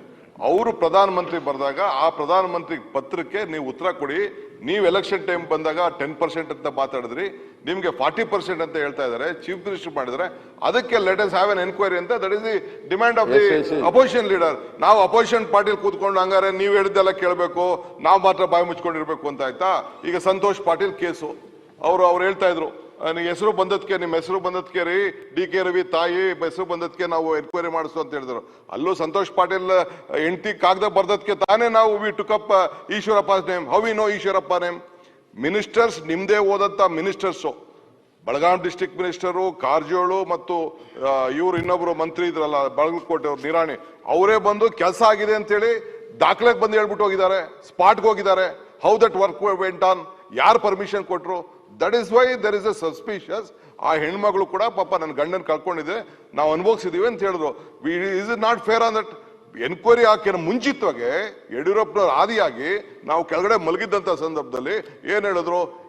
Eshwarappa will come out clean ಅಂತ. ಇನ್ನ ಕೊಟ್ಟಿಲ್ಲ enquiry, ಇನ್ನ resignation ಕೊಟ್ಟಿಲ್ಲ. ಹಾಗೆ ನೀವು ಇನ್ಫ್ಲೂಯೆನ್ಸ್ ಮಾಡ್ಬಿಟ್ರೆ ಪೊಲೀಸ್ ಆಫೀಸರ್ಸ್ಗೆ ಬಿ ರಿಪೋರ್ಟ್ ಕರೆದ ಏನ್ ಮಾಡ್ತಾರೆ? This is a B report government. In all the cases whatever is there, ನಿಮ್ದು ಬಿ ರಿಪೋರ್ಟ್ ಬರ್ತದೆ. ಅದನ್ನ ಇವತ್ತು ಪ್ರಸ್ತಾವನೆ ಮಾಡಂತ ಸಂದರ್ಭ. ಸರ್ಕಾರ ಹೇಳಿದ್ದಾರೆ, ಏನು ನಿಮ್ಮ ಗವರ್ನರ್ ಹೇಳಿದ್ದಾರೆ, ಏನು ನಾವು ಪರಿಶುದ್ಧವಾದಂತ ಆಡಳಿತವನ್ನ ಕೊಡ್ತಾ ಇದ್ದೀವಿ. ಇದೇನಾ ಪರಿಶುದ್ಧವಾದಂತ ಆಡಳಿತ? ಇಡೀ ದೇಶದಲ್ಲಿ it has become A corruption capital of this country Karnataka. ನಿಮ್ಮ ಬಿಜೆಪಿ ಆಡಳಿತದಲ್ಲಿ ಇದನ್ನ ತಾವು ಗಮನದಲ್ಲಿ ಇಟ್ಕೊಳ್ಳಿ. ಇದನ್ನ ತೆಗೆದುಹಾಕ್ಲಿಕ್ಕೆ ದರ್ ಇಸ್ ನೋ ಅದರ್ ಮಾರ್ಗ. ನೀವು ಇಲ್ಲಿ ಬರಬೇಕು, ನಾವು ಅಲ್ಲಿಗೆ ಹೋಗ್ಬೇಕು. ಕನಸಿನ ಕೂಸು ಕಟ್ಕೊಂಡು ಪಟ್ಟಾಭಿಷೇಕಕ್ಕೆ ಹೊರಟ್ರೋ ಕೆಲಸ, ಕನಸಿನ ಕೂಸು ಇಟ್ಕೊಂಡು ಪಟ್ಟಾಭಿಷೇಕ ಮಾಡ್ತೀವಿ ಅಂತ ಹೊರಟ್ರೋ ಕೆಲಸ. ಅದನ್ನ ಹುಟ್ಟ ಇಲ್ಲ ಕೂಸು, ಕನಸೆ ಹುಟ್ಬಿಟ್ಟದೆ ಶಿವಕುಮಾರ್ ಅವ್ರಿಗೆ. ಆ ಕೂಸು ಪಟ್ಟಾಭಿಷೇಕಕ್ಕೆ ಬಂದಾಗ ಮಾತಾಡೋಣ. ಈಗೇನ್ ಅವ್ರು ಮಾತಾಡಿರು ಇದೆಲ್ಲ ಸಾರ್ವಜನಿಕ ಸಭೆಗೆ ಲಾಯಕ್ ಆಡ್ಕೊಳ್ರಿ. ನಾವೇ ತಕರಾರು ಮಾಡಿಲ್ಲ, ನಮ್ಮದ್ ನಾವ್ ಹೇಳ್ತೀವಿ. ತೀರ್ಮಾನ ಕೊಡೋ ಜನ ಇದಾರೆ, ಆ ಜನ ಶಿವಕುಮಾರ್ ಅವ್ರೆ ಸ್ವಲ್ಪ ಕೇಳಿದ್ವಿ ನಿಮ್ಮ ಮಾತು. ತೀರ್ಮಾನ ಕೊಡೋ ಜನ ಇದಾರೆ, ಅಲ್ಲಿ ಏನಾದ್ರು ಪ್ರವಚನ ಮಾಡಿ ನಮ್ಗೇನಿಲ್ಲ. ಇಲ್ಲಿ ಕರಪ್ಷನ್ ಚಾರ್ಜಸ್ ಅನ್ನ ಲೆವೆಲ್ ಮಾಡ್ಬೇಕಾದ್ರೆ ದಯಮಾಡಿ ಪ್ರೂಫ್ ಕೊಟ್ಟು ಮಾಡ್ರಿ, ಅಷ್ಟೇ ನಾವು ಕೇಳೋದು. ಇದು ಶಾಸನಸಭೆ, ಇಲ್ಲ ಆ ಥರ ಯಾರ ಮೇಲೆ ಏನ್ ಬೇಕು ಹೇಳ್ತಾ ಹೊಟ್ರೆ ಇದಕ್ಕೇನು ಅಂತ್ಯ ಇರೋದಿಲ್ಲ. ಇನ್ನೇನು ಈ ಸಭೆ ನಡೆಸಕ್ಕೂ ಆಗಲ್ಲ. ನಾವು ಯಾರು ಜವಾಬ್ದಾರಿಯುತವಾಗಿ ಮಾತಾಡ್ಬೇಕಾದ್ರೆ ತಗೊಳಪ್ಪ ನೀನ್ ಮಾಡಿರೋದಕ್ಕೆ ಇಲ್ಲಿ ಸಾಕ್ಷಿ ಇದೆ, ಆಧಾರ ಇದೆ ಅಂತ ನಿಮಗೆ ಕೊಟ್ಟು ಚರ್ಚೆ ಮಾಡಿದ್ರೆ ನಾವು ಡಿಪೆಂಡ್ ಮಾಡ್ಬೋದು. ಯಾರೋ ಕಾಂಟ್ರಾಕ್ಟರ್ ಅಸೋಸಿಯೇಷನ್ ಕೊಟ್ರು, ಇನ್ಯಾರು ನಿಮ್ಮ ಹತ್ರ ಏನಾದ್ರು ಇದ್ರೆ ಕೊಡ್ರಿ. ನೀವ್ಯಾಕೆ ಅವ್ರು ಹೇಳಿದ್ದೆ ಪದೇ ಪದೇ ಹೇಳ್ಕೊಂಡು ಇಲ್ಲಿ ಕಾಲ ಕಳಿತೀರಾ? We are wasting the time of the assembly. ನೀವು ಮಾಡಿ, ಡಿಗೌಟ್ ಮಾಡಿ, ರಿಸರ್ಚ್ ಮಾಡಿ, ಇನ್ವೆಸ್ಟಿಗೇಟ್ ಮಾಡಿ, ತಗೊಂಬನ್ನಿ ಇಡೀ ಇಲ್ಲಿ.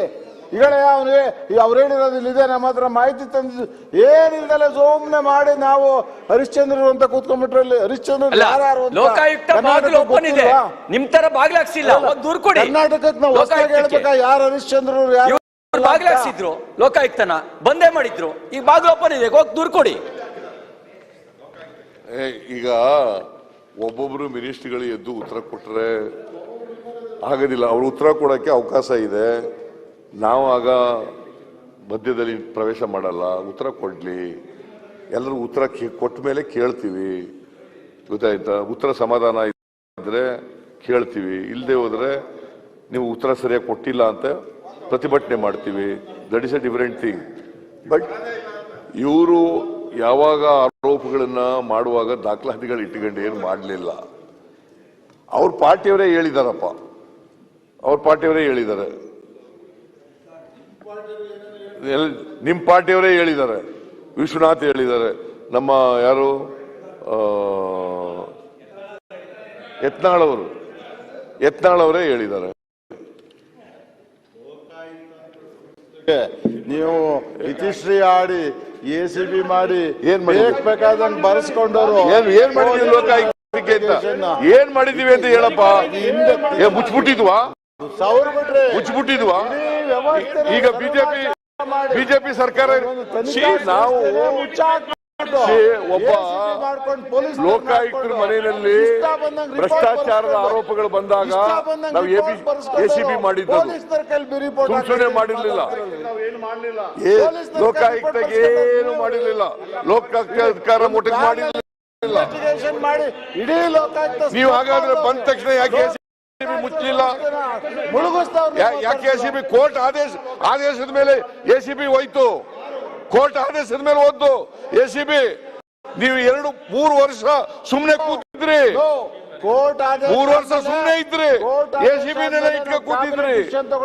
ಯಾರಿಗೆ ಹೇಳ್ತಿದ್ರಿ? ACB ಇವರೇ ಇಟ್ಕೊಂಡಿದ್ರು. ವಿ ವಿಲ್ ರಿಸ್ಟೋರ್ ಲೋಕಾಯುಕ್ತ ಅಂತ ಹೇಳಿ ನಾವು ಪ್ರಣಾಳಿಕೆಯಲ್ಲಿ ಹೇಳಿದ್ವಿ ಅಂತ ಕೊಟ್ಟಿದ್ದೀವಿ. ಕೋರ್ಟ್ ಆದೇಶ ಮೇಲೆ ಅದು ಒಬ್ಬ ಯಾರೋ ಇದ್ರಲ್ಲ ಲೋಕಾಯುಕ್ತ ಇದ್ರಲ್ಲ, ಅವ್ರ ಮನೆಯಲ್ಲಿ ಭ್ರಷ್ಟಾಚಾರ ಅಲ್ಟಿಮೇಟ್ ಎನ್ಕ್ವೈರಿ ಕಂಡಕ್ಟಿಂಗ್ ಅಥಾರಿಟಿ ಅಂತ ಲೋಕಾಯುಕ್ತ ಬಂದಿರೋದು ಸ್ಟೇಟ್ ಆಕ್ಟ್ ಮೇಲೆ, ಹೌದಾ? ನಾವು ACB ಇರುವುದು ಸೆಂಟ್ರಲ್ ಆಕ್ಟ್ ಮೇಲೆ. ಯಾವ ಸೆಂಟ್ರಲ್ ಆಕ್ಟ್? ಯಾವುದು? It is your baby. Aunty corruption vigilance commission ಯಾವ ಆಕ್ಟ್ ಮೇಲೆ ಬಂದಿರೋದು?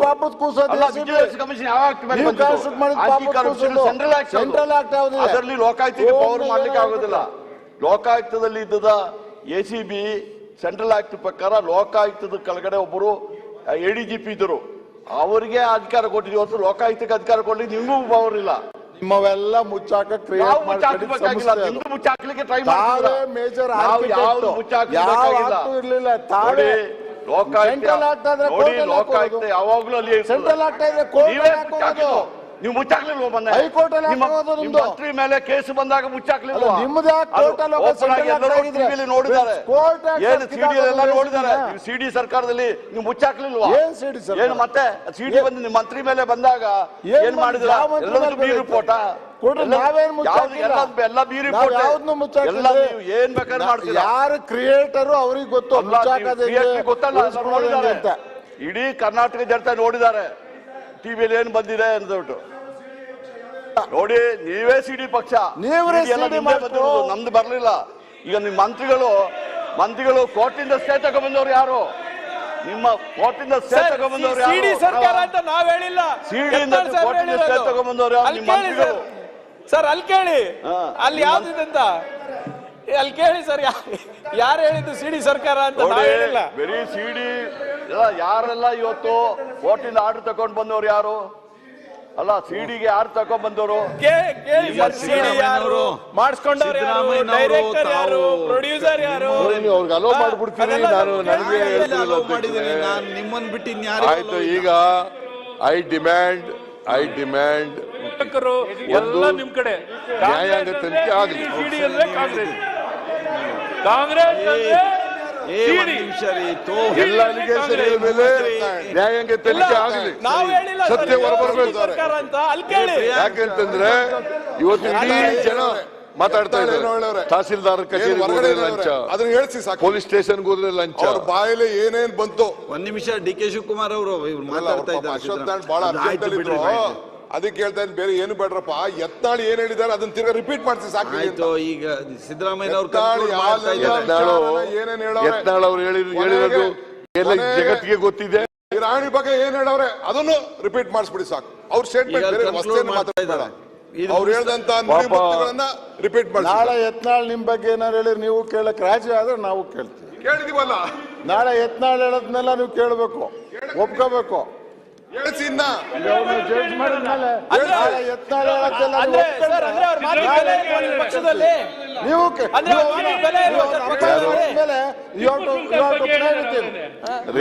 ನಿಮ್ ಬಗ್ಗೆ ನನ್ನ ಬಗ್ಗೆ ಹೇಳೋದು ಬೇರೆ. ಬಿಜೆಪಿ ಈ ಮೇಲ್ ಅಲಿಗೇಷನ್ ಎಗ್ರೆಸ್ಟ್ ಬಿಜೆಪಿ ಗವರ್ಮೆಂಟ್. ನನ್ನ ವಿರುದ್ಧ ಮಾತಾಡೋದು ಬೇರೆ, ನಿಮ್ಮ ವಿರುದ್ಧನೇ ಮಾತಾಡಿದ್ದಾರೆ. 2,500 ರೂಪಾಯಿ 2,500 ಕೋಟಿ ಕೊಟ್ರೆ ಮುಖ್ಯಮಂತ್ರಿ, 200 ಕೊಟ್ರೆ ಟಿಪ್ಪು ಸುಲ್ತಾನ್ 100 ಕೋಟಿ ಕೊಟ್ರೆ ಮಂತ್ರಿ. ನಾನು ಹೇಳಿರದ ವಿಶ್ವನಾಥ್ ಹೇಳಿದ್ದಾರೆ, ವಿಶ್ವನಾಥ್ ಹೇಳಿದ್ದಾರೆ, ನಿಮ್ಮ MLC ಹೇಳಿರೋದು, ಇದೇ ಮಾಧುಸ್ವಾಮಿ ಹೇಳಿದ್ದಾರೆ. ನಾವು ಸರ್ಕಾರ ನಡೆಸ್ತಾ ಇಲ್ಲ, ಅಂತ ಹೇಳಿದ್ದಾರೆ ಅವರು. ಒಪ್ಕೊಬೇಕು, ನಾವು ಅದಕ್ಕೆ ತಯಾರಿದ್ದೀರಿ. ಇವರು ಮ್ಯಾನೇಜಿಂಗ್ ಅಂತ ಹೇಳಿದ್ದಾರೆ. ಉಳಿದವರೆಲ್ಲ ಆಯ್ತು ಮಾನ್ಯ ಅಧ್ಯಕ್ಷರೇ, ನಾನೇನ್ ಹೇಳ್ತೀನಿ, even now I demand ಸರಿ ಇದೆ, a thorough inquiry should be made. Okay, sitting judge of the Supreme Court to be, a commission is to be constituted. ಅದಕ್ಕೆ ಎಲ್ಲ 2008ರಿಂದ ಇವತ್ತಿನವರೆಗೆ ಏನೇನಾಗಿದಾವೆ ಎಲ್ಲ ಚರ್ಚೆ ಆಗಲಿ, ಓಕೆ, ಏನೇನು ತನಿಖೆ ಆಗಲಿ, ಸತ್ಯ ಹೊರಬರೇ ಬರಲಿ, ತಪ್ಪಿಸರಿ ಶಿಕ್ಷೆ ಆಗಲಿ. ಈಗ ನನ್ನ ಮೇಲೆ ಮಾತೆತ್ತಿದ್ರೆ ಏನ್ ಹೇಳ್ತಾರೆ ಅಂತಂದ್ರೆ, ಸಿದ್ದರಾಮಯ್ಯನವರು PFIನ ಅವ್ರನ್ನ ಬಿಟ್ಬಿಟ್ರು, ಬಿಡುಗಡೆ ಮಾಡ್ಬಿಟ್ರು ಅಂತ ಹೇಳ್ತಾರೆ. ನಾನು ಅಶೋಕ ಕೇಳಿ, ನಾನು ನೀವು ಒಬ್ಬೊಬ್ಬರನ್ನೇ ಎಬ್ಬಿಸಬೇಡಿ. ನೀವು ಅಶೋಕ ಅಂತೀರಿ, ಅವ್ರು ಎದ್ದು ನಿಲ್ತಾರೆ, ಮತ್ತೆ ಕೂತ್ಕೊಳ್ತಾರೆ. ನೀವು ಯಾರ ಹೆಸರು ಹೇಳ್ಬೇಡಿ, ನೀವು ನೇರವಾಗಿ ಏನೋ ವಿಷಯ ಹೇಳ್ಬೇಕು ಹೇಳಿ. ಹೆಸರು ಹೇಳೋದು ಬೇಡಲ್ಲ, ಬೇಡ, ಅವ್ರದ್ದು ಯಾರ್ದು ಹೇಳ್ಬೇಡಿ, ನಿಮ್ದೇನದೇ ಹೇಳೋದು ಬೇಡ. ನೀನು ಕಂದಾಯ ಮಂತ್ರಿ, ಓ ಇದು ಬೇರೆ. ಈಗ ಹೆಸರು ಹೇಳೋದು ಬೇಡ, ಕಂದಾಯ ನೀವು ಹೆಂಗ್ ಬೇಕು ಹಂಗೆ ಹೇಳಿ. ಓಕೆ ಮಾನ್ಯ ಅಧ್ಯಕ್ಷರೇ, ನಾನು ಯಾರನ್ನು ಕೂಡ PFIನವ್ರನ್ನ ಬಿಡುಗಡೆ ಮಾಡಿಲ್ಲ ನಮ್ಮ ಕಾಲದಲ್ಲಿ. ಇವರು ಹೋಮ್ ಮಿನಿಸ್ಟರ್ ಆಗಿದ್ರು, ರಾಮಲಿಂಗ ರೆಡ್ಡಿ ಅವರು ಹೋಮ್ ಮಿನಿಸ್ಟರ್ ಆಗಿದ್ರು. ಆಮೇಲೆ ನೀವು ಎಷ್ಟೇ ಅಲ್ಲ, ಇಬ್ಬರಿ ಇವ್ರು ಇರುವಾಗಲೇ ಆಗಿತ್ತು. ನಾನು ಕೇಳಿದೆ, ಪತ್ರ ಬರೆದು. ಆಯ್ತು ಜಾರ್ಜ್, ಕುತ್ಕೊಳ್ಳಿ, ಒಂದ್ ನಿಮಿಷ ಕುತ್ಕೊಳ್ರಿ. ಅವ್ರು ಏನು ಹೇಳ್ತಾರೆ, ನಿಮ್ ಲೀಡರ್ ಹೇಳ್ತಾರೆ. ಜಾರ್ಜ್ ಆಮೇಲೆ ಹೇಳ್ರಿ, ಸಿದ್ದರಾಮಯ್ಯ ಏನ್ ಹೇಳ್ಬೇಕು ಅದನ್ನ ಹೇಳಿ ಅವ್ರು ಫಸ್ಟ್. ಜ್ಞಾನೇಂದ್ರ ಅವ್ರ ಒಂದ್ ನಿಮಿಷ, ಸಿದ್ದರಾಮಯ್ಯ ಏನ್ ಹೇಳ್ಬೇಕು ಅಂತ ಶುರುವೇ ಮಾಡ್ಲಿಲ್ಲ ಇನ್ನು. ಅವ್ರು ಏನ್ ಹೇಳ್ತಾರೋ ಹೇಳಿದ್ ಕೇಳ್ಕೊಳ್ರಿ, ಆಮೇಲೆ ಹೇಳ್ರಿ ಏನಾರು ಹೇಳೋದಾದ್ರೆ ಫಸ್ಟ್ ಅವ್ರು ಏನ್ ಹೇಳ್ತಾರೆ ಕೇಳ್ಕೊಳ್ರಿ. ಆದ್ರೆ ಬಿಡುಗಡೆ ಮಾಡಿದವರೆಲ್ಲ PFI ಇದೆ, ನಿಮ್ಗೆ ತೋರಿಸ್ತೀನಿ. ಆಯ್ತಪ್ಪ, ಕೂತ್ಕೊಳ್ರಿ. ಹೋಮ್ ಮಿನಿಸ್ಟರ್, ಹೋಮ್ ಮಿನಿಸ್ಟ್ರೇ ಕೂತ್ಕೊಳ್ಳಿ ಪ್ಲೀಸ್. ಈಗ ಅವತ್ತು PFI ನಾನು ಪತ್ರ ಬರೆದೆ ಇವ್ರಿಗೆ, ಹೋಮ್ ಮಿನಿಸ್ಟರ್ಗೆ. ಅವತ್ತು ಚೀಫ್ ಮಿನಿಸ್ಟರ್ ಹೋಮ್ ಮಿನಿಸ್ಟರ್ ಆಗಿದ್ರು. ಅವ್ರೇನ್ ಉತ್ತರ ಕೊಟ್ಟಿದ್ದಾರೆ ಗೊತ್ತಾ? ನಾವು ರೈತರನ್ನ ಬಿಡುಗಡೆ ಮಾಡಿದ್ದೀವಿ, ರೈತ ಮುಖಂಡರುಗಳನ್ನ ಬಿಡುಗಡೆ ಮಾಡಿದ್ದೀವಿ, ದಲಿತ ಸಂಘಟನೆಯವರು ಬಿಡುಗಡೆ ಮಾಡಿದ್ದೀವಿ, ಮತ್ತೆ ಯಾರ್ಯಾರು ಹೋರಾಟ ಮಾಡಿದ್ರು ಅವ್ರನ್ನ ಬಿಡುಗಡೆ ಮಾಡಿದ್ದೀವಿ, PFIನವ್ರನ್ನ ಯಾರು ಬಿಡುಗಡೆ ಮಾಡಿಲ್ಲ ಅಂತ ಉತ್ತರ ಕೊಟ್ಟವ್ರೆ ನನಗೆ. ಯಾವಾಗ? ಹೋಮ್ ಮಿನಿಸ್ಟರ್ ಆಗಿರುವಾಗ ಅವರು 2020ನೇ ಇಸ್ವಿನಲ್ಲಿ ಆಗಿಲ್ಲ ಅಂತ. ಆಮೇಲೆ ಇವರು ಪತ್ರ ಬರೆದೆ, ಇವ್ರು ಇವತ್ತಿನವರೆಗೂ ಉತ್ತರ ಕೊಟ್ಟಿಲ್ಲ. ರೈಟಿಂಗ್ ನಲ್ಲಿ ಕೊಟ್ಟಿದ್ದೇನೆ, ರೈಟಿಂಗ್ ನಲ್ಲಿ ಕೊಡ್ಬೇಕಲ್ಲ. You are running a government, Ashok ಸುಮ್ಮನೆ ಹೇಳ್ತಾರೋ ಹೇಳಿ. The file is pending with him, not given reply. ಸುಮ್ಮನೆ ಹೇಳೋದು, ಯಾವುದು ದಾಖಲಾತಿ ಇಲ್ಲ, ಏನಿಲ್ಲ. ಸಿದ್ದರಾಮಯ್ಯನವರು PFIನವ್ರನ್ನೆಲ್ಲ ಬಿಟ್ಬಿಟ್ರು ಅಂತ ಹೇಳೋದು, SDPIನವ್ರನ್ನೆಲ್ಲ ಬಿಟ್ಬಿಟ್ರು ಅಂತ ಹೇಳೋದು. ಪತ್ರ ಯಾರಿಗೆ ಬರ್ತಿದ್ದೀರಿ ನೀವು? ನಿಮಗೆ ಕೊಟ್ಟಿರೋದು. ಬರ್ಲಿಲ್ಲ, ನನಗೆ ಬರ್ಲಿಲ್ಲ ನೋಡಪ್ಪ, ಪತ್ರ ಇಲ್ಲ. ಇದು ಹೆಂಗೆ 13/6/1922. ನಿಮ್ಮ ಹತ್ರನೇ ಇಟ್ಕೊಂಡಿರೋದು. 13/6/13/6 ನೋಡ್ರಿ ಸರ್, ಒಬ್ಬ ವಿರೋಧ ಪಕ್ಷದ ನಾಯಕರಿಗೆ ಡಿಸ್ಪ್ಯಾಚ್ ಆಗಿಲ್ಲ ಸರ್, ಡಿಸ್ಪ್ಯಾಚ್ ಆಗಿಲ್ಲ ಅಂದ್ರೆ ನಿಮ್ಮ ಇಲಾಖೆಗೆ ಬರ್ದಿದ್ದೀನಿ ನಾನು ಪತ್ರ. ನಾನು ಪತ್ರದ ಕಾಪಿ ಇಲಾಖೆಗೆ ಬರ್ದಿದ್ದೀವಿ. ಕೊಡ್ರಿ ಅದನ್ನ, ಕೊಡ್ರಿ, ತಗೊಂಡೋಗಿ. ಕೊಡಪ್ಪ ಓದ್ಲಿ. ಯಾರಿಗ್ ಬರ್ದಿದ್ದಾರೆ ಅಂತ ಹೇಳ್ರಿ. ಹೋಮ್ ಸೆಕ್ರೆಟರಿ ಬರ್ದಿದ್ದೀನಿ. ಹೋಮ್ ಸೆಕ್ರೆಟರಿ ಯಾರು ಅವ್ರು ಯಾರು? ಹೋಮ್ ಮಿನಿಸ್ಟರ್ ಕೊಡಪ್ಪ. ನೋಡ್ರಿ ಸೆಕ್ರೆಟರಿ ನೋಡ್ರಿ ಯಾವಾಗ ಬರ್ದಿರೋದು ಅಂತ ನೋಡ್ರಿ. ಶೀಲ್ ರಿಸೀವ್ ಮಾಡ್ಕೊಂಡಿರೋದಕ್ಕೆ ಶೀಲ್ ಇದೆ ನೋಡ್ರಿ. ಹೋಮ್ ಸೆಕ್ರೆಟರಿ ಒಳಾಡಳಿತ ಪ್ರಿನ್ಸಿಪಾಲ್ ಸೆಕ್ರೆಟರಿ ಸೆಕ್ರೆಟರಿ ಬರ್ದಿರೋದಕ್ಕೆ ಅವ್ರದ್ದೇನು ಅಭ್ಯಂತರ ಇಲ್ಲ. ನನಗೆ ಬರ್ಲಿಲ್ಲ ಉತ್ತರನೇ ಕೊಟ್ಟಿಲ್ಲ ಇವತ್ತವರೆಗೆ. ಆಯ್ತಲ್ರಿ, ಇವ್ರಿಗೆ ಬರ್ಲಿಲ್ಲ ಪತ್ರ ಅಂತ. PF ಅವ್ರನ್ನ ಬಿಡುಗಡೆ ಮಾಡಿದ್ದೀರಾ ಇಲ್ವಾ? ಉತ್ತರ ಕೊಡ್ರಿ ಅಂತಂದ್ರೆ ಇವತ್ತವರೆಗೆ ಉತ್ತರ ಕೊಟ್ಟಿಲ್ಲ. ಇಂದಿನ ಹೋಮ್ ಮಿನಿಸ್ಟರ್ ಉತ್ತರ ಕೊಟ್ಟಿದ್ರು PF ಅವ್ರನ್ನ ಯಾರು ಬಿಟ್ಟಿಲ್ಲ ಅಂತ. ನಿಮಗೆ ಸಂಬಂಧ ಇರೋದು ನಿಮಗೆ, SDPI ಸಂಬಂಧ ಇರೋದು ನಿಮಗೆ, ಕನೆಕ್ಷನ್ ಇರೋದು ನಿಮಗೆ. ನಮ್ಮ ಮೇಲೆ ಯಾಕೆ ಹೇಳ್ತೀರಿ? ಇವರಿಗೆ ಬೈತಾರೆ, ಕಾಂಗ್ರೆಸ್ಗೆ ಸಿದ್ದರಾಮಯ್ಯ ಬೈಯೋದು, ನನಗೆ ಬೈಯೋದು. ಯಾಕೆ ಅದು ಎನ್ಕ್ವೈರಿ ಆಗಿ ನೋಡುವ ಯಾಕೆ ಬೈತಾರೆ ಅಂತ ಹೇಳಿ. ಕಾಂಗ್ರೆಸ್ಗೆ SDPI ನವ್ರನ್ನ ಯಾಕೆ ಬ್ಯಾನ್ ಮಾಡಿಲ್ಲ ನೀವು? ಯಾಕೆ ಮಾಡಿಲ್ಲ? ಸುಮ್ಮನೆ ಹೇಳೋದು ಸಿದ್ದರಾಮಯ್ಯನವರು PFI ನವರನ್ನು ಬಿಟ್ಬಿಟ್ರು. ಇವೆಲ್ಲ ಈ ಮತೀಯವಾದಗಳು, ಪೋಲರೈಸೇಷನ್ ಬೋರ್ಡ್ಸ್ ನಡೆಯಲ್ಲ. ಇವೆಲ್ಲ ನಡೆಯಲ್ಲ. ಆದ್ರಿಂದ ಮಾನ್ಯ ಅಧ್ಯಕ್ಷರೇ, ಈ ರಾಜ್ಯಪಾಲರ ಕೈನಲ್ಲಿ ಬರೀ ಸುಳ್ಳು ಹೇಳಿಸಿದ್ದಾರೆ. ಯಾವುದೂ ಸತ್ಯ ಇಲ್ಲ. ಹೇಳಿರ್ತಕ್ಕಂಥದ್ದೆಲ್ಲ ಬರೀ ಸುಳ್ಳುಗಳು. ಸುಳ್ಳಿನ ಕಂತೆ ತೌಡು ಕುಟ್ಟೋದು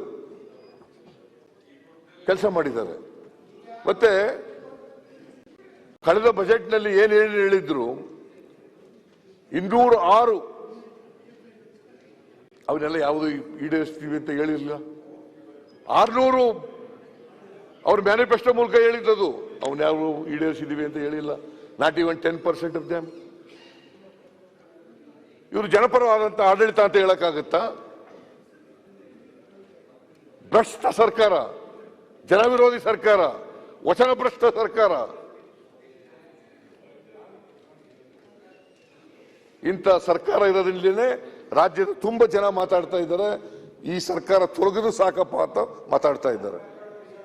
ಆಮೇಲೆ ಮಾತೆತ್ತಿದ್ರೆ ಸಿದ್ದರಾಮಯ್ಯನವರು ಅಕ್ಕಿ ಕೊಟ್ಟದು ನಮ್ಮ ಸರ್ಕಾರ, ಹಾಗಾದ್ರೆ UP ನಲ್ಲಿ ಯಾಕಿಲ್ಲ ಫ್ರೀಯಾಗಿ ಅಕ್ಕಿ ಕೊಡೋ ಕಾರ್ಯಕ್ರಮ? ಉತ್ತರ ಪ್ರದೇಶದಲ್ಲಿ ಯಾಕಿಲ್ಲ? ನೀವು 3 ರೂಪಾಯಿ ಕಡಿಮೆ ಮಾಡಿರಿ, ಅದಕ್ಕೆ ಮಿಕ್ಕಿದ್ ಕೊಟ್ಟಿದ್ ಕೇಂದ್ರ ಸರ್ಕಾರ ಅಂತಲೇ ನಾವ್ ಹೇಳ್ತಿರೋದು. ಆಯ್ತಪ್ಪ, ಗೋಣಿ ಚೀಲ ಸರ್ಕಾರ ಸಿದ್ದರಾಮಯ್ಯ ಕೊಡೋದು ಬರೀ ಗೋಣಿ ಚೀಲ ಅಲ್ಲ ಅಂತಲೇ ನಾವು ಮಾತಾಡ್ತಿರೋದು. ಗುಜರಾತ್ ನಲ್ಲಿ ಯಾಕಿಲ್ಲ? ನಿಮ್ದಲ್ಲ. ಗುಜರಾತ್ ನಲ್ಲಿ ಯಾಕಿಲ್ಲ? ನಿಮ್ದಲ್ಲ ಅಕ್ಕಿ ಭಾಗ್ಯ. ಅಸ್ಸಾಂನಲ್ಲಿ ಯಾಕಿಲ್ಲ? ಮಧ್ಯಪ್ರದೇಶದಲ್ಲಿ ಯಾಕಿಲ್ಲ? ಫ್ರೀಯಾಗಿ ಅಕ್ಕಿ ಕೊಡ್ತಕ್ಕಂಥ ಅನ್ನ ಭಾಗ್ಯ ಸ್ಕೀಮ್ ಎಲ್ಲಿ ಹಾಕಿಲ್ಲ? ನೀವು ಕಡಿಮೆ ಮಾಡಿದ್ 3 ರೂಪಾಯಿ ಕಿಲೋಗೆ. ತೆಗಿರಿ, ಲೆಕ್ಕ ತೆಗಿರಿ. 2 ಕೆಜಿಗೆ 30 ರೂಪಾಯಿ. ಫುಡ್ ಸೆಕ್ರೆಟರಿ ಆಗ್ತದವ್ರು ಯಾರು? ಫುಡ್ ಸೆಕ್ರೆಟರಿ ಆಗ್ತದ ನರೇಂದ್ರ ಮೋದಿ ಅವರ. ಫುಡ್ ಸೆಕ್ರೆಟರಿ ಆಗ್ತದೆ ನರೇಂದ್ರ ಮೋದಿ ಅವರ. ಕರ್ನಾಟಕದಿಂದ 4,52,000 ಕೋಟಿ ಕಲೆಕ್ಟ್ ಆಗುತ್ತೆ ತೆರಿಗೆ. 4,52,000 ಕೋಟಿ. ನಮಗೆ ಬರೋದು ಬರೀ 60,000 ಕೋಟಿ ಅಷ್ಟೇ. ಇನ್ನು ಉಳಿದದೆಲ್ಲ ಕೇಂದ್ರ ಸರ್ಕಾರದಲ್ಲಿ ಉಳ್ಕತ್ತದೆ. ಯಾರ ಅಪ್ಪರ ಮನೆಯಿಂದ ಕೊಡೋದಿಲ್ಲ ಇದನ್ನ? ಮನೆಯಿಂದ ಕೊಡ್ಲ? ನಿಮ್ಮ ಅಪ್ಪರ ಮನೆ ಅಂತ ಹೇಳಿಲ್ಲ ನಾನು. ಯಾರ ಅಪ್ಪನ ಮನೆಯಲ್ಲ, ಜನರ ದುಡ್ಡು, ಜನರ ದುಡ್ಡು, ಜನರ ದುಡ್ಡು, ಜನರ ದುಡ್ಡು, ಜನರ ದುಡ್ಡು, ಜನರ ದೇವರ ಹಣ, ಜನರ ದೇವರ ಹಣ, ಜನರ ದುಡ್ಡು ಜನರಿಗೆ ಕೊಡಿ ಅಂತ ಹೇಳ್ತೀವಿ. ನಾನ್ ಕೊಟ್ಟೆ ನಾವು ತಿರುಗಿಸಂದ್ಬಿಟ್ರೆ ಆ ಭಾಷೆಗಳ ಈ ಭಾಷೆ ನಿಮ್ ಬಾಯಲ್ಲಿ ಬಂದ್ರೆ ಇದು ಅನ್ಪಾರ್ಲಿಮೆಂಟರಿ ಇದು ಅಲ್ಲ. ಯಾರಿಗೂ ಹೇಳಿಲ್ಲ, ಯಾರಿಗೂ ಹೇಳಿಲ್ಲ. ಗೌರ್ಮೆಂಟ್ ಹೇಳಿರೋದು, ಗೌರ್ಮೆಂಟ್ ಹೇಳಿರೋದು ನಾನು, ಗೌರ್ಮೆಂಟ್ಗೆ ಹೇಳಿರೋದು. ಗೌರ್ಮೆಂಟ್ ಅವ್ರ ಅಪ್ಪನ ಮನೆ ದುಡ್ಡಲ್ಲ ಅಂತ ಹೇಳಿದ್ದೀನಿ. ಜನರ ಬೆವರಿನ ಹಣ, ಜನರ ಬೆವರಿನ ಹಣ, ತೆರಿಗೆ ಹಣ ಎಲ್ಲ ಹೋಗೋದ್ಬಿಟ್ರೆ ಚರ್ಚೆ ಮಾಡೋದಿನಿ ಸರ್. ಹೌದು, ಕಟ್ ಮಾಡಿದ ಕೇಳಿದ್ರು. ಏನ ಯಾವ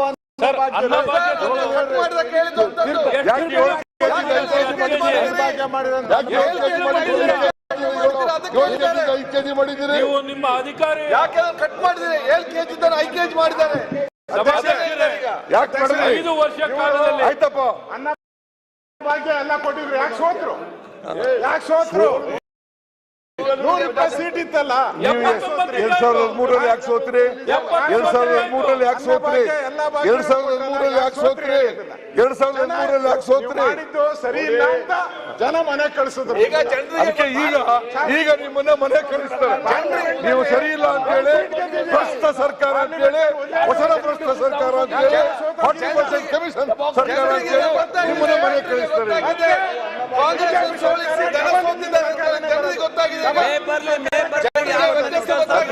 ಅಧ್ಯಕ್ಷರೇ,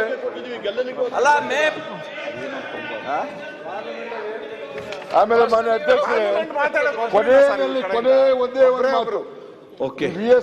VSIL ಇದೆಯಲ್ಲ, ಅದನ್ನು ಮುಚ್ಚಲಿಕ್ಕೆ ಕೊಟ್ಟಿದ್ದಾರೆ ರಾಜ್ಯಸಭೆಯಲ್ಲಿ. It is official.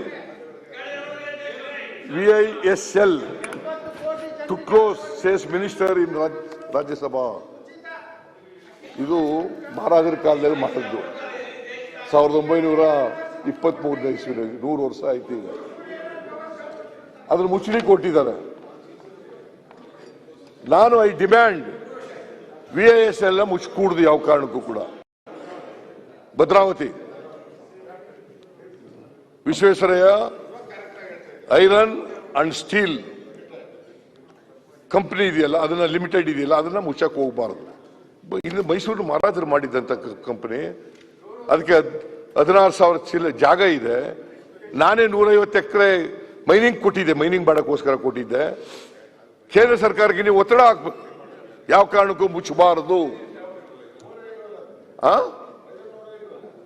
ಎಲ್ಲ ಇದೆ, ಎಲ್ಲ ಇದೆ, ಎಲ್ಲ ಇದೆ. ನಮ್ ಕಾಲದಲ್ಲಿ ಅದನ್ನ ಮುಚ್ಚಕ್ ಹೋಗಿರ್ಲಿಲ್ಲ. ನಿಮ್ ಕಾಲದಲ್ಲಿ ಮುಚ್ಚಿ ಈ ರಾಜ್ಯದ ಜನರಿಗೆ, ಹೊಟ್ಟೆ ಅಲ್ಲಿ ಕೆಲಸ ಮಾಡ್ತಕ್ಕಂಥ ಕಾರ್ಮಿಕರಿಗೆ, ಸಾವಿರಾರು ಜನ ಕಾರ್ಮಿಕರು ಕೆಲಸ ಮಾಡ್ತಾ ಇದ್ದಾರೆ, ಅವ್ರ ಹೊಟ್ಟೆ ಮೇಲೆ ಹೊಡಿತಕ್ಕಂಥ ಕೆಲಸ ಮಾಡಕ್ ಕೂಡುದು.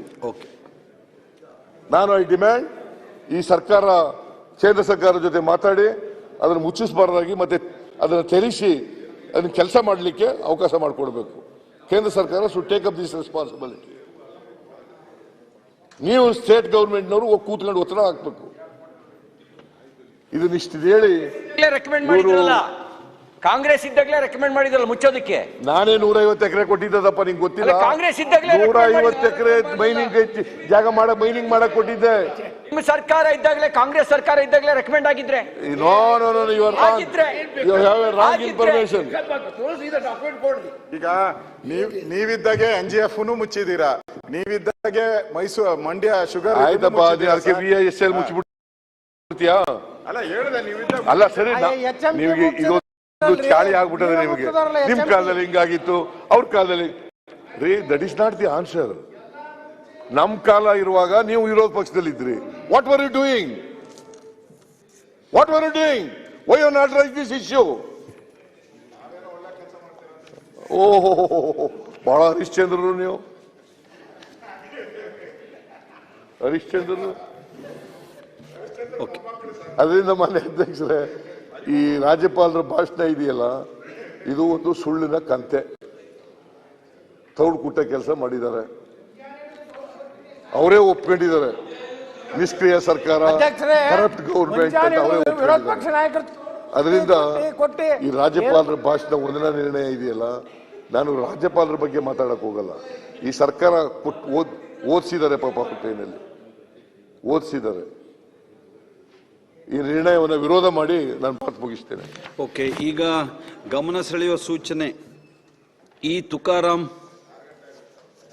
ಅದಕ್ಕೆ ಅದನ್ನೊಂದು ತೊಗೊಂಡು ಮುಗಿಸ್ಬಿಡೋಣ. ಎಲ್ಲ ಭಾಳ ಜನ ಇಲ್ಲ. ತುಕಾರಾಮ್ ಇಲ್ಲ, CN ಬಾಲಕೃಷ್ಣ ಇಲ್ಲ, ಅಜಯ್ ಧರ್ಮ್ ಸಿಂಗ್ ಇದಾರೆ. ಸಭಾಧ್ಯಕ್ಷರೇ, ನಾನು 22 ಮಾರ್ಚ್ 2022 ಮಾನ್ಯ ಮುಖ್ಯಮಂತ್ರಿ ಅವರಲ್ಲಿ ನಾನು ಕೇಳ್ಕೊಂಡಿದ್ದೆ, ಇದು ಶಾದಿ ಮಹಲ್ಗೆ ಏನು ಸುಮಾರು 1 ಕೋಟಿ ಏನು ಬಿಡುಗಡೆ ಆಗಬೇಕಾಗಿತ್ತು, ಕೇವಲ 50 ಲಕ್ಷ ಬಿಡುಗಡೆ ಮಾಡಿದ್ದಾರೆ. ಅರ್ಧಕ್ಕೆ ನಿಂತಿದೆ ಅದು. ಪ್ರತಿ ಸತಿ ನಾನು ಈಗಾಗಲೇ ಅಧಿವೇಶನದಲ್ಲಿ 4-5 ಸತಿ ಕೇಳಿದ್ದೀನಿ. ಇದು ಎಲ್ಲ ಇಡೀ ಕರ್ನಾಟಕ ರಾಜ್ಯದಲ್ಲಿ ಸುಮಾರು 123 ಕಟ್ಟಡಗಳು, ಹಂಗೆ ನಿಂತಿದೆ ಸರ್, ಅರ್ಧಕ್ಕೆ ನಿಂತಿದೆ. ಉತ್ತರ ಕೊಟ್ಟಿದಾರಲ್ಲ, ಉತ್ತರ ಏನು ಅವರು ಹಣನೇ ಬಿಡುಗಡೆ ಮಾಡ್ತಾ ಇಲ್ಲ, ಇವಾಗ ಅರ್ಧಕ್ಕೆ ನಿಲ್ಸಿದೀವಿ. ಕೊಟ್ಟಿದಾರಲ್ಲ, ಜನರಿಗೆ ಏನು ಉತ್ತರ ಕೊಡಬೇಕು, ಅವರೇ ಬಂದ್ ಕೊಡ್ಲಿ ಮತ್ತೆ.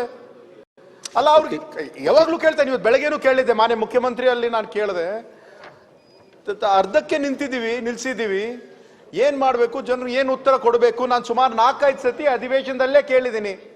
ನಮ್ ಸರ್ಕಾರ ಇದ್ದಾಗ 1 ಕೋಟಿಗೆ ನಮ್ಗೆ ಅಪ್ರೂವಲ್ ಸಿಕ್ಕಿದೆ, ಅದರಲ್ಲಿ 50 ಲಕ್ಷ ಬಿಡುಗಡೆ ಮಾಡಿ 50 ಲಕ್ಷ ವಾಪಸ್ ತಗೊಂಡಿದ್ದಾರೆ. ಇವಾಗ ಕಟ್ಟಡ ನಾನು ಮುಗಿಸ್ಬೇಕಂದ್ರೆ ಏನ್ ಮಾಡ್ಬೇಕಂತ ನನ್ಗೆ ಗೊತ್ತಾಗ್ತಾ ಇಲ್ಲ. ಸರ್ಕಾರದವರು ಮಾಧುಸ್ವಾಮಿ ಅವ್ರು ಏನ್ ಅದು ಒಫಿಂದು ಸರ್ ಇಲ್ಲ ಕೊಟ್ಟೈತೆ ಉತ್ತರ ಪೂರ್ಣಗೊಳಿಸ್ಬೇಕು, ಅದನ್ನ ಅಷ್ಟೇ. ಅಟ್ಲೀಸ್ಟ್ ಪೂರ್ಣಗೊಳಿಸ್ಬೇಕು ಅಂದ್ರೆ ನಮ್ಗೀಗ ಇನ್ಕಂಪ್ಲೀಟ್ ಆಗಿರೋವು 54 ಕೋಟಿ ರೂಪಾಯಿ ದುಡ್ಡು ಬೇಕಾಗುತ್ತೆ. 126 ಇಂಥ ಸಂಸ್ಥೆಗಳು ಉಳಿದಿದೆ ಸರ್. ಇದು ಓವರ್ ಅಂಡ್ ಅಬೋ ಎಸ್ಟಿಮೇಟು ಆಗಿದೆ, ಪ್ಲಾನ್ ಅನ್ನ ಮೇರಿಯೂ ಆಗಿದೆ. ಲೋಕಲ್ಲಿ ಸ್ವಲ್ಪ ಹೆಚ್ಚು ಕಡಿಮೆ ಮಾಡ್ಕೊಂಬಿಟ್ಟು ಕೊಟ್ಟರೆ ಸಣ್ಣ ಕಾರು ಮಾತಾಡ್ರಿ ಚರಂತೆ ಮಟ್ರೆ ಅದನ್ನೇನಾದ್ರು ಮಾಡ್ಬೇಕಂತೇಳಿ ಸರ್ಕಾರ ಪರಿಶೀಲನೆ ಮಾಡ್ತಾ ಇದೆ. ನಮಗೆ ಯತ್ನಾಳ್ ಅಜಯ್ ಅಭಯ ಸಣ್ಣ ಕಾರು ಮಾತಾಡ್ರಲ್ಲ, ಸ್ವಲ್ಪ ಸಣ್ಣದಾರು ಮಾತಾಡ್ರಲ್ಲ. ಮಾಡಕ್ ಆಗಲ್ಲ, ಇಷ್ಟು ಹೆಡ್ಡಲ್ಲಿ ಇಷ್ಟು ಕಟ್ಟಬೇಕಾಗಿತ್ತು, ಅದು ಎಕ್ಸೀಡ್ ಆಗಿದೆ. ಈ ಸ್ಪೆಷಲ್ ಕನ್ಸಿಡರೇಷನ್ ತಾವು ತಂದಿದ್ದೀರಾ. ಇಂಥ ಸುಮಾರು 126 ಸಂಸ್ಥೆ ಇದೆ. Government is considering this sir. kindly release 50 lakhs. It's a request. Okay, K. Mahadev. ಸನ್ಮಾನ್ಯ ಅಧ್ಯಕ್ಷರೇ, ಹೇಳಿ. ನಮ್ಮ ಮೈಸೂರು ಭಾಗದ ಹಳೆ ಮೈಸೂರು ಭಾಗದಲ್ಲಿ ಈಗಾಗಲೇ ರಾಗಿ ಖರೀದಿ ಕೇಂದ್ರಗಳು ಪ್ರಾರಂಭ ಆಗಿದೆ. ಕಳೆದ ಬಾರಿ ಕೇಂದ್ರ ಸರ್ಕಾರ ಮತ್ತು ರಾಜ್ಯ ಸರ್ಕಾರ 5 ಲಕ್ಷ ಮೆಟ್ರಿಕ್ ಟನ್ ರಾಗಿ ಖರೀದಿ ಮಾಡೋ ವಿಚಾರದಲ್ಲಿ ಅನುಮತಿಯನ್ನು ಕೊಟ್ಟು, ಈ ಕಳೆದ ಬಾರಿ 5 ಲಕ್ಷ ಮೆಟ್ರಿಕ್ ಟನ್ ರಾಗಿ ಖರೀದಿ ಆಗಲಿಲ್ಲ. ಕೇವಲ ಸಣ್ಣ ಹಿಡುವಳಿ ರೈತರಿಂದ ಮಾತ್ರ ಖರೀದಿ ಮಾಡಬೇಕು, ಎಕರೆಗೆ 10 ಕ್ವಿಂಟಾಲ್ ರಾಗಿಯನ್ನು ಖರೀದಿ ಮಾಡಬೇಕು ಅಂತಕ್ಕಂಥ ಸರ್ಕಾರದ ಆದೇಶ. ನಮ್ಮಲ್ಲಿ ತಂಬಾಕು ಬೆಳೆಯನ್ನು ಬೆಳೆದ ನಂತರ 2ನೇ ಬೆಳೆಯಾಗಿ ರಾಗಿಯನ್ನು ಅವಲಂಬಿತರಾಗಿರ್ತಕ್ಕಂಥ ಮಳೆ ಆಶ್ರಿತ ಈ ರಾಗಿ ಬೆಳೆಗೆ ಏನು ಸರ್ಕಾರ ಬೆಳೆದಿರ್ತಕ್ಕಂಥ ಎಲ್ಲ ರೈತರ ರಾಗಿ ಖರೀದಿ ಕೇಂದ್ರದಲ್ಲಿ ಖರೀದಿ ಮಾಡಬೇಕು ಅಂತಕ್ಕಂಥದ್ದು ಮನವಿ. ಒಂದು ವಿಚಾರ ಏನಪ್ಪ ಅಂದರೆ, ಉತ್ತರ ಕರ್ನಾಟಕದ ಏನು ಜೋಳವನ್ನು ಬೆಳೀತಕ್ಕಂಥ ರೈತ ಬೆಳೆದಿರ್ತಕ್ಕಂಥ ಎಲ್ಲ ಜೋಳವನ್ನು ಖರೀದಿ ಮಾಡಲಿಕ್ಕೆ ಸರ್ಕಾರ ಆದೇಶ ಮಾಡಿದೆ. ಹಾಗೆ ಹಳೆ ಮೈಸೂರು ಭಾಗದಲ್ಲಿ ಏನು ರಾಗಿಯನ್ನು ಅತಿ ಹೆಚ್ಚು ಬೆಳೆದಿರ್ತಕ್ಕಂಥ ರೈತರಿಗೆ 5 ಎಕರೆ ಮೇಲಿರ್ತಕ್ಕಂಥ ರೈತರಿಂದನೂ ಸಹ 10 ಕ್ವಿಂಟಾಲ್ 20 ಕ್ವಿಂಟಾಲ್ ರಾಗಿಯನ್ನು ಖರೀದಿ ಮಾಡಿದ್ರೆ ಬಹುಶಃ ಏನು ಬೆಂಬಲ ಬೆಲೆಯನ್ನು ಘೋಷಣೆ ಮಾಡಿರ್ತಕ್ಕಂಥ ಈ ಸರ್ಕಾರಕ್ಕೆ ನಾನು ಅಭಿನಂದನೆ ಸಲ್ಲಿಸ್ತೀನಿ. ಯಾಕೆ ಅಂತ ಹೇಳಿದ್ರೆ, ಕಳೆದ ಬಾರಿ 3,370 ಬೆಲೆ ನಿಗದಿಯಾಗಿತ್ತು. ಉತ್ತರ ಕೊಟ್ಟಿದಾರಲ್ಲ, ಉತ್ತರದಲ್ಲಿ ಏನಾದ್ರು ವಿವರಣೆ ಬೇಕಾ? ಈ ಉತ್ತರ ಕೊಟ್ಟಿದ್ದಾರೆ, ನೀವೆಲ್ಲ ವಿವರ ರಾಗಿಯನ್ನ ಹೆಚ್ಚಿಗೆ ಬೆಳೆದಿರ್ತಕ್ಕಂಥ ರೈತರಿಂದ ಖರೀದಿ ಮಾಡಬೇಕು. ಏನು 5 ಲಕ್ಷ ಮೆಟ್ರಿಕ್ ಟನ್ ರಾಗಿಯನ್ನ ಖರೀದಿ ಮಾಡಬೇಕು ಅಂತಕ್ಕಂಥ ಉದ್ದೇಶ ಸರ್ಕಾರಕ್ಕಿದೆ. ಆ ಟಾರ್ಗೆಟ್ ಅನ್ನ ಮುಟ್ಟೋದಕ್ಕೆ 5 ಎಕರೆಗಿಂತ ಹೆಚ್ಚು ಜಮೀನು ಇರ್ತಕ್ಕಂಥ ರೈತರಿಂದ ಖರೀದಿ ಮಾಡಬೇಕು ಅಂತಕ್ಕಂಥದ್ದು ನನ್ನ ಒತ್ತಡ. ಈಗ ಜೊತೆಗೆ ಆಯ್ತು, ಗೊತ್ತಾಯ್ತು. ಅಲ್ಲ, ಒಂದ್ ನಿಮಿಷ, ಇನ್ನೊಂದು ಸೆಕೆಂಡ್ ಇದೆ, ಹೇಳಿ. ರಾಗಿಯನ್ನ ಬೆಳೀತಕ್ಕಂಥ ನಮ್ಮ ಹಳೆ ಮೈಸೂರು ಭಾಗದ ರೈತರು ಉತ್ತರ ಕರ್ನಾಟಕದಲ್ಲಿ ಬೆಳೆಯಕ್ಕೆ ಸಾಧ್ಯ ಇಲ್ಲ. ಅದೇ ಜೋಳವನ್ನು ಹೇಳಿದ್ರಿ, ಅದನ್ನ ನೀವು ಹೇಳಿದ್ದೀನಿ. ಜೊತೆಗೆ ಈ ತಂಬಾಕು ವಿಷಯದಲ್ಲಿ ನಮ್ಮ ಹುಣಸೂರ ಮಂಜುನಾಥ್ ಅವರು ಬೆಳಿಗ್ಗೆ ಪ್ರಸ್ತಾಪ ಮಾಡಿದ್ರು. ಅಲ್ಲಿ ಬೆಳೆ ಆ ತಂಬಾಕು ಮಂಡಳಿಯಲ್ಲಿ ಬಹಳ ಅವ್ಯವಹಾರ. ಅದು ಬೇರೆ ವಿಷಯ ರೀ, ಯಾವ್ಯಾವ್ದು ಬರೋದಿಲ್ಲ. ಅಶೋಕ್ ಏನು ಹೇಳಿ. ಸನ್ಮಾನ್ಯ ಸಭಾಧ್ಯಕ್ಷರೇ, ಈಗಾಗಲೇ ಸರ್ಕಾರ 5 ಎಕರೆ ಒಳಗಡೆ ಇರುವಂತ ರೈತರಿಗೆ ನಾವು ಸಹಾಯ ಮಾಡಬೇಕು, ಸಣ್ಣ ಹಿಡುವಳಿ ಅಂತ ಹೇಳಿ ಮಾಡಿರುವಂಥದ್ದು. ಈಗಾಗಲೇ 4,0783.700 ಮೆಗಾ ಟನ್ ರಾಗಿ ಖರೀದಿ ಮಾಡಿ ಅದನ್ನ ಸಾರ್ವಜನಿಕರಿಗೆ ಪಡಿತರ ಇದರಲ್ಲಿ ಮಾಡಿದಿರಿ. ಸರ್ಕಾರ ಇರೋದೇ 5 ಲಕ್ಷ ಮೆಟ್ರಿಕ್ ಟನ್ ಪರ್ಚೇಸ್ ಮಾಡುವಂಥದ್ದಕ್ಕೆ. ಅದನ್ನ ಸರ್ಕಾರ ಬಡವರಿಗೆ ಅಂದ್ರೆ 5 ಎಕರೆ ಒಳಗಡೆ ಇರೋರ್ಗೆ ಮಾತ್ರ ಅಂತ ಅವ್ರ ಪಾಯಿಂಟ್ ಎರಡೇ. ಇರೋರಿಗೆ ಅವರು ಹೇಳಿರೋದು 5 ಎಕರೆಗಿಂತ ಮೇಲಿದ್ದವ್ರಿಗೆ ಕೊಡಬೇಕು, ಮತ್ತು ನೀವು ಅಲ್ಲಿ ಗೋಧಿ ಜೋಳ ತಗೊಂಡಂಗೆ ರಾಗಿಯನ್ನ ಅಷ್ಟು ತಗೊಳ್ಬೇಕು ಅಂತ. ಇದು 2ರ ಬಗ್ಗೆ ಅವರಿಗೆ ಹೇಳ್ಬಿಡ್ರಿ. ಸರ್ಕಾರ ನನ್ನ ಮನವಿ ಅಷ್ಟೇನೆ, 5 ಲಕ್ಷ ಏನು ಮೆಟ್ರಿಕ್ ಟನ್ ಇದೆ ಅಷ್ಟನ್ನು ಮಾತ್ರ ಖರೀದಿ ಮಾಡಕ್ಕೆ ಅನುಮತಿ ಕೊಟ್ಟಿರುವಂತದ್ದು. ಉಳಿದದ್ದು ಇಲ್ಲ. ನಾನು ಅದನ್ನ ಮುಖ್ಯಮಂತ್ರಿ ಜೊತೆ ಚರ್ಚೆ ಮಾಡ್ತೀನಿ. ಇಷ್ಟಕ್ಕೆ ಮಾತ್ರ ಈಗ ಸದ್ಯಕ್ಕೆ ಅನುಮತಿ ಕೊಟ್ಟಿರೋದು. ಈಗ ಈಗ ಏನು 4 ಲಕ್ಷ ಮೆಟ್ರಿಕ್ ಟನ್ ರಾಗಿಯನ್ನು ಖರೀದಿ ಮಾಡಿದಿರಿ, ಚುನಾವಣಾ ಸಂದರ್ಭ, ರಾಗಿ ಬೆಳೆದಿರ್ತಕ್ಕಂಥ ರೈತರು ಶಾಪ ಹಾಕ್ತಾರೆ. ಏನಪ್ಪಾ ಅಂತ ಹೇಳಿದ್ರೆ ಹೊರಗಡೆ ಮಾರುಕಟ್ಟೆಯಲ್ಲಿ 1800 ರೂಪಾಯಿ ಇದೆ, ತಾವು 3570 ರೂಪಾಯಿ ಹಣವನ್ನು ನಿಗದಿ ಮಾಡಿದಿರಿ, ಉತ್ತಮವಾದಂಥ ಬೆಲೆ ನಿಗದಿ ಮಾಡಿದ್ದೀರಾ. ರೈತರಿಗೆ ಬಹಳಷ್ಟು ದೋಖ ಆಗ್ತದೆ. ಆದ್ರಿಂದ ಬೇರೆ 5 ಎಕರೆ ಮೇಲೆ ಬೆಳೆದಿರ್ತಕ್ಕಂಥ ರಾಗಿಯ ರೈತರನ್ನ ರಾಗಿಯನ್ನ ಖರೀದಿ ಮಾಡ್ಲಿಕ್ಕೆ ತಾವು ಸರ್ಕಾರ ಅಂತಕ್ಕಂಥ ಮಾತನ್ನ ಹೇಳ್ತಾ ಮುಖ್ಯಮಂತ್ರಿಗಳಿಂದ ಆದೇಶವನ್ನ ಮಾಡಿಸಬೇಕು ಅಂತಕ್ಕಂಥ ಮನವಿಯನ್ನ ಮಾಡ್ತೀನಿ. ಓಕೆ, ಶಿವಾನಂದ ಪಾಟೀಲ್. ಈ ಕೃಷ್ಣಾ ಮೇಲ್ದಂಡೆ ಯೋಜನೆಯಲ್ಲಿ ಪುನರ್ವಸತಿ ನಿರ್ಮಾಣ ಮಾಡತಕ್ಕಂಥ ಹಳ್ಳಿಗಳಿಗೆ ಅನುದಾನ ಬಿಡುಗಡೆ ಮಾಡೋದ್ರಲ್ಲಿ ತಾರತಮ್ಯ ಆಗ್ತಾ ಇದೆ. ಈ ಉತ್ತರನು ಕೊಟ್ಟಿದ್ದಾರೆ ಅಧ್ಯಕ್ಷ, ಇನ್ನು ಜಸ್ಟ್ 1 ಮಿನಿಟ್ ಆಗಿಲ್ಲ. ಆಮೇಲೆ ತಗೊಳ್ಳ, ಕೊನೆ ತಗೊಳ್ಳೋಣ, ಆಮೇಲೆ ತಗೊಳ್ಳೋದಲ್ಲ. ಇದ್ರಲ್ಲಿ ಏನಾಗಿದೆ, ನಾಳೆ ಬೇಡ, ನಾನು ಹೇಳ್ತೀನಿ, ಬರ್ದು ಕೊಡ್ತೀನಿ, ಆಮೇಲೆ ತಗೊಂಡ್ಬಿಡಿ. ಇದ್ರಾಗ ಉತ್ತರನೂ ತಪ್ಪಿದೆ ನಿಮ್ಗೆ. DS ಹುಲ್ಗೇರಿ ಇಲ್ಲ, ಇದು ನೀವು ಬೇರೆ ಬರ್ಕೊಡ್ರಿ ಶಿವಾನಂದ ಪಾಟೀಲ್. ಇದು ಇಲ್ಲಿಗೆ ಮುಗೀತು, ನೀವು ಬೇರೆ ಬರ್ಕೊಡ್ರಿ, ಆಮೇಲೆ ತಗೋತೀನಿ. ಓಕೆ, DS ಹುಲ್ಗೇರಿ ಇಲ್ಲ, ಆಯ್ತು, ಗೊತ್ತಾಯ್ತು. ಈಗ ಸುಬ್ಬಾರೆಡ್ಡಿ ಇಲ್ಲ, ಕೃಷ್ಣಾರೆಡ್ಡಿ ಅವರದ್ದು ಉತ್ತರ. ಬಸವನಗೌಡ ದದ್ದಲ್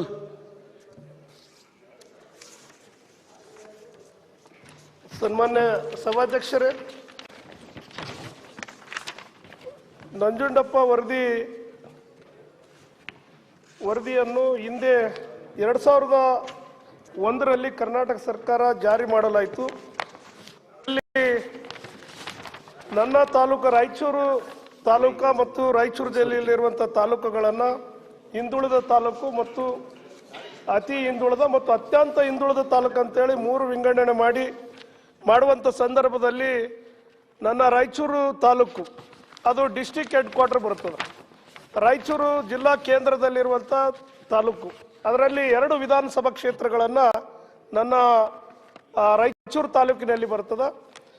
ಹಾಗಾಗಿ ಏನು ಸಿಡೆ ಇಂಡೆಕ್ಸ್ ತಯಾರು ಮಾಡುವಂಥ ಅಂದಿನ ಸಂದರ್ಭದಲ್ಲಿ ಯಾಕಂದ್ರೆ ಇವತ್ತು 21 ವರ್ಷ ಆಗಿದೆ ಈ ವರದಿಯನ್ನು ಕೊಟ್ಟ ಮೇಲೆ, ನಂಜುಂಡಪ್ಪ ವರದಿಯನ್ನು ಕೊಟ್ಟ ಮೇಲೆ 21 ವರ್ಷ ಆಗಿದೆ. ಆವತ್ತಿನ ಪರಿಸ್ಥಿತಿಯಲ್ಲಿ ನಮಗೆ ಕಾಲುವೆಯಿಂದ ಸ್ವಲ್ಪ ನೀರು ಬರ್ತಾ ಇತ್ತು ಮತ್ತು ಡಿಸ್ಟಿಕ್ಕಲ್ಲಿ ಕೆಲವು ಉದ್ಯೋಗಗಳನ್ನು ಸಿಗ್ತಾ ಇದ್ವು. ಆದರೆ ಇವತ್ತಿನ ಪರಿಸ್ಥಿತಿಯಲ್ಲಿ ನಮಗೆ ಒಂದು ಹನಿ ನೀರು ಕೂಡ ನನ್ನ ವಿಧಾನಸಭಾ ಕ್ಷೇತ್ರಕ್ಕೆ ಬರ್ತಾ ಇಲ್ಲ ಮತ್ತು ಅತ್ಯಂತ ಹಿಂದುಳಿದ ತಾಲೂಕು ರಾಯಚೂರು ತಾಲೂಕಾಗಿದೆ. ಅದೇನಾಗಿದೆ, 2 ವಿಧಾನಸಭಾ ಕ್ಷೇತ್ರ ಬರ್ತವೆ. 2 ವಿಧಾನಸಭಾ ಕ್ಷೇತ್ರದಲ್ಲಿ ನಮಗೇನಾಗ್ತದೆ, ಅನುದಾನ ರಾಜ್ಯ ಸರ್ಕಾರದಿಂದ ಬರುವಂಥ ಅನುದಾನ ಕೂಡ ಕಡಿಮೆ ಬರ್ತಾ ಇದೆ ಮತ್ತು ಕಲ್ಯಾಣ ಕರ್ನಾಟಕ ಮಂಡಳಿಯನ್ನು ರಚನೆ ಆಗಿದೆ ಇವತ್ತು, ಹೈದರಾಬಾದ್ ಕರ್ನಾಟಕ ಅಂತೇಳಿ. ಅಲ್ಲಿಂದ ಬರೋದು ಕೂಡ ಇವತ್ತು ಸಿಡೆ ಇಂಡೆಕ್ಸು ಭಾಳಷ್ಟು ನಮಗೆ ಕಡಿಮೆ ಇದೆ ಅಂತೇಳಿ ನಮಗೆ ಒಂದು ತಾಲೂಕಿಗೆ 7 ಕೋಟಿ ರೂಪಾಯಿಗಳನ್ನು ಬಂದರೆ ಬೇರೆ ತಾಲೂಕಿಗೆ 55 ಕೋಟಿ ರೂಪಾಯಿಗಳನ್ನು ಈ ರೀತಿ ಬರ್ತಾ ಇದೆ. ಹಾಗಾಗಿ ಇದು 20 ವರ್ಷ ಕೆಳಗಿರುವಂಥ ವರದಿ. ಹಾಗಾಗಿ ಮತ್ತೊಮ್ಮೆ ಈ ನಂಜುಂಡಪ್ಪ ವರದಿಯನ್ನು ಮತ್ತೊಂದು ಸಾರಿ ಸಮಿತಿಯನ್ನು ರಚನೆ ಮಾಡಿ ಯಾರಿಗಾದರೂ ಒಬ್ಬರನ್ನ ಅಧ್ಯಕ್ಷರನ್ನ ನೇಮಿಸಿ ಮತ್ತೊಂದು ಸಲ ತಾಲೂಕು ವಾರನ ಇಲ್ಲ ನನಗೆ ವಿಧಾನಸಭಾ ಕ್ಷೇತ್ರವಾರ ಈ ಸಿಡೆ ಇಂಡೆಕ್ಸ್ ಅನ್ನು ಹೇಳಾಗಿದೆ, ನಿನ್ನೆ ಚರ್ಚೆ ಆಗಿದೆ. ಇದು ಮಧುಸ್ವಾಮಿ ಅವರೇ ಈಗ ದದ್ದಲ್ ಆಯ್ತ್ರಿ, ನಿನ್ನೆ ಆಗಿದೆ ಇದೆಲ್ಲ ಚರ್ಚೆ. ಹೇಳಿದ್ದ ನೀವು ಕೇಳಿದ್ದೀನಿ, ಇದುವರೆಗೂ ನೀವು ಮಾತಾಡಿದ್ದು ಕೇಳಿದ್ದೀನಿ. ನಿನ್ನೆ ಈ ವಿಷಯ ಚರ್ಚೆ ಆಗಿದೆ. ಮಾಧುಸ್ವಾಮಿ ಅವರು ಸಕಾರಾತ್ಮಕವಾಗಿ ನೀವು ಹೇಳಿರೋ ವಿಷಯಕ್ಕೆ ಹೇಳಿದ್ದಾರೆ. ಈಗಲೂ 1 ನಿಮಿಷ ಹೇಳ್ತಾರೆ, ಕೇಳಿ. ಸರ್, ದದ್ದಲ್ ಅವರೇ, ನಮಗೆ ಸ್ಟ್ಯಾಟಿಸ್ಟಿಕ್ಸು ಕಾನ್ಸ್ಟಿಟ್ಯೂನ್ಸಿ ವೈಸ್ ಬರೋದಿಲ್ಲ ಸರ್, ತಾಲೂಕ್ ವೈಸೇ ಬರೋದು. ಎಲ್ಲ ಅಂಕಿಅಂಶಗಳು ತಾಲೂಕ್ ವೈಸೇ ಬರೋದ್ರಿಂದ ತಾಲೂಕನ್ನು ಘಟಕ ಅಂತೇಳಿ ನಂಜುಂಡಪ್ಪ ವರದಿಯಲ್ಲಿ ಏನು ತೀರ್ಮಾನ ಮಾಡಿದ್ದೀವಿ. ನಾನೇ ನಿಂತ್ಕೊಂಡು ಹೇಳಿದೆ ನಿನ್ನೆಯಲ್ಲಿ, ಹೊಸ ತಾಲೂಕಾಗಿದೆ, 1-2 ಹೋಬಳಿ ಆ ಕಡೆ ಈ ಕಡೆ ತಾಲೂಕಲ್ಲಾಗಿದೆ, ಅದನ್ನು ಪುನರ್ ಪರಿಶೀಲನೆ ಮಾಡ್ತೀವಿ. ಅದಕ್ಕೆ ನಾವು ಈಗಾಗಲೇ ತೀರ್ಮಾನ ತೊಗೊಂಡಿದ್ದೀವಿ ಅಂತ ಹೇಳಿದ್ದೀವಿ. ನೀವು ಹೇಳಿದ ಮಾತಿಗೆ ನಮ್ಮದು ಸಹಮತ ಇದೆ, ಇದನ್ನು ರೀಕನ್ಸಿಡರ್ ಮಾಡ್ತೀವಿ. ಓಕೆ, ದೊಡ್ಡನಗೌಡ ಮಹಂತೇಶ್ ಬಸವಂತರಾಯ್. ಆಯ್ತು ಮತ್ತಿನ್ನೇನ್ರಿ ದದ್ದಲ್ ಅಧ್ಯಕ್ಷರೇ, ನನಗೇನಾಗಿದೆ, ಬೇರೆ ವಿಧಾನಸಭಾ ಕ್ಷೇತ್ರಕ್ಕೆ 2 ತಾಲೂಕುಗಳು ಬರ್ತವೆ. ಈಗ ನನ್ನ ವಿಧಾನಸಭಾ ಕ್ಷೇತ್ರದಲ್ಲಿ ಯಾವ ತಾಲೂಕುಗಳಿಲ್ಲ, 185 ಹಳ್ಳಿಗಳವ. ಈಗ ನಮಗೆ ಒಂದು ತಾಲೂಕಿನಲ್ಲಿ 2 MLA ಇದೀವಿ ನಾವು, ಬೇರೆ ವಿಧಾನಸಭಾ ಕ್ಷೇತ್ರದಲ್ಲಿ 2 ತಾಲೂಕುಗಳು ಬರ್ತದ. ನಾಳೆಗೆ ಮತ್ತೆ ತಾಲೂಕನ್ನ ನೀವು ಕನ್ಸಿಡರ್ ಮಾಡಿದ್ರೆ ನಮ್ಗೆ ಅನ್ಯಾಯ ಆಯ್ತು. ಈಗ ಹೊಸ ಇದ್ ಮಾಡ್ತೀವಿ ಅಂತ ಅದಕ್ಕೆಲ್ಲ ನಮಗೆ ಅದ್ರೊಳಗೆ ಏನಾದ್ರು ಒಂದು ಉತ್ತರ ಸಿಗುತ್ತೆ. ಗ್ರಾಮೀಣ ವಿಧಾನಸಭಾ ಕ್ಷೇತ್ರಕ್ಕೆ ಒಂದು ತಾಲೂಕು ಘೋಷಣೆ ಮಾಡಬೇಕಾದ್ರೆ ಸಿಡಿ ಇಂಡೆಕ್ಸ್ ದದ್ದಲ್ ಮುಗಿತ್ತು. ದೊಡ್ಡನಗೌಡ್ರೆ, ಮಾನ್ಯ ಅಧ್ಯಕ್ಷ ಅವಕಾಶ ಕೊಟ್ಟಕ್ಕೆ ತಮಗೆ ಧನ್ಯವಾದ. ಅವಕಾಶದ್ದಲ್ಲ ಇದು, ಈಗ ಉತ್ತರ ಗಮನ ಸೆಳೆಯೋದನ್ನ ನೀವು ಕೇಳಿದಿರಿ, ಉತ್ತರ ಕೊಟ್ಟಿದ್ದಾರೆ. ಏನಾದ್ರು ಸ್ಪಷ್ಟೀಕರಣ ಬೇಕಾದ್ರೆ ಹೇಳ್ರಿ, ಭಾಷಣ ಇಲ್ಲ. ಮಾನ್ಯ ಅಧ್ಯಕ್ಷ, ಉತ್ತರದಲ್ಲಿ ಮಾನ್ಯ ಅಧಿಕಾರಿಗಳು ಸಚಿವರಿಗೆ ಮಾಹಿತಿಯನ್ನ ತಪ್ಪಿಕೊಟ್ಟಿದ್ದಾರೆ. ಯಾಕಂದ್ರೆ ಆ ಒಂದು ಕಿತ್ತೂರು ತಾಲೂಕು ಸಹಿತ ಆರ್ಥಿಕ ಇಲಾಖೆಯ ಮಂಜೂರಾತಿ ಇಲ್ಲ ಅಂತಕ್ಕಂಥ ಕೊಡ್ತಕ್ಕಂಥ ಕೆಲಸ ಮಾಡಿದ್ದಾರೆ. ಈಗಾಗಲೇ ಮೊದಲು ತಾಲೂಕು ಆಗ್ತಕ್ಕಂಥ ಸಂದರ್ಭದಲ್ಲಿ 12 ಹುದ್ದೆಗಳನ್ನ ಸರ್ಕಾರ ಆದೇಶ ಮಾಡಿದ್ದು, ಅದು 2013 ಮತ್ತು 2014 ಎಲ್ಲ ಹುದ್ದೆಗಳನ್ನ ಅಲ್ಲಿಂದ ವಿತ್ ಪೋಸ್ಟನ್ನು ಬೇರೆ ಕಡೆ ಡೆಪ್ಯುಟೇಷನ್ ಇದು ಹುದ್ದೆಗಳನ್ನ ವರ್ಗಾವಣೆ ಮಾಡ್ತಕ್ಕಂಥ ಕೆಲಸ ಮಾಡಿದಾಗ ಅದಕ್ಕೆ ಒಂದು. ಎರಡನೇದು, ಈಗಾಗಲೇ ಅಲ್ಲಿ ಕೆಲಸ ಮಾಡ್ತಕ್ಕಂಥ ತಪಾಸಕ 1, ಭೂಮಾಪಕ 5 ಮತ್ತು 11 ಪಗ ಭೂಮಾಪಕ ಕೆಲಸ ಮಾಡ್ತಾರೆ. ಒಟ್ಟು 5 ಜನ ಮಾಡ್ತಾರೆ ಡೆಪ್ಯುಟೇಷನ್ ಸರ್. ಆಲ್ರೆಡಿ ಆ ತಾಲೂಕಿಗೆ ಹುದ್ದೆ ಮಂಜೂರಾತನ ವಿತ್ ಹುದ್ದೆನ ಬೇರೆ ಕಡೆ ವರ್ಗಾವಣೆ ಮಾಡಿದಾಗ ಮಂಜೂರಾತಿ ಹುದ್ದೆನ ಕೊಡೋದು ನಾವು ಕೇಳ್ತಾ ಇದ್ದೀವಿ. ಓಕೆ, ಅಶೋಕ್ ಅವರು ಹೇಳಿರುವಂಥದ್ದು. ಸನ್ಮಾನ್ಯ ಅಧ್ಯಕ್ಷರೇ, ಅವರು ಹೊಸ ತಾಲೂಕುಗಳಲ್ಲಿ ADLR ಕಚೇರಿ ತೆಗೆಯೋಕೆ ಅನುಮತಿಯನ್ನು ಕೇಳಿರುವಂಥದ್ದು. ಅವರು ಆರ್ಥಿಕ ಹೊಸದಾಗಿ 63 ಹೊಸ ತಾಲೂಕಾಗಿದೆ. ಎಲ್ಲೂ ಕೂಡ ನಾವು ತೆಗಿಯೋಕ್ಕೆ ಆರ್ಥಿಕ ಇಲಾಖೆ ಒಪ್ಪಿಗೆ ಕೊಟ್ಟಿಲ್ಲ ಇದುವರೆಗೂ. ಯಾವುದೋ ಆ ಥರದ್ದು ಎಲ್ಲೂ ಮಾಡಿಲ್ಲ, ಅದಕ್ಕೆ ಮಾಡೋಕ್ಕೆ ಅವಕಾಶ ಇಲ್ಲ. ಆದರೆ ಈಗಾಗಲೇ 1 ಸೂಪರ್ವೈಸರು, 5 ಸರ್ವೇಯರು, 11 ಲೈಸೆನ್ಸ್ ಸರ್ವೇಯರ್ಗಳನ್ನು ಕಿತ್ತೂರು ತಾಲೂಕು ಕಚೇರಿಯಲ್ಲೇ ನಿಯೋಜಿಸಿ ಕಾರ್ಯ ಮಾಡುವಂಥದ್ದಕ್ಕೆ ಸೂಚನೆಯನ್ನು ಕೊಟ್ಟಿದ್ದೀರಿ. ಎಲ್ಲಾದ್ರೂ ಅವ್ರಿಗೆ ಯಾವ್ದೋ ಡೆಪ್ಯುಟೇಷನ್ ಮೇಲೆ ಹೋಗಿದ್ರೆ ಅದನ್ನು ವಾಪಸ್ ತೆಗೆದು ಅವರ ಕಾನ್ಸ್ಟಿಟ್ಯೂನ್ಸಿಗೆ ಹಾಕೊಡ್ತೀವಿ. ಸಚಿವ ಕಡೆ ಸರ್ವರಲ್ಲಿ ಅವರ ಟೆಕ್ನಿಕ್ ಇನ್ನೂ ಸರಿಪಡಿಸಿಲ್ಲ, ಎಲ್ಲ ಕಡೆ ಆಗುದಿಲ್ಲ. ಅದೊಂದು ನಾವು ಯಾಕೆ ಹೊಸ ತಾಲೂಕಾದ ಕಾರಣ ಅದನ್ನು ರೆಕ್ಟಿಫೈ ಮಾಡಿ ಟೆಕ್ನಿಕಲಿ ಅದು ಸರಿಪಡಿಸಬೇಕು. ನಮ್ಮ ತಾಲೂಕಲ್ಲಿ ಸೇಮ್ ಪ್ರಾಬ್ಲಮ್, ಹೊಸ ತಾಲೂಕಲ್ಲಿ ಮ್ಯಾನ್ ಅಡ್ಜಸ್ಟ್ ಮಾಡಬಹುದು. ಇದು ಟೆಕ್ನಿಕಲಿ ಸರಿ ಏನ್ ಮಾಡ್ಲಿಕ್ಕೆ ಅದು ಕಂಪ್ಯೂಟರ್ ಸರಿ. ಗೌಡ್ರೆ, ಇದು ಈಗ ಅಲ್ಲಿ 11 ಜನ ಕೊಟ್ಟಿದ್ದಾರೆ. ಯಾರಾದರೂ ಡೆಪ್ಯುಟೇಷನ್ ಮೇಲೆ ಎಲ್ಲರೂ ಹೋಗಿದ್ದಿದ್ರೆ ಅದನ್ನ ಸರಿ ಮಾಡ್ಕೊಡ್ತೀವಿ ಅಂತ ಹೇಳಿದ್ರು. ಇಲ್ಲ ಸರ್, ಆಲ್ರೆಡಿ ಸರ್ 2013-14 12 ಹುದ್ದೆಗಳನ್ನ ತಾಲೂಕು ಆಗ್ತಕ್ಕ ಸಂದರ್ಭದಲ್ಲಿ ಮಂಜೂರಾತಿಯನ್ನು ಕೊಟ್ಟಿದ್ದು ಸರ್. ಆಯ್ತು, ವಿತ್ ಹುದ್ದೆನ ಪೋಸ್ಟ್ನ ಅದ ಡೆಪ್ಟಿ ಬೇರೆ ಕಡೆ ಕೆಲಸ ಮಾಡ್ತಿದಾರಲ್ಲ. ಈಗ ಹೋಗ್ಲಿ, ಪೋಸ್ಟ್ ಬೇರೆ ಕಡೆ ಹೋದ್ರು ಈ ಕೆಲಸ ಅಂತೂ ಮಾಡ್ತಿದಾರಲ್ಲ. ಅಲ್ಲ ಸರ್, ಅಲ್ಲಿ ಇರ್ತಕ್ಕಂಥ ಹುದ್ದೆನೆ ಇನ್ಕ್ಲೂಡಿಂಗ್ ಪೋಸ್ಟ್ ಕೆಲಸ ಮಾಡ್ತಿದ್ದಾರೋ ಇಲ್ಲೋ. ಆಮೇಲೆ ಇದ್ದಂತ ಪೋಸ್ಟ್ ಪ್ರಕಾರ ಇದೆ. ನಾನು ಮಾನ್ಯ ಸಚಿವರಿಗೆ ಭೇಟಿ ಆಗ್ತೀನಿ ಸರ್. ಸಚಿವ ಭೇಟಿ ಹೌದ್ರಿ, ಬಟ್ ಅವ್ರ ಪೋಸ್ಟೇ ಇಲ್ಲ ಅಂತ ಅವ್ರು ಹೇಳೋದು. ಅವ್ರ ಪೋಸ್ಟ್ ಇಲ್ಲ ಅಂತ ಹೇಳೋದು ಏನು ಅಂತ ಅರ್ಥ ಆಗ್ಲಿಲ್ಲ ನಂಗೆ. ಅದಕ್ಕೆ ಮಾಡ್ತಾ ಇದ್ದಾರೆ. ಆ ಥರದ್ದೇನ ಇದ್ರೆ ಬಂದ ಆಮೇಲೆ ಕುಳಿತು ಮಾತಾಡ್ರಿ, ಅಲ್ಲೇ ಮುಗಿತದೆ. ಯಶವಂತರಾಯ್ ಗೌಡ ಪಾಟೀಲ್. ಅಧ್ಯಕ್ಷರೇ, ಇಂಡಿ ಕರ್ನಾಟಕದ ಕೊನೆ ಭಾಗ ಅದು. ಕನ್ನಡ ಸಾಹಿತ್ಯ ಪರಿಷತ್ ಭವನ ಮಾಡ್ರಿ ಅಂತ ಹೇಳಿ ಭಾಳ ದಿವಸದಿಂದ ನನ್ನ ಮನವಿ ಅದ. ಅದ್ರ ಸರ್ಕಾರ ಆ ಸಾಹಿತ್ಯ ಕ್ಷೇತ್ರಕ್ಕೆ ಆ ಭಾಗದಿಂದ ಮಧುರಚಂದ್ರನ, ಅಲಸಂಗಿ ಗೆಳೆಯರ ಒಳಗ ತಾವೆಲ್ಲ ಕೇಳಿರಿ. ಅಂತ ಭವ್ಯ ಇತಿಹಾಸ ಇರ್ತಕ್ಕಂಥ ತಾಲೂಕಿಗೆ ಒಂದು ಕನ್ನಡ ಸಾಹಿತ್ಯ ಪರಿಷತ್ ಭವನ ಕೊಡ್ಲಿಕ್ಕೆ ಅನುದಾನ ಕೊಡ್ಲಿಕ್ಕೆ ಆಗ್ತಾ ಇಲ್ಲ ಈ ಸರ್ಕಾರಕ್ಕೆ. ನಂಗೆ ನಿಜಕ್ಕೂ ಭಾಳ ಖೇದ ಅನಿಸ್ತದ. ತಮ್ಮ ಮುಖಾಂತರ ನಾನು ಒತ್ತಾಯವನ್ನು ಮಾಡ್ತೀನಿ. ಅವ್ರು ಮತ್ತೆ ನನಗೆ ಉತ್ತರ ಯಾವ ರೀತಿ ಕೊಟ್ಟಿದ್ದಾರೆ ಅಂದರೆ, ಬಾರ್ಡರ್ ಡೆವಲಪ್ಮೆಂಟ್ನಾಗ ಕೊಡ್ತೀವಿ ಅಂತ. ನನಗೆ ಸಾಹಿತ್ಯಿಕ ಇಲಾಖೆಯಿಂದ ಬರಲಿ, ಬಾರ್ಡರ್ ಡೆವಲಪ್ಮೆಂಟಲ್ಲಿ ಬರಲಿ, ಮತ್ತು ಯಾವುದಾದ್ರೂ ಅನ್ನೋದರಿಂದ ಅದೊಂದು ಸಾಹಿತ್ಯಿಕ ಭವನ ಆಗಲಿ ಅನ್ನೋದು ನಮ್ದು ಆಶಯ ಅದ. ಅಲ್ಲಿ ಭಾಳ ದೊಡ್ಡ ಇತಿಹಾಸ ಅದ. ನಿಮ್ಗೆ ಗೊತ್ತದ, ಬಿಜಾಪುರ ಜಿಲ್ಲೆ ಹಲಸಂಗಿ ಗೆಳೆಯರ ಬಳಗ, ಸಿಂಪಿ ಲಿಂಗಣ್ಣವರು, ದಾವುಲ್ ಸಾಬ್ರು, ಶ್ರೀರಂಗರು ಭಾಳ ಅನನ್ಯ ಕೊಡುಗೆಯನ್ನು ನೀಡಿರ್ತಕ್ಕಂಥ ಸಾಹಿತ್ಯ ಕ್ಷೇತ್ರಕ್ಕೆ ಇತಿಹಾಸ ಅದ. ಅಂತ ಒಂದು ತಾಲೂಕು ಹೆಡ್ ಕ್ವಾರ್ಟರ್ದಾಗ ಒಂದು ಸಾಹಿತ್ಯ ಭವನ ಆಗಲಿ ಅನ್ನೋಂಥ ಅಪೇಕ್ಷೆ ನಮ್ಮ ಸಾಹಿತಿಗಳದಾಗಿದೆ. ಅದಕ್ಕಾಗಿ ನಾನು ತಮ್ಮ ಮುಖಾಂತರ ಸರ್ಕಾರಕ್ಕೆ ಬಹಳ ಕಳಕಳಿ ಮನವಿ ಮಾಡ್ಕೋತೀನಿ, ಆ ಸಾಹಿತ್ಯ ಭವನಕ್ಕೆ ಅನುದಾನವನ್ನು ಒದಗಿಸಿಕೊಡ್ಬೇಕು. ಓಕೆ, ಮಧುಸ್ವಾಮಿ ಅವರು. ಗಡಿ ಅಭಿವೃದ್ಧಿ ಪ್ರದೇಶಾಭಿವೃದ್ಧಿ ಮಂಡಳಿ ವತಿಯಿಂದ ಕೊಡ್ಲಿಕ್ಕೆ ಪರಿಶೀಲನೆ ಮಾಡ್ತಿದ್ದೀವಿ ಅಂತೇಳಿ ಅವ್ರಿಗೆ ಮಾತಾಡಿ ಯಶವಂತ ಗೌಡ್ರ ಅವ್ರದ್ದು ಇದನ್ನ ಡಿಮ್ಯಾಂಡನ್ನು ಪರಿಗಣಿಸ್ಲಿಕ್ಕೆ ಹೇಳ್ತೀವಿ ಸರ್.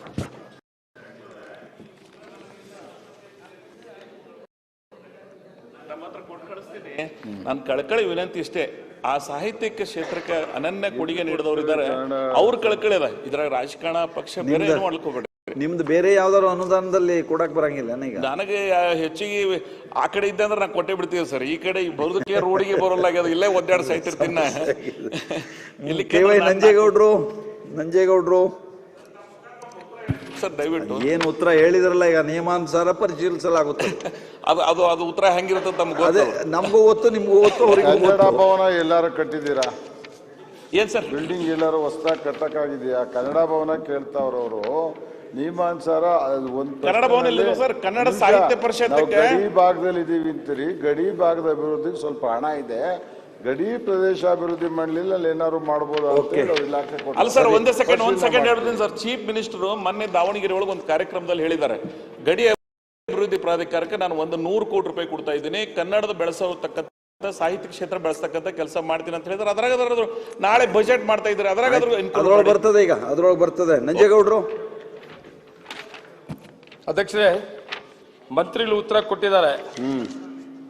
ನಾನು ನನ್ನ ಅವಧಿಯಲ್ಲಿ ಕೊನೆಯ ಅಧಿವೇಶನ ಇದು ಅಧ್ಯಕ್ಷರೇ. ಮಾತಾಡಕ್ಕೆ ಮಾತಾಡ್ಲಿಕ್ಕೆಲ್ಲ ಇಲ್ಲ ಇದು. ಆಮೇಲೆ ಎಲ್ಲ ಹೇಳ್ತೀನಿ. ಸ್ಪಷ್ಟೀಕರಣ ಕೇಳಬೇಕು. ನಾನು ರೈತರ ಪರವಾಗಿ ಈ ಅವಧಿಯಲ್ಲಿ ಸುಮಾರು ಪ್ರಸ್ತಾಪ ಮಾಡಿದ್ದೇನೆ. ಅದು 94C ಅವಕಾಶ ಮಾಡಿಕೊಡ್ಬೇಕು ಅಂತ ಮಂತ್ರಿಗಳು ಕೇಳಿದಿರ್ಬೋದು.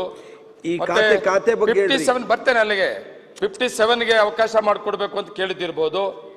ನಾನು ಈ ಸದನದಲ್ಲಿ ಪ್ರಸ್ತಾಪ ಮಾಡಿದಾಗ ಸುಮಾರು ಜನ ನನ್ನ ಸ್ನೇಹಿತರು ಸಹಕಾರ ಕೊಟ್ಟಿದ್ದರಿಂದ ಮಂತ್ರಿಗಳು ಕೂಡ ಅದಕ್ಕೆ ಅವಕಾಶ ಮಾಡಿಕೊಟ್ಟಿದ್ರು. ಇನ್ನೊಂದು, ಇದು 2ನೇ ಅವಧಿಗೆ 2ನೇ ಸಾರಿಗೆ ನಾನು ಇದು ಪ್ರಸ್ತಾಪ ಮಾಡ್ತಾ ಇದ್ದೇನೆ. ರಾಜ್ಯದಲ್ಲಿ ಗ್ರಾಮಾಂತರ ಪ್ರದೇಶಗಳಲ್ಲಿ ಪಿ ನಂಬರ್ಗಳು ಕಷ್ಟವನ್ನ ಸರ್ಕಾರ ಇನ್ನೂ ಅರ್ಥನೇ ಮಾಡ್ಕೊಂತ ಇಲ್ಲ. ಮಂತ್ರಿಗಳು ಎಲ್ಲ ರೀತಿ ಸಹಕಾರ ಕೊಟ್ಟಿದ್ದಾರೆ. ಅದರಲ್ಲಿ ನಾನು ತುಂಬಾ ಹೆಮ್ಮೆಯಿಂದ ಹೇಳ್ತೇನೆ. ನಾನು ರೈತರ ಪರವಾಗಿ ಒಂದು ಕಂದಾಯ ಮಂತ್ರಿಗಳು ಏನೇನು ಕೊಡ್ಬೋದು ಅಂತ ಗೊತ್ತಿತ್ತು ಅದೆಲ್ಲ ಮಾಡಿದ್ದಾರೆ.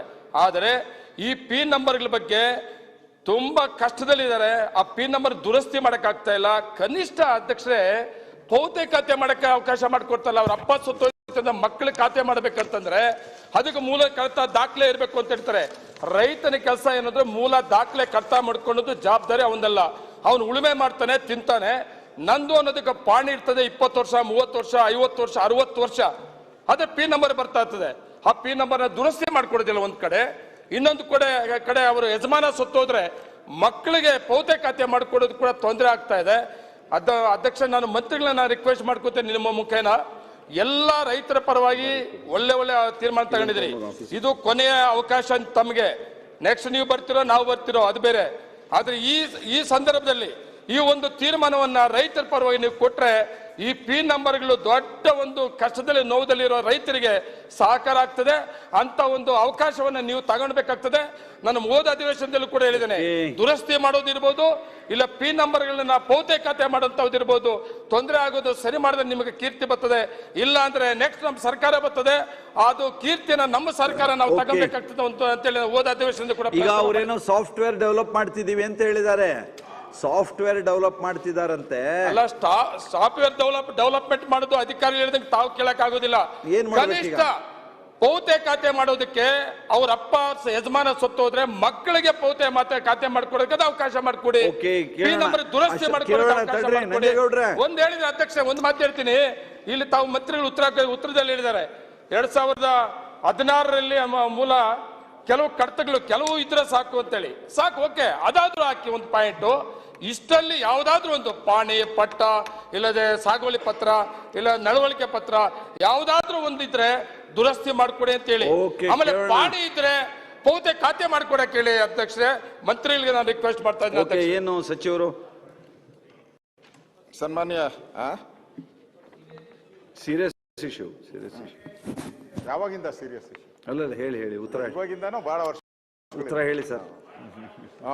ಹಂಗೇಳಿ ಮತ್ತೆ ಸೀರಿಯಸ್ ಅಂದ್ರೆ ಈ ಸೀರಿಯಸ್ ಹೊಸದಾಗಿ ಶುರುವಾಗಿದ್ದಲ್ಲ, ಇದು ಆಗುವಂತ ಸೀರಿಯಸ್ ಆಗೋದು ಹೊಸದಾಗಿ ಶುರುವಾಗಿದ್ದಲ್ಲ. ನೀವು ಹಳೆದೆ ಬಹಳ ವರ್ಷ ಸರ್ಕಾರಿ ಜಮೀನು ಇರ್ತೈತಲ್ಲ, ಸರ್ಕಾರಿ ಜಮೀನುಗಳನ್ನ ನಾವು ಗ್ರಾಂಟ್ ಮಾಡ್ಕೊಡ್ತಿರಲ್ಲ, ಅದರ ಸಮಸ್ಯೆ.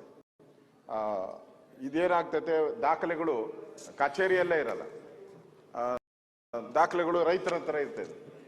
ಇದನ್ನ ವೆರಿಫೈ ಮಾಡಿಲ್ಲ ಅಂತ ಹೇಳಿದ್ರೆ ಸರ್ಕಾರದ ಆಸ್ತಿ ಎಲ್ಲ ಲಪ್ಟಾಯಿಸುವಂಥದ್ದು ನೋಡಿದ್ರೆ ಬೆಂಗಳೂರಲ್ಲಿ ಎಲ್ಲ ಕಡೆನೂ. ಅದಕ್ಕೋಸ್ಕರ 1 to 5 ಮಾಡಿದ್ದಾರೆ. ಆಮೇಲೆ 6 to 10 ಮಾಡಿದ್ದಾರೆ. ಇದಕ್ಕೆ ಕೋಲಾರಕ್ಕೆ ಎಕ್ಸಂಪ್ಷನ್ ಕೊಟ್ಟಿದ್ದೀರಿ. 1 to 5 ಮಾತ್ರ ಮಾಡಬೇಕು, 6 to 10 ಅವಶ್ಯಕತೆ ಇಲ್ಲ ಅಂತ ಮಾಡಿದಿರಿ. ಇದನ್ನ ಇಡೀ ರಾಜ್ಯಕ್ಕೆ ಮಾಡಬೇಕು ಅಂತ ತೀರ್ಮಾನವನ್ನ ಮಾಡ್ತಾ ಇದ್ರಿ. ಎಲ್ಲೂ ಕೂಡ ಇನ್ಮೇಲೆ 6 to 10 ಮಾಡಬಾರ್ದು, 1 to 5 ಮಾಡಿ ಅವರಿಗೆ ಖಾತಾ ಮಾಡಿಕೊಡ್ಬೇಕು ಅನ್ನೋದನ್ನ ಮಾಡಿದಿರಿ. ಈಗಾಗಲೇ ಪೌತಿ ಖಾತಾ ಆಂದೋಲನವನ್ನ ನಾನು ಪ್ರಾರಂಭ ಮಾಡಿದ್ದೀನಿ 17/10/2020. ನಾನು ಎಲ್ಲೆಲ್ಲಿ ಗ್ರಾಮ ವಾಸ್ತವ್ಯ ಮಾಡ್ತಾ ಇದ್ದೀನಿ ಅಲ್ಲೆಲ್ಲನೂ ಕೂಡ ಪೌತಿ ಖಾತಾ ಆಂದೋಲನ ಮಾಡ್ತೀನಿ. ಅಲ್ಲಿ ಸುಮಾರು ಆ ತಾಲೂಕಲ್ಲಿರೋ 400-500 ಜನಕ್ಕೆ ಅಲ್ಲೇ ಸ್ಥಳದಲ್ಲೇ ಒಂದೇ ದಿನದಲ್ಲಿ ಸ್ಥಳದಲ್ಲೇ ಕೊಡುವಂಥ ಸಿಸ್ಟಮ್ಸ್ ಅನ್ನು ಕೂಡ ತಂದಿದ್ದೀನಿ. ಇನ್ನಷ್ಟು ಅದನ್ನ ಜಾಸ್ತಿ ಮಾಡುವಂಥದ್ದಕ್ಕೆ ನಾನು ವ್ಯವಸ್ಥೆಯನ್ನ ಮಾಡ್ತೀನಿ. ಮಾನ್ಯ ನಂಜೇಗೌಡರು ಹೇಳಿದ್ದಾರೆ ನೀವೇ ಮಾಡಿ ಅಂತ. ನಮ್ಮದೇ ಸರ್ಕಾರ ಬರ್ತೈತೆ ನಾವೇ ಮಾಡ್ತೀರಿ ಅಂತ ತಲೆ ಕೆಡ್ಸ್ಕೊಂಬೇಡಿ, ನಾವೇ ಮಾಡ್ತೀರಿ, ನಮ್ಮದೇ ಸರ್ಕಾರ ಬರ್ತೈತೆ. ಈ ಪಿ ನಂಬರ್ ಬಗ್ಗೆ ನನಗೆ ಭಾಳ ಕಳಕಳಿ ಇದೆ. ಯಾಕಂದ್ರೆ ನಾನು ಕೋಲಾರ ಆ ಕಡೆ ಬಂದಾಗೆಲ್ಲ ಈ ಪಿ ನಂಬರ್ದು ಭಾಳ ಒತ್ತಿ ಹೇಳ್ತಾರೆ. ಇನ್ನಷ್ಟು ಇದಕ್ಕೆ ಸರಳೀಕರಣ ಮಾಡಿ ಪೌತಿ ಖಾತಾ ಮಾಡುವಂಥ ಸಂದರ್ಭದಲ್ಲಿ ಯಾರಿಗೂ ತೊಂದರೆ ಆಗಬಾರ್ದು. ನನಗೂ ಗೊತ್ತಿದೆ, ಯಾಕಂದ್ರೆ ತಾತ ಮುತ್ತಾತರ ಕಾಲದಿಂದ ಹಾಗೇ ಬರ್ತಾ ಇದೆ ಒಂದೇ ಇದ್ರನ್ನ. ಅದಕ್ಕೆ ದಾಖಲೆಗಳು ಸಫಿಷಿಯೆಂಟ್ ಇಲ್ದಿದ್ರು ಕೂಡ ಸ್ಥಳ ಮಾಜರ್ ಮಾಡಿ ಅವ್ರ ಹತ್ರ ಇರೋ ದಾಖಲೆಗಳಂತ ಇಟ್ಕೊಂಡು ಸ್ಥಳ ಪರಿಶೀಲನೆ ಮಾಡಿ ಸುತ್ತು ಮಾಜರ್ ಮಾಡಿ ಅವ್ರಿಗೆ ಕೊಡೋವಂಥದ್ದಕ್ಕೆ ಏನೇನು ಬೇಕೋ ಒಂದು ಮೊನ್ನೆನೂ ಮೀಟಿಂಗ್ ಮಾಡಿದ್ದೀನಿ. ಒಂದು 4-5 ದಿನದಿಂದ ನಮ್ಮ ಎಲ್ಲ ಅಧಿಕಾರಿಗಳು ಕರೆದು ನನಗೆ ಇಂಟ್ರೆಸ್ಟ್ ಇರೋದಕ್ಕೋಸ್ಕರ ಈ ಪಿ ನಂಬರ್ ಬಗ್ಗೆ ಇಂಟ್ರೆಸ್ಟ್ ಇರೋದಕ್ಕೋಸ್ಕರ ನಾನು ಮಾಡಿದ್ದೀನಿ. ಅದನ್ನು ಇನ್ನಷ್ಟು ಇನ್ನೊಂದು ಸಭೆ ಕರೆದು ಅಲ್ಲಿ ತೀರ್ಮಾನ ಮಾಡಿ ರಾಜ್ಯದ ಯಾರ್ಯಾರು ಈ ಪಿ ನಂಬರಲ್ಲಿ ಸಫರ್ ಆಗ್ತಾ ಇದ್ದಾರೆ ಅವ್ರಿಗೆ ಇನ್ನಷ್ಟು ಸರಳೀಕರಣ ಮಾಡಿ ಕೊಡುವಂಥ ವ್ಯವಸ್ಥೆಯನ್ನು ನಾನು ಮಾಡ್ತೀನಿ ಅನ್ನೋ ಭರವಸೆಯನ್ನ ಕೊಡ್ತಾ ಇದ್ದೀನಿ. ಅಧ್ಯಕ್ಷರೇ ಮತ್ತಿನ್ನೇನು ಅಧ್ಯಕ್ಷ ಅಷ್ಟೇ, ತುಂಬಾ ಧನ್ಯವಾದಗಳಾದ ಮಂತ್ರಿಗಳಿಗೆ. ಆದಷ್ಟು ಬೇಗನೆ ಇದನ್ನ ಹೊರಡಿಸ್ಬಿಡಿ. ಬಂಡೆಪ್ಪ ಕಶಂಪೂರ್. ಓಕೆ ಸನ್ಮಾನ್ಯ ಅಧ್ಯಕ್ಷರೇ, ನಮ್ಮ ಬೀದರ್ನಲ್ಲಿ ಇಡೀ ಜಿಲ್ಲೆಯಲ್ಲಿ ಒಂದೇ ಒಂದು ಜಲಾಶಯ ಇರೋದು ಡ್ಯಾಮ್, ಮಾಧುಸ್ವಾಮಿ ಅವರೇ, ಒಂದೇ. ಅದು ಲಾಲ್ ಬಹದ್ದೂರ್ ಶಾಸ್ತ್ರಿಯವರು ಅದಕ್ಕೆ ಅಡಿಗಲ್ ಹಾಕಿದ್ದು, ಇನ್ನೂ ತನ ಅದು ಬಂದಿದೆ. ಅದು 7 TMC. ಅದರಲ್ಲಿ ಹೆಚ್ಚು ಕಮ್ಮಿ 28 ಹಳ್ಳಿ ಮುಳುಗಡೆ ಆಗಿದೆ. ಅದರಲ್ಲಿ ಮೇಜರ್ ನನ್ನ ಕಾನ್ಸ್ಟಿಟ್ಯೂನ್ಸಿ ಬೀದರ್ ಸೌತ್ ಕಾನ್ಸ್ಟಿಟ್ಯೂನ್ಸಿ. ಆ ನೀರಿನಿಂದ ಇಡೀ ನಮ್ಮ ಜಿಲ್ಲೆ ಬೀದರ್, ಬಾಲ್ಕಿ, ಔರಾದ್ ಎಲ್ಲ ನೀರು ಕುಡಿಯೋದು ಎಲ್ಲ ಆ ನೀರಿನಿಂದ. ಆಮೇಲೆ ನೀರಾವರಿಗೂ ಹೋಗ್ತಾ ಇದೆ. ಇಲ್ಲಿ ಮೂಲ ಸಮಸ್ಯೆ ಏನಾಗಿದೆ ಅಂದರೆ ಅಕ್ವಿಷನ್ ಟೈಮಲ್ಲಿ ಯಾರ ದುಡ್ಡು ತಗೊಂಡಿದೆ, ಎಲ್ಲರೂ ತಗೊಂಡಿದ್ದಾರ. ಕೆಲವು ಜನ ಕೋರ್ಟಿಗೆ ಹೋಗಿದ್ದಾರೆ, ಕೆಲವು ಜನ ಹೋಗಲಿಲ್ಲ. ನೀವು ಹೇಳಿದಿರಿ ಇದರಲ್ಲಿ 6 ತಿಂಗಳವರೆಗೆ ಕೋರ್ಟಿಗೆ ಹೋಗ್ಬೇಕಿತ್ತು, 3 ತಿಂಗಳು ಏನಾದಲ್ಲ SLO ಹತ್ರ ಅರ್ಜಿ ಹಾಕ್ಬೇಕಿತ್ತು. ಅವಾಗ ಏನು ಮಾಹಿತಿ ಇರಲಿಲ್ಲೋ, ಯಾರು ವಕೀಲರು ಸಿಗಲಿಲ್ಲೋ, ಕೆಲವು ಜನ ಕೋರ್ಟಿಗೆ ಹೋಗಲಿಲ್ಲ, ಇದಕ್ಕೂ ಹೋಗಲಿಲ್ಲ. ಅವ್ರಿಗೇನು 3,000 ಎಕರೆ ಇತ್ತು, ಅಷ್ಟಕ್ಕೆ ಅವ್ರಿಗೆ ಸೀಮಿತ ಆಗಿ ಉಳಿದಿದೆ. ಕೋರ್ಟಿಗೆ ಯಾರು ಹೋಗಿದಾರ ಅವ್ರಿಗೆಲ್ಲ ಇನ್ನೂ ಇವತ್ತಿನವರೆಗೆ ಕಂಪನ್ಸೇಷನ್ ಎಲ್ಲ ಬರ್ತಾ ಇದೆ. ಹಾಗಾಗಿ ಇವರು ಎಲ್ಲ ರೈತರು ಯಾರು ಕೋರ್ಟಿಗೆ ಹೋಗಿಲ್ಲ ಅವ್ರು ಸುಮಾರು ಜುಲೈ ಹಿಡ್ಕೊಂಡು ನಿಮ್ಮ ಇನ್ಚಾರ್ಜ್ ಮಿನಿಸ್ಟರ್ ಆಫೀಸ್ ಎದುರುಗಡೆ ಸ್ಟ್ರೈಕಿಗೆ ಕೂತಿದ್ದಾರೆ. ಇನ್ನೂ ಅಹೋರಾತ್ರಿ ಸ್ಟ್ರೈಕಿಗೆ ಕೂತಾರೆ. ಎಲ್ಲರ ಸರ್ಕಾರ ಯಾವ್ದಾರ ಕಣ್ಣು ತೆರಿಬೋದು ಅಂತೇಳಿ. ಹಾಗಾಗಿ ಇದ್ರು 1,500 ಎಕರೆ ಇದಕ್ಕೆ ಅಕ್ವಿಷನ್ ಆಗಿದೆ. ಹಾಗಾಗಿ ಹಿಂದೆ ಸರ್ಕಾರದಲ್ಲಿ ಕೆಲವು ಕಮಿಟಿಗಳು ಆಗ್ಯಾವ, ಕ್ಯಾಬಿನೆಟಿಗೂ ಬಂದಿದ್ದಾವ. ಇವನ್ ನಾನು 2 ಬಾರಿ ಮಂತ್ರಿ ಇದ್ದಾಗ ಈಶ್ವರಪ್ಪರು ನೀರಾವರಿ ಸಚಿವರಿದ್ದರು, ಭಾಳ ಹೈ ಲೆವೆಲ್ ಮೀಟಿಂಗ್ ಮಾಡಿಸಿದೆ. ಕುಮಾರಸ್ವಾಮಿ ಅವರು ಮುಖ್ಯಮಂತ್ರಿ ಇದ್ದಾಗ ಇಲ್ಲೇ 3ನೇ ಮಾಡಿಯಲ್ಲೇ ಹೈ ಲೆವೆಲ್ ಮೀಟಿಂಗ್ ಮಾಡಿಸಿದೆ. ಏನೋ ಒಂದು ಪರಿಹಾರ ತೆಗೆಯೋಣ ಎಂಬ ಒಂದು ಸರ್ಕಾರಗಳು ಭರವಸೆ ಕೊಟ್ಟಿದ್ದು. ಮತ್ತೆ ಹಿಂದೆ ಕೆಲವು ಬಂದಾಗ ನೀವು ಇದರಲ್ಲಿ ಹೇಳಿದರೆ ಕ್ಯಾಬಿನೆಟ್ನಲ್ಲಿ ರಿಜೆಕ್ಟ್ ಆಗಿದೆ ಅಂತೇಳಿ.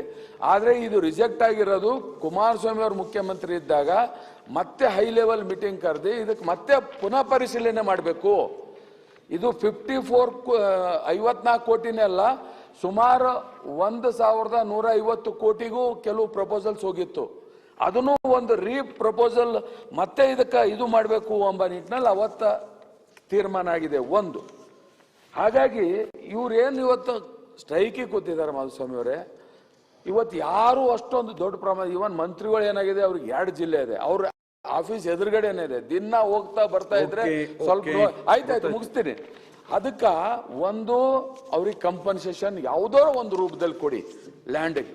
ಎರಡನೇದು ಕ್ರಾಪ್ ಕಂಪನ್ಸೇಷನ್ ಲಾಸ್ಟ್ ಟೈಮ್ ಕಾರಜೋಳಿ ಅವರಿಗೆ ಹೇಳಿದೆ. ಈ 1,500 ಏನು ಲ್ಯಾಂಡ್ ಅಕ್ವಿಷನ್ ಇದೆ ಅದಕ್ಕಿಂತ ಮೇಲ್ಪಟ್ಟು ನೀರು ಬಂದು ನಿಂತಿದೆ. ಈಗ 3 ವರ್ಷ ಆಯ್ತು, ವರ್ಷಕ್ಕೆ ನೀವು ವಿಧಾನಸಭೆಯಲ್ಲಿ ಹೇಳ್ತಾ ಇದ್ರಿ ನಾವು ಕೊಡ್ತೀವಿ ಅಂತ, ಇನ್ನೂ ಇವತ್ತಿಗೂ ಕೊಟ್ಟಿಲ್ಲ. ಅಲ್ಲಿಂದ ಆಲ್ರೆಡಿ ರಿಪೋರ್ಟ್ ಬಂದಿದೆ. ಎರಡನೇದು. ಮೂರನೇದು ಇನ್ಫ್ರಾಸ್ಟ್ರಕ್ಚರ್. ಈಗ ನೋಡಿ, ಮೊನ್ನೆ ರಂಜೋಳ್ನಲ್ಲಿ ನಾನೇ ಹೋಗಿ 180 ಇವರಿಗೆ ಮನೆಗಳ್ದೇನಲ್ಲ ಹಕ್ಕುಪತ್ರ ಕೊಟ್ಟು ಬಂದಿದ್ದೀನಿ, ಪುನರ್ವಸತಿ ಕಡೆ. ಅಲ್ಲಿ ಇನ್ಫ್ರಾಸ್ಟ್ರಕ್ಚರ್ ಇಲ್ಲ. ಅದು ಒಂದು ಮಾಡ್ಬೇಕು. ಅದಕ್ಕೆ ಇವೆಲ್ಲ ಒಳಗೊಂಡು ತಾವು ಬಜೆಟ್ನಲ್ಲಿ ಏನದಲ್ಲ ತಾವು ಇನ್ಕ್ಲೂಡ್ ಮಾಡಿ ರೈತರಿಗೆ ಪರಿಹಾರ ಕೊಡಬೇಕು ಎಂಬ ನಿಟ್ಟಿನಲ್ಲಿ ರೈತ ಸಂಘದ ಆಗ್ರಹ ಇದೆ. ಅವ್ರ ಪರವಾಗಿ ನಂದು ತಮಗೆ ಸರ್ಕಾರ ಸರ್ ನಾವು ಉತ್ತರನ ಕ್ಲಿಯರ್ ಆಗಿ ಕೊಟ್ಬಿಟ್ಟಿದ್ವಿ ಸರ್. ಇದು 79 ಅಕ್ವಿಸೇಷನ್ ಆಗಿರುವಂತ ಲ್ಯಾಂಡ್ 78-79 ಇಂದ 85-86 ವರೆಗೆ ಲ್ಯಾಂಡ್ ಅಕ್ವೈರ್ ಆಗಿದೆ ಪ್ರಾಜೆಕ್ಟ್ ಮಾಡಕ್ಕೆ. ಆಗ ಅವತ್ತಿನ ರೇಟಲ್ಲಿ ಕಾಂಪನ್ಸೇಷನ್ ಅನ್ನ ಫಿಕ್ಸ್ ಮಾಡಿ ಪೇಮೆಂಟು ಮಾಡಿಬಿಟ್ಟಿದ್ದಾರೆ ಅಧ್ಯಕ್ಷ. ಆದರೆ ಕೆಲವು ಜನ ಕೋರ್ಟ್ಗೆ ಹೋಗಿದ್ದಾರೆ. ಅವ್ರಿಗೆ ಕಾಶಂಪುರ್ ಅವ್ರು ಹೇಳ್ದ, ಬಂಡಪ್ಪನವ್ರು ಹೇಳ್ದಂಗೆ ಅವ್ರಿಗೆ ಜಾಸ್ತಿ ಆಯಿತು. ಇನ್ಯಾರು ಹೋಗಲಿಲ್ಲ, ಅವ್ರೀಗ ಕೋರ್ಟ್ಗೆ ಹೋಗೋಕ್ಕಾಗಲ್ಲ. ಡಿಲೇ ಆಗೋಗಿದೆ, ಆ ಟೈಮ್ ಮುಗಿದೋಯ್ತು, ಕೋರ್ಟ್ ಮುಂದೆ ಅವ್ರು ಪ್ರಸ್ತಾಪ ಮಾಡೋಕ್ಕಾಗಲ್ಲ. ಒಂದು. ಎರಡನೇದೇನಾಯಿತು, ಈ ಡಿಮ್ಯಾಂಡ್ ಬಂದಾಗ SLO ಅವರು ಇವರೆಲ್ಲ ಹೇಳಿ ಹಿಂಗೆಲ್ಲ ಆಯಿತು, ಹಾಕ್ರಿಂದ್ರು ಅವ್ರು ಯಾರು ಹಾಕಲಿಲ್ಲ. ಮತ್ತೆ 2014 ಸರ್ ಇದನ್ನ ಈಗ ಚೀಫ್ ಸೆಕ್ರೆಟರಿ ಕಮಿಟಿ ಮುಂದೆ ಹೋಗಿ ಅಲ್ಲಿಂದ ಕ್ಯಾಬಿನೆಟ್ ಮುಂದಕ್ಕೆ ಬಂತು. Cabinet in total has rejected this proposal. ನಾನು ಓದ್ಬಿಡ್ತೀನಿ. Chief Secretary Committee providing for payment of compensation to meet resettlement rehabilitation. This is in view of the fact that the claims of all the affected persons have been settled originally according to law, and that it is a settled matter. Under these circumstances, the Cabinet rejects that proposal and the demands are contained therein. In total Cabinet 14ನೇ ಸಿವಿಲೆ ಇದನ್ನ reject ಮಾಡಿಬಿಟ್ಟು ತೀರ್ಮಾನ ಮಾಡಿಬಿಟ್ಟಿದ್ದಾರೆ. ಈಗ ಇದನ್ನು reopen ಮಾಡೋಕ್ಕಾಗಲ್ಲ sir. ನೀವು ನಮ್ಗೇನಾಗುತ್ತೆ, this is true with all the cases. Karjol ಕಾನ್ಸ್ಟಿಟ್ಯೂನ್ಸಿಲೂ ಇದೆ, ನಮ್ಮ ಬೈರ್ಗೊಂಡ್ಲು ಬೆಳಗ್ಗೆ ಏನು ಮಾತಾಡಿದ ಅದು ಇದೆ. ಒಂದು ಕಡೆ 32 ಲಕ್ಷ, ಒಂದು ಕಡೆ 8 ಲಕ್ಷ, ಒಂದೊಂದು ಜಿಲ್ಲೆಗೆ ಗೈಡೆನ್ಸ್ ವ್ಯಾಲ್ಯೂ ಡಿಫ್ರೆನ್ಸ್ ಆಗಿ ಇದೇನು ಮಾಡೋಕ್ಕೂ ನಮಗೆ ಲಾನಲ್ಲಿ ಅವಕಾಶ ಇಲ್ಲ ಅಧ್ಯಕ್ಷರೇ. ನಾವು ಒಂದು 5 to 10 ಅದಕ್ಕೊಂದು ಕಮಿಟಿ ಇರುತ್ತೆ. ನಾನು ಇದನ್ನ ಕಮಿಟಿಲಿ 5-10% ಎಲ್ಲಾರು ಎಕ್ಸ್ಗ್ರೇಷಿಯಾ ಕೊಡ್ಬೋದು. ಬಿಟ್ಟರೆ we cannot give suo motu more than the prescribed amount. ಹಾಗಾಗಿ ಇದು ಕೊಡೋಕ್ಕೆ ಸಾಧ್ಯನೇ ಇಲ್ಲ ಅನ್ನೋದು ಸರ್ಕಾರದಂತ ಒಂದು ತೀರ್ಮಾನ. ಹಾಗೂ ಮತ್ತೇನಾರು 157 ಪ್ರಕರಣ 9 ಪ್ರಕರಣಗಳು ಇನ್ನೂ ಬಾಕಿ ಇದೆ ಅಂತ ಹೇಳಿದ್ದಾರೆ. ಆ ಪ್ರಕರಣಗಳಲ್ಲಿ ಏನು ಕೋರ್ಟ್ ಹೇಳುತ್ತೆ, ಕೋರ್ಟ್ ಅಂಡರ್ಟೇಕಿಂಗ್ ಕೊಡ್ತಾ ಇದ್ದೀವಿ, ಕೋರ್ಟ್ ಹೇಳದಂತೆ ನಾವು ನಡ್ಕೋತೀವಿ. ಅನ್ಯಾಯ ಆಗಿರೋದು ನಿಜ, ಬಟ್ ಇಶ್ಯೂ ಕ್ಲೋಸ್ ಆಗಿಬಿಟ್ಟಿದೆ. 78-79 ಇಸ್ವಿನ ಈಗ ರೈಸ್ ಮಾಡೋಕ್ಕಾಗಲ್ಲ. ಎರಡನೇದು, ನೀವು ಹೇಳಿದಾಗ ಯಾವ್ದಾದ್ರು ಅವತ್ತು ನೋಟಿಫಿಕೇಶನ್ ಆಗದಲ್ಲಿ ಅಕ್ವೈರ್ ಆಗಿರೋ ಏರಿಯಾ ಇದ್ದರೆ ನಾವು ಸೂಚನೆ ಕೊಡ್ತಾ ಅಂದರೆ ಎಕ್ಸಸ್ ಸಬ್ಮರ್ಜ್ ಆಗಿದ್ರೆ ನಾವು ಇದರಲ್ಲಿ ಹೇಳಿದ್ವಿ ಅಂಥದ್ದಿದ್ರೆ ನಾವು ಕೊಡ್ಬೋದು ಅಂತ ಅವತ್ತು ಹೇಳೋರ ಇವತ್ತು ಹೇಳ್ತಿದ್ವಿ.